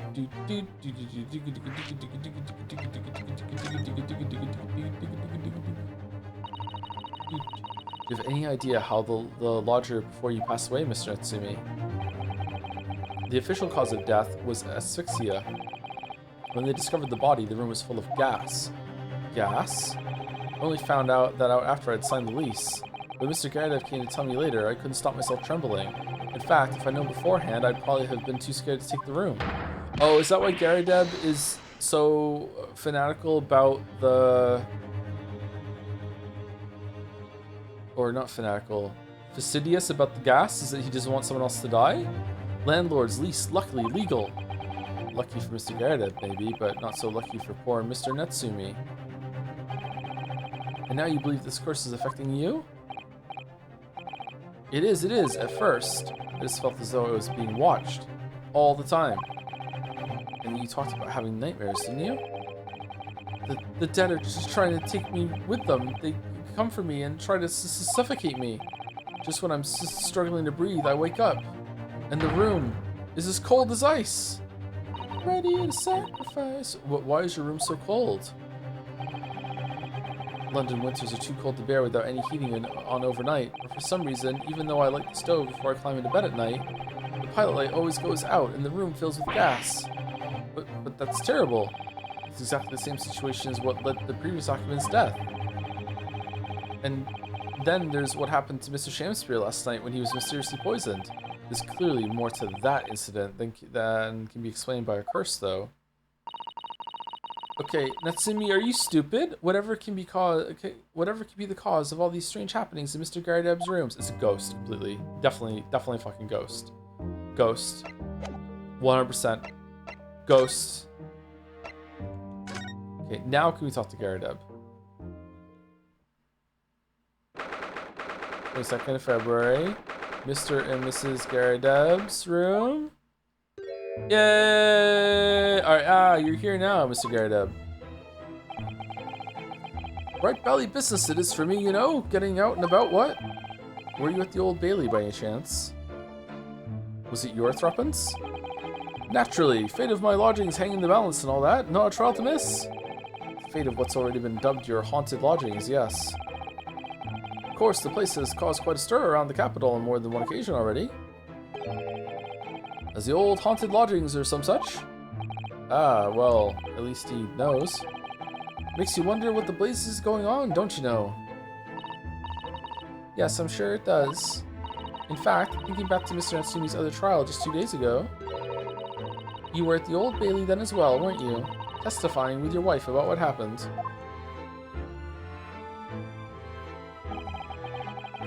Stopped off at the prison on the way home, in fact. Beastly business. What, seeing your wife? I see. Your wife was like really bad to you, to be honest. So yeah. So what brings you to my haunted abode today, eh? Oh, you know what? Who's in the photograph? Mr. Garadeb, could I ask you to look at this photograph? Every time I do, it makes me laugh. What? Is that your son who's with you there? No, not at all. He was a lodger here once. Duncan Ross was his name. Duncan Ross. D. Ross. Duncan Ross. painter named Ross. A street photographer happened to be passing, so I asked him to take a shot, just for kicks, really? Was he by any chance the lodger before Mr. Natsumi? Yes, that's right. He's the one that died in the gas? The young gentleman who died in the room in the mysterious circumstances. Just what Mr. Mustache was waiting for, one might say. Yes, young Duncan lived in the room at the top of the first flight of stairs before that Japanese chap.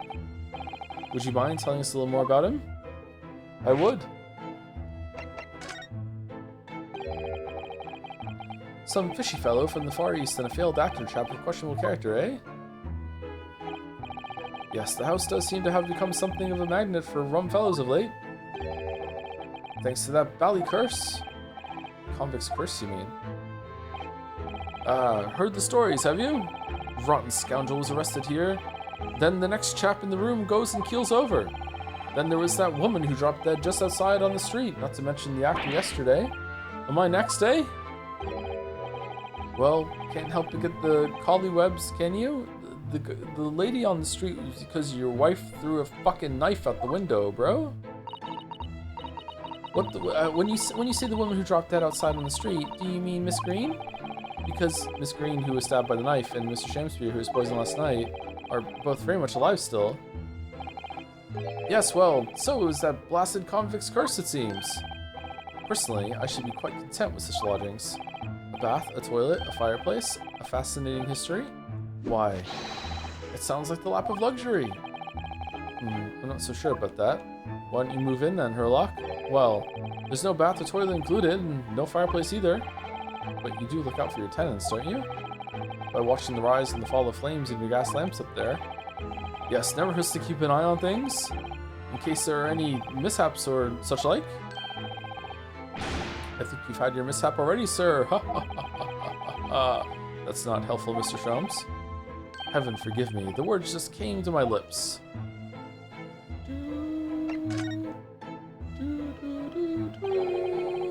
Some fishy fellow from the Far East and a failed actor chap with questionable character, eh? There's no need for that, Mr. Garadev. That's right, Mr. Natsumi is in no way fishy. Didn't he say this already? He is undeniably peculiar, however. Is it right that he took the vacancy immediately after the previous tenant passed away?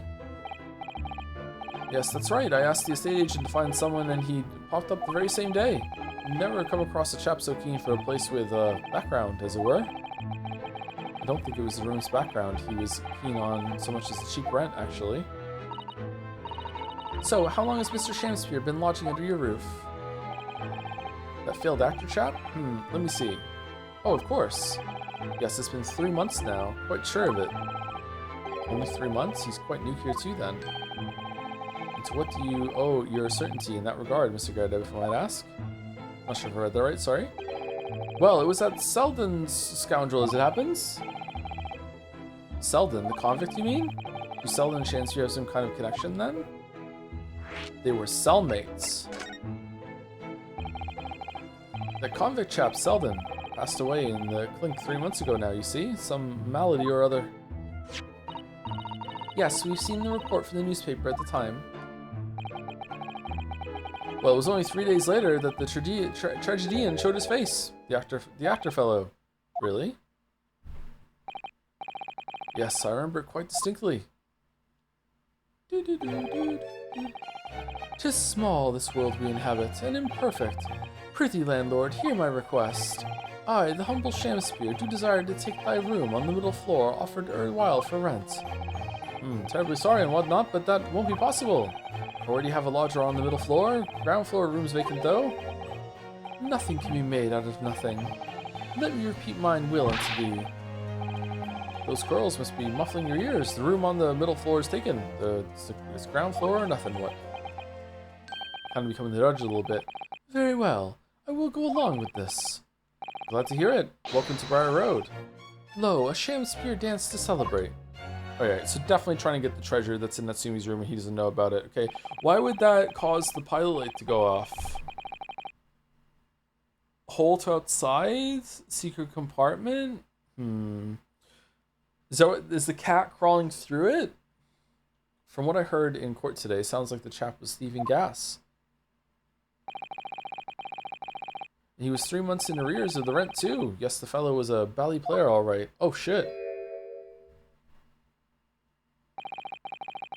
Thank you for your candor, Mr. Garadeb. We are most grateful. By way of appreciation, allow me to say 1 or 2 words. Give me my robe. Put on my crown. I have immortal longings in me. What's happened to you? Shakespeare, my dear fellow, one of his most famous lines. I wish to divulge my own learning of the subject, for I have a turn for literature too, you know. Perhaps you could turn your attention to more apt lines then.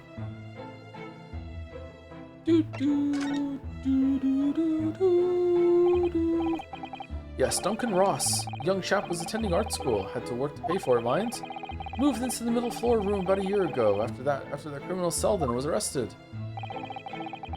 Young students are always on the hunt for rooms with a history behind them. A history of cheap rent, maybe, yes. Yes, well, anyway, it was one morning about a month ago now.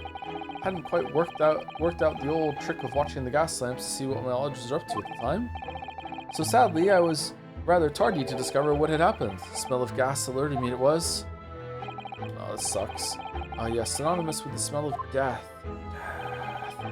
Called the police straight away, of course, and the officer kicked the door off its hinges again. And once we got inside, we all badly collapsed because of the gas. Yes, room was full of it. No air at all. The stove must have gone out while the poor chap was sleeping in his bed. So Mr. Ross suffocated to death. How many coins did he put in the fucking thing? Of course, the police gave me the sound ticking off because the gas pipes were so old and all that. I can't tell you how much it sent me back to have the lot replaced all over the house. Huh. But even after you had all the work done, Mr. Natsumi says the same thing. The stove goes out at night while he's asleep in bed. Well, that's the Bally curse! The convict's curse! I've done my duty as a landlord now? Someone's feeling defensive.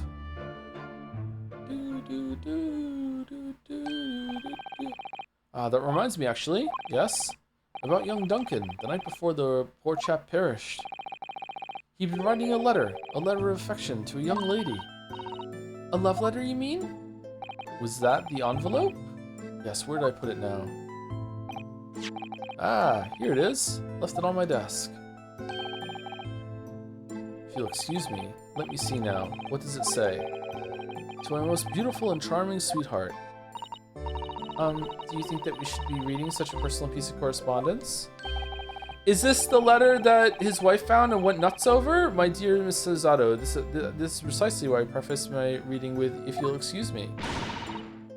I will not excuse you, Mr. Sholmes. No. No. Sadly, he didn't dress it, though. So I have no means of delivering the thing. Rather sad, really. I see. It's going to play on my mind. Is it to Ollie?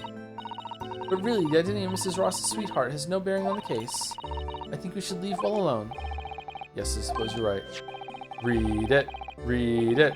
Indeed, the intended recipient's address is missing. However, there is a name attributed to the man's most beautiful and charming sweetheart.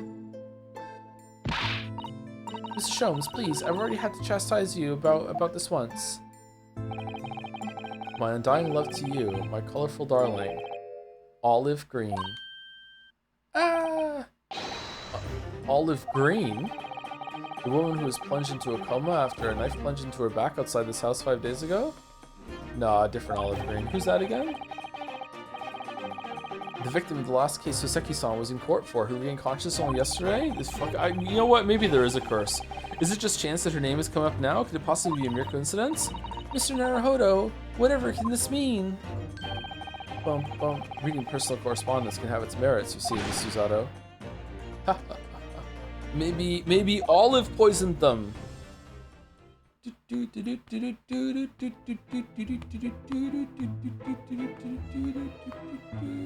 Are we not done?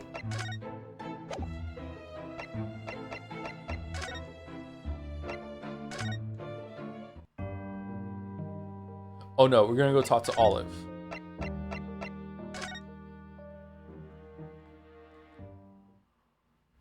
Do 22nd of February, St. Bartholomew's Hospital, recovery ward. Is she gone already? Mr. Naruhodo, I've just finished speaking with the doctor. It seems the screen is well enough to be discharged at last. This is good news, but hopefully, just before she leaves. Ah! What is it?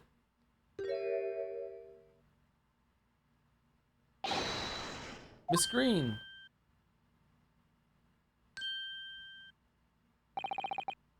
What was that? She clearly just hit something behind her back. You taking some poison? One moment, I'll be with you in a jiffy.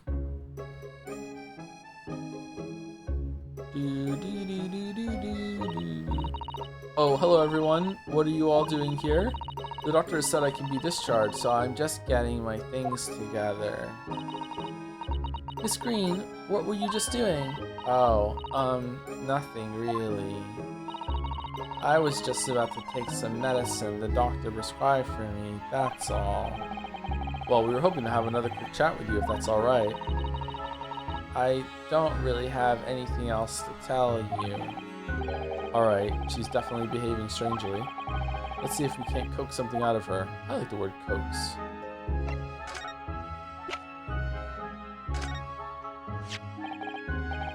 Miss Green, we were hoping to ask about someone. Mr. Duncan Ross, you knew him, didn't you? Oh. Whoa. Oh no, I'm so sorry. The bottle of medicine fell down when she did. Is it Calpol? What is it? Poison? Danganronpa blood? Oh, Miss Green, are you alright?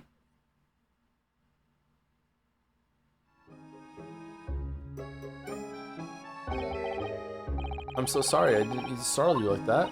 No, it's alright. I just wasn't expecting it. But how do you know about Duncan?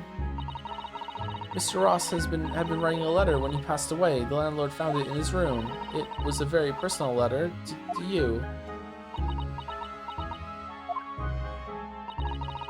It was at the art school. That's where I met Duncan. A year ago now. He was working to fund his studies. He dreamt of becoming a professional artist one day. And the two of you became romantically involved? Yes, that's right. We were very much in love. We were engaged to be married, actually. Aww, that's why he decided to move into a cheaper room to save money for the wedding. And that's what led him to Mr. Garadeb's? Yes, he told me he found the worst, but cheapest room in the entire East End. And then 1 month ago, that's when it happened. We're so terribly sorry, Miss Green. Well, it's all in the past now, I suppose.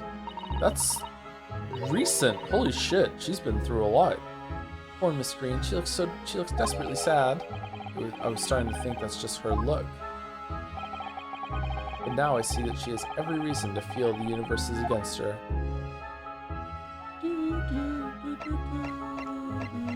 Know about this one? Miss Green, about this. Ah, could you just hold that there for a moment? Don't move. Sorry? No, the aesthetics are all wrong. Is it wrong that I feel so thoroughly rejected?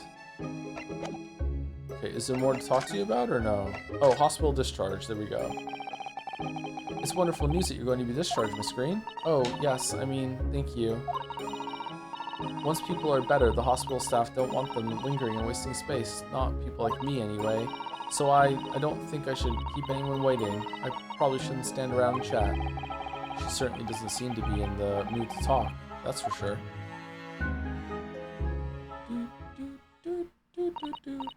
I do hope you won't think I'm being rude, but... Fuck off, would you mind leaving me in peace now? I have to leave the hospital soon.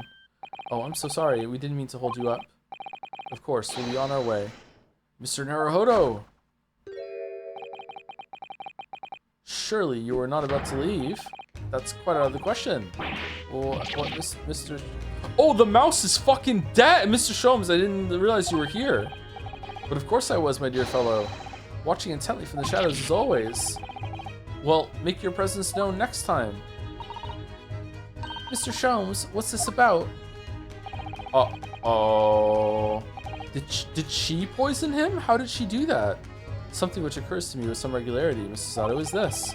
Why do detectives insist on such an ex post facto modus operandi? Why solve a case after it's happened, instead of preventing a case before it happens? That is what sets a great detective apart. What do you mean? There's a case waiting to happen under our very noses, Mr. Naruhodo. So let's avert disaster. Let's prevent this case from ever happening. With nothing but careful observation. Alright. All the clues you need are set before you. You need only look, and you cannot fail to see. So we have all the pieces? Okay. You can do it, Mr. Naruhodo. I know you can.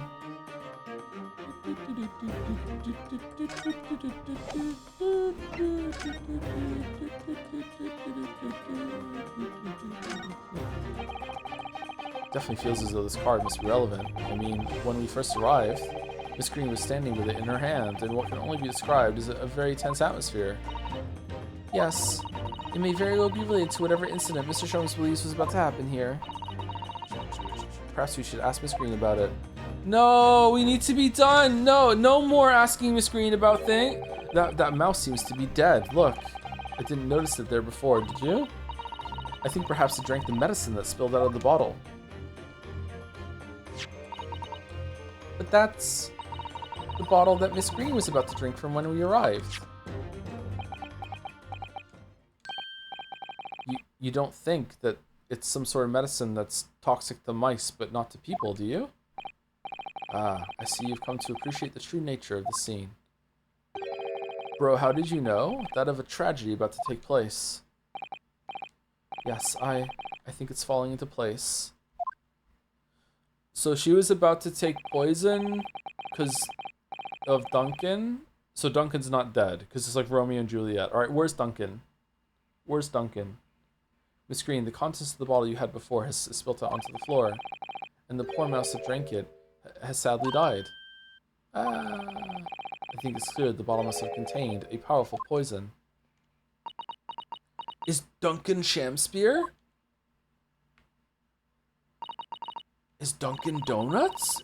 Don't worry, I will attend to the mouse presently.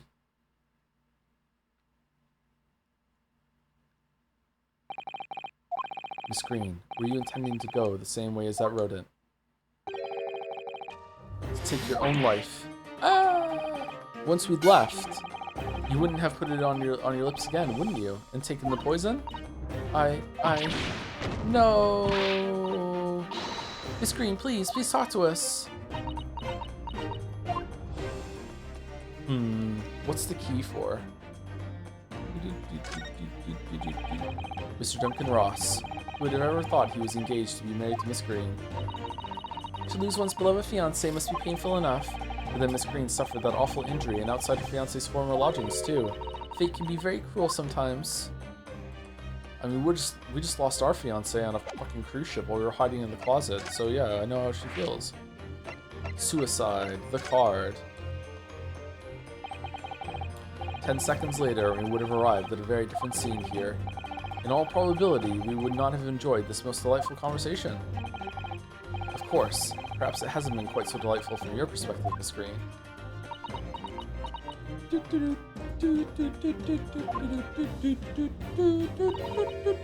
Actually, in a way, now that everything's out in the open, I feel like a weight has been lifted. Tell me, how did you acquire that medicine?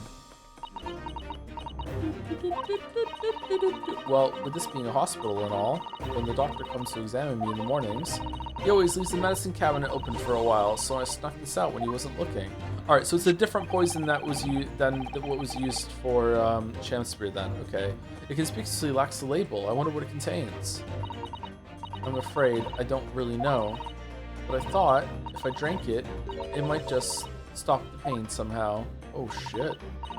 Oh please, Miss Green, don't talk of such things. Well, it seems clear now that it contains poison. Yes, that poor little mouse is proof of that. Oh no. Oh, it's all my fault. What have I done? Shall I remove this to my office, Miss Green? I take you have no objection? No, none.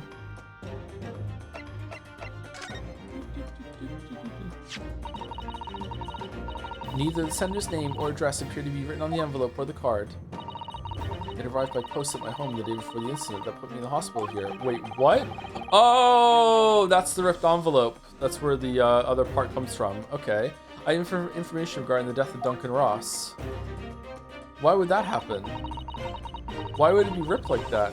Come to the Slug and Salad on Briar Road at 5 p.m. on 17th. Don't tell anybody else about this letter or the meeting. It is a matter of utmost importance.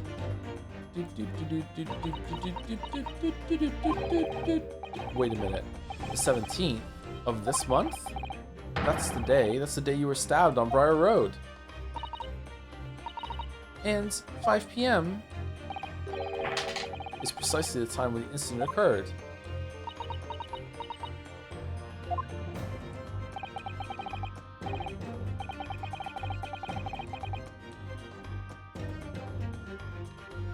Wait, what? But it was circumstance, accident, knife going through a window thing. What?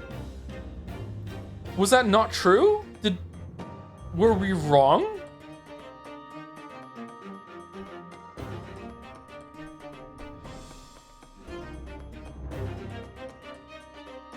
The Slug and Salad, yes, a pub on the northern corner of Briar Road.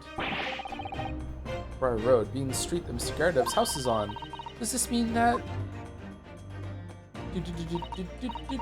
Yes, I'm sure you've guessed. That day, when I was struck in the back by the knife, I was actually on my way to the Slug and Salad. Goodness. So that's what you were doing on Briar Road that day?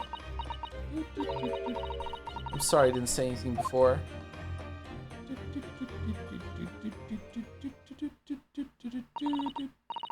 I think I really will have to ask you to excuse me now. I've told you everything. Yes, I'm very sorry to have had to drag up such painful memories for you. No, it's fine. Miss Greenson, please promise us you won't try to do anything like that again. Yes, don't worry. Your detective friend has the bottle now anyway. And besides, I've been stabbed in the back and had a close shave with a bottle of poison, and I'm still here. I think I'm destined to see things through to the end. It might sound a little conceited, but, well, that's how all this has made me feel. I don't believe you. Tell the doctor. Leaving Miss Green and St. Bartholomew's behind, we made our way back to Baker Street with Mr. Sholmes. Thank you for the raid, Utada. What were you playing? Well, it would appear we've reached the end of the investigative trial for today. Thank dog. Yes, it's late. And, Mr. Naruhodo, did you discover anything that may be of use to you in court tomorrow, do you think? Parasite Eve. Oh, I've never played Parasite Eve. Is it good? Should we play Parasite Eve one day? Details about Mr. Shamspeare, Mr. Garibed's lodgings, the convict Selden. Therapy hasn't been invented yet, sadly. Still hasn't, really. There are many facets to this case, and we're yet to see the heart of it, if you ask me. That's my feeling, anyway. Can't help wondering about the results of the analysis. It's Mr. Natsumi's tea, you mean? Yes, will they have found strychnine in it or not? Well, I fear that either way. I think they will, and it's going to be different tea. It'll be hard to escape the grip of our friend, Mr. Reaper. Seasons don't fear the Reaper. Oh dear, stop saying oh dear. Yes, Barak Van Zeeks. But I wish you every success, of course. And though I was late to rise this morning... Oh, this is not Susie, it's Sholmes. Tomorrow will be a new dawn. I intend to spring from my bed at a crisp hour and attend the trial. Mr. Sholmes, you're going to come? Indeed, whatever happens, I shall be there, assuming my eyelids cooperate in the morning. Well, I think we've done all we can. All that's left is to remain focused and keep fighting for Mr. Natsumi's cause until the very end.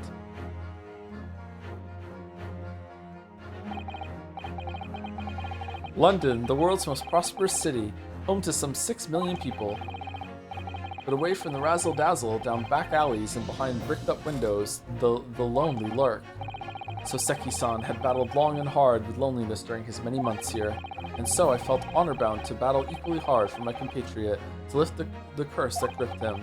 As Mr. Sholmes said, tomorrow would be a new dawn for all of us. And then it skips over to chapter 3, and we actually do part 2 of this in episode 4 of Base 32 Get Fucked.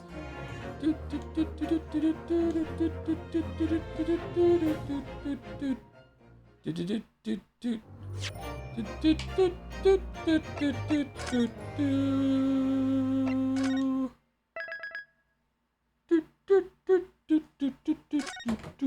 All right, so this got a lot more interesting. I wasn't hating or anything like that, and I would say I was still liking it. But it was a bit dull at the beginning, and now it's like unraveled. So I think that I would say that they should probably have made it unravel a little bit sooner. I don't know if they could have made the first part shorter. Yeah, I'm not sure. Trial's about 10 minutes long. I think you can do it. Just a 10-minute trial. Yeah, just 10 minutes left. Just 10 minutes left. Just keep going. There's only 10 minutes left. Why would you stop when there's only 10 minutes left?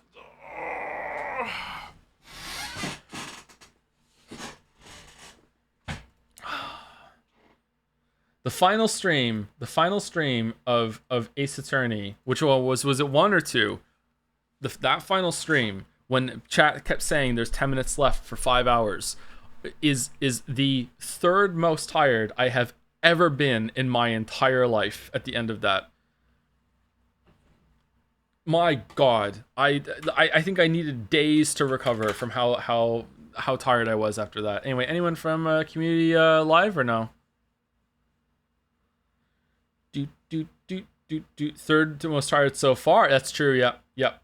No one for the community live, I believe. Okay, so we're not gonna raid. What were the other two? Birth of Leo, Birth of Leo, and after we moved to Moncton, I had to go back to Toronto myself and finish packing all the stuff alone, and I had a couple days to do it, and I had to like pack everything up and take it to a post office across the street, and do that. That is the that's probably the most tired I've ever been. That was really, really rough. Pat stares at. Okay, there we go.